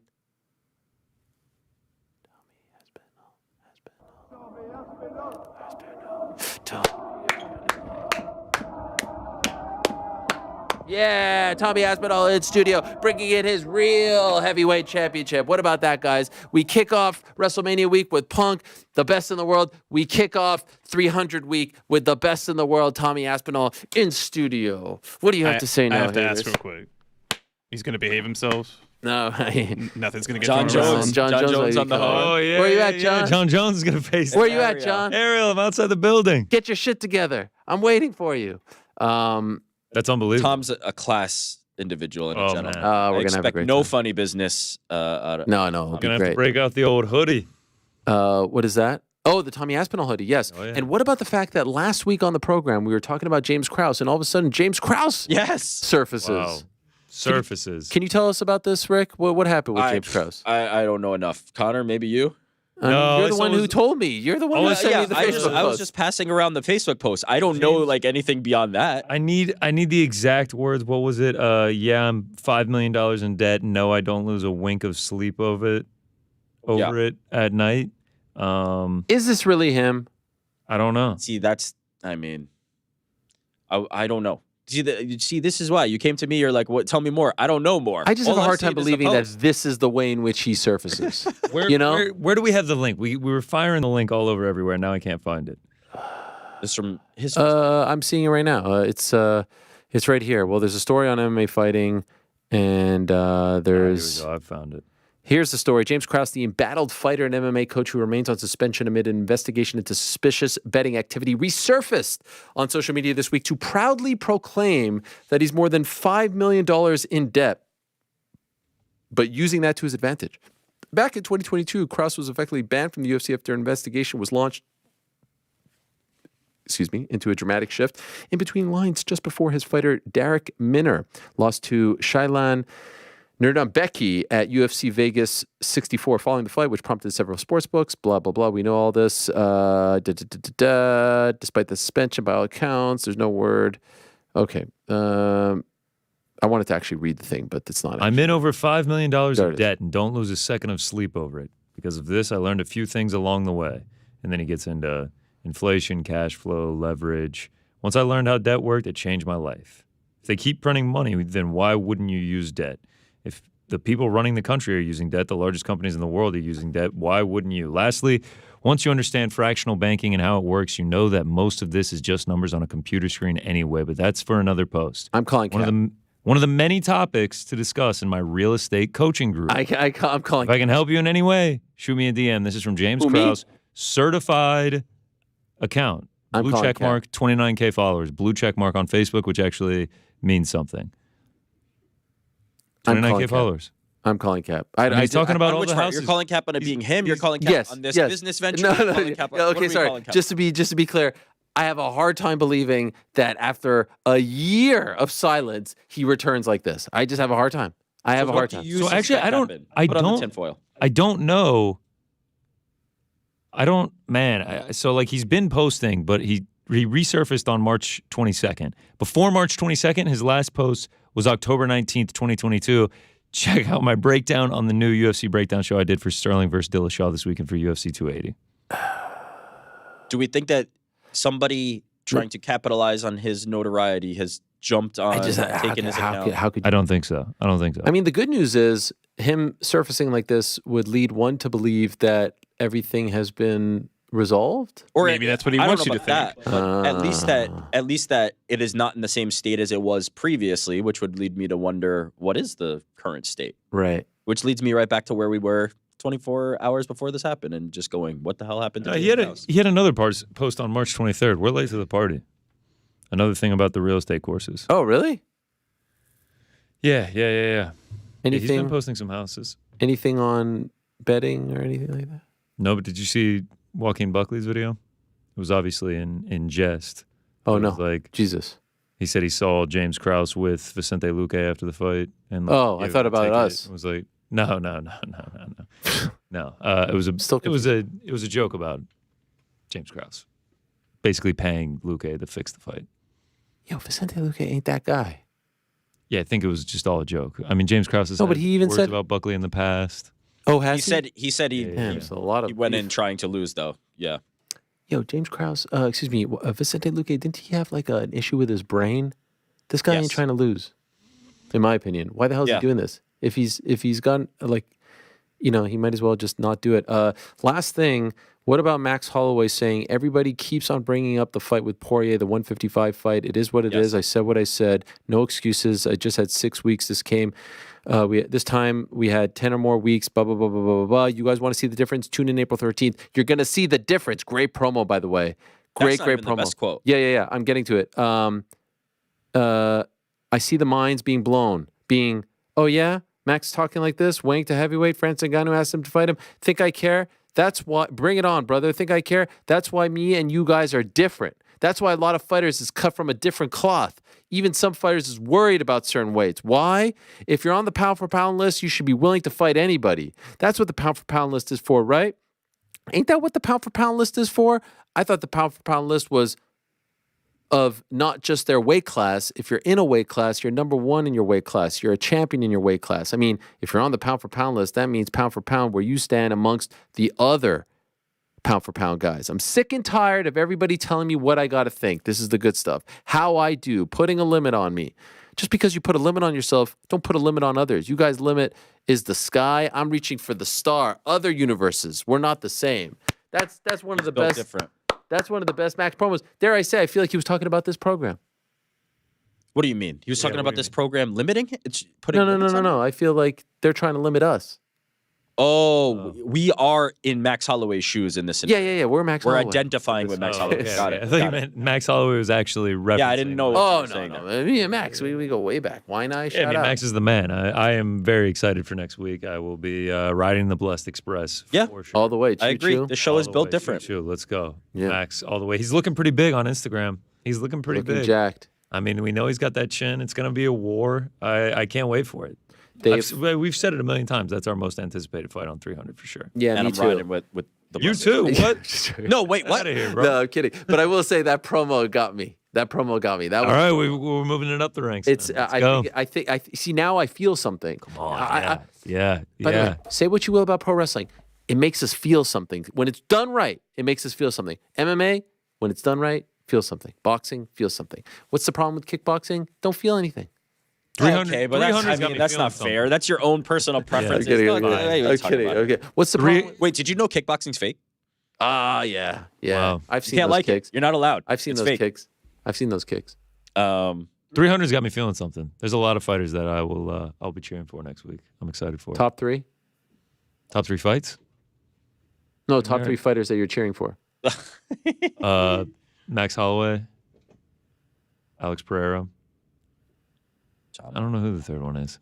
Hey, that 300 promo they played on Saturday. Oh, that was good. Had they played that Jim before? Miller. Jim Miller. Oh, Jim Miller. Easy. Jim Miller, I think, is one, actually. That promo was so good. This is It confused the hell out of me in the With the arena. I'll tell you reimagined, that. yes. I looked at Rick when they showed Tony and Khabib, and I was just like, wait, what's going and on? Matt Hughes. Oh, that was so good. Alex Pereira, Michael Johnson. I just want to feel something, man. I just want to feel like Anthony Johnson.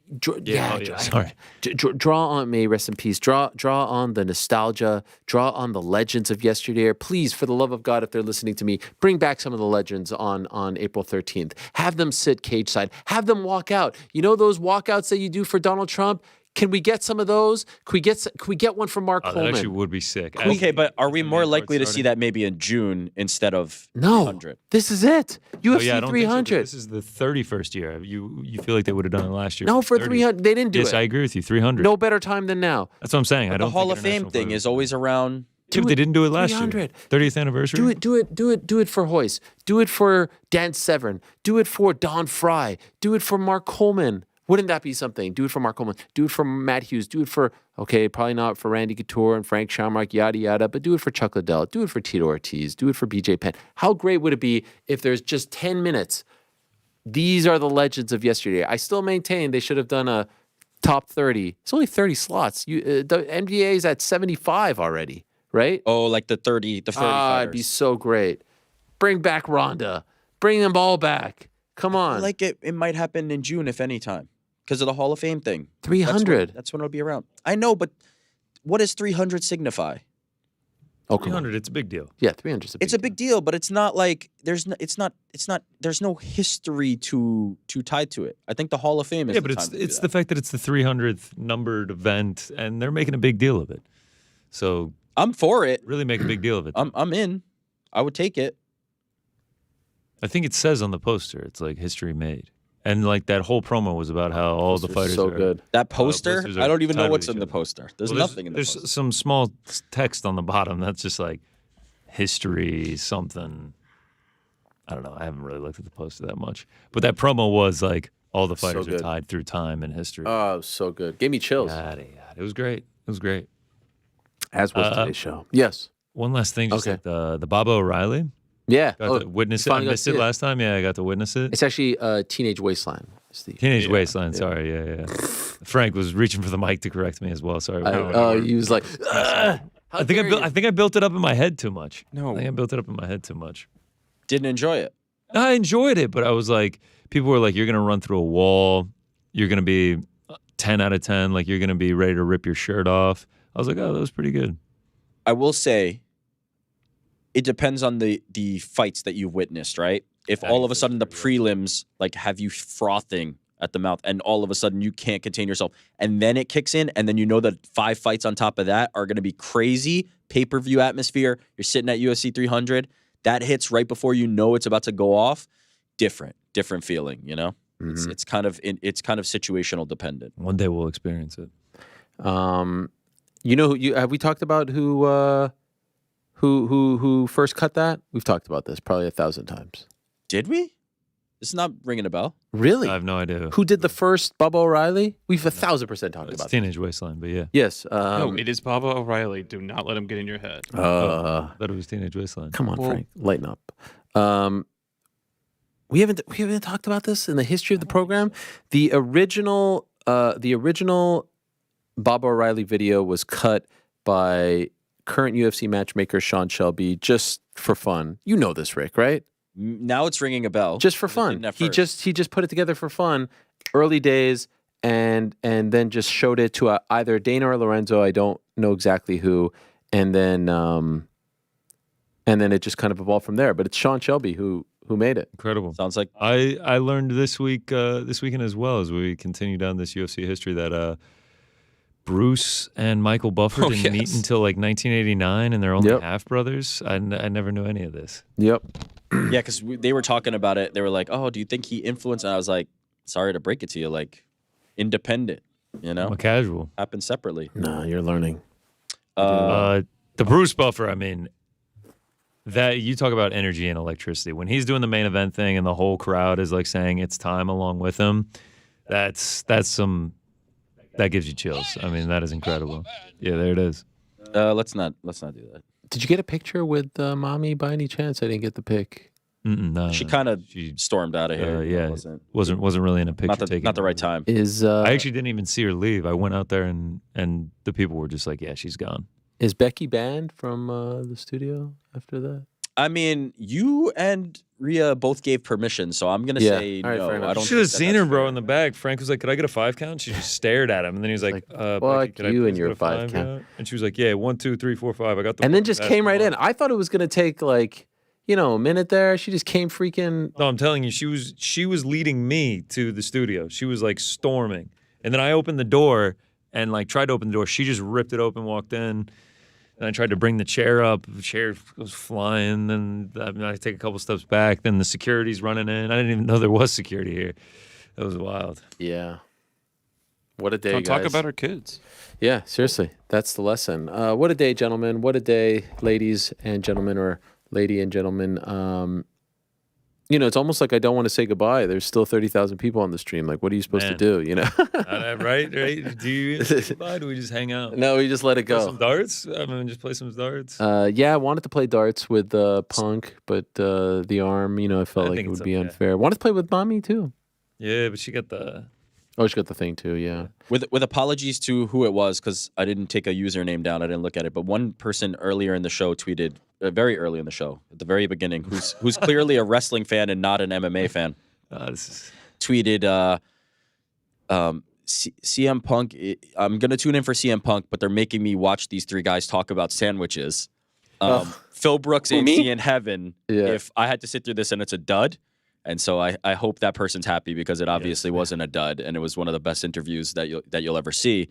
But thanks for watching us talk about sandwiches in the beginning, and then you got CM Punk. So I love it.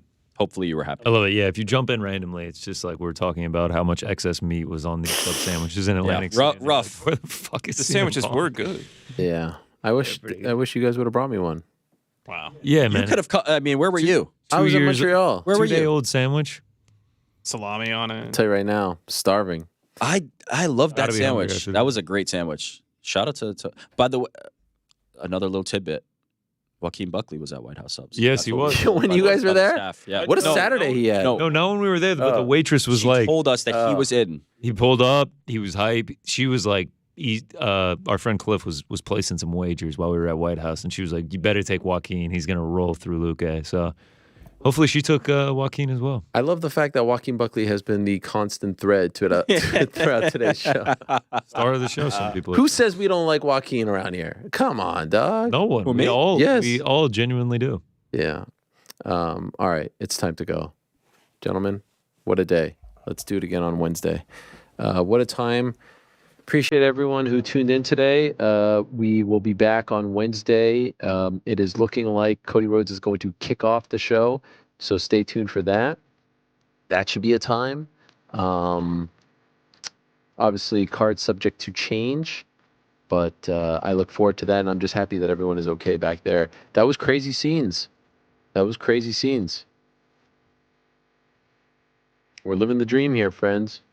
We are living the dream. This screen is working. We've got the, we'll be right back after this shot. You know that one up there? This one? Nope. Or this one? Fisheye, which you guys mocked me for earlier. No big deal. The fisheye. There it is. How great is this? Didn't you mock me? You said, oh, it's not a fisheye. No one mocks you. Yeah. It's a great time. Feel very blessed. Feel very lucky to do this. And again, can't thank CM Punk enough. Phil Brooks for coming in. He didn't have to do that. Like I said, he could have talked to anyone. He could have not talked at all. He gave us almost 2 hours. Very much appreciated. And maybe that's not the cool thing to say, but have to thank him. Have to thank Nick Khan of WWE. Have to thank Chris LeGentle. And have to thank Paul Levesque, because I think they all had a hand in making that happen. So I hope you guys enjoyed it. Thank you to Rhea Ripley. Thank you to Becky Lynch. Thank you to Nate Landwehr. And thank you to Joaquin Buckley as well. Thanks to all of them. Thanks to all of you. Back on Wednesday, same time and place. Until I say peace.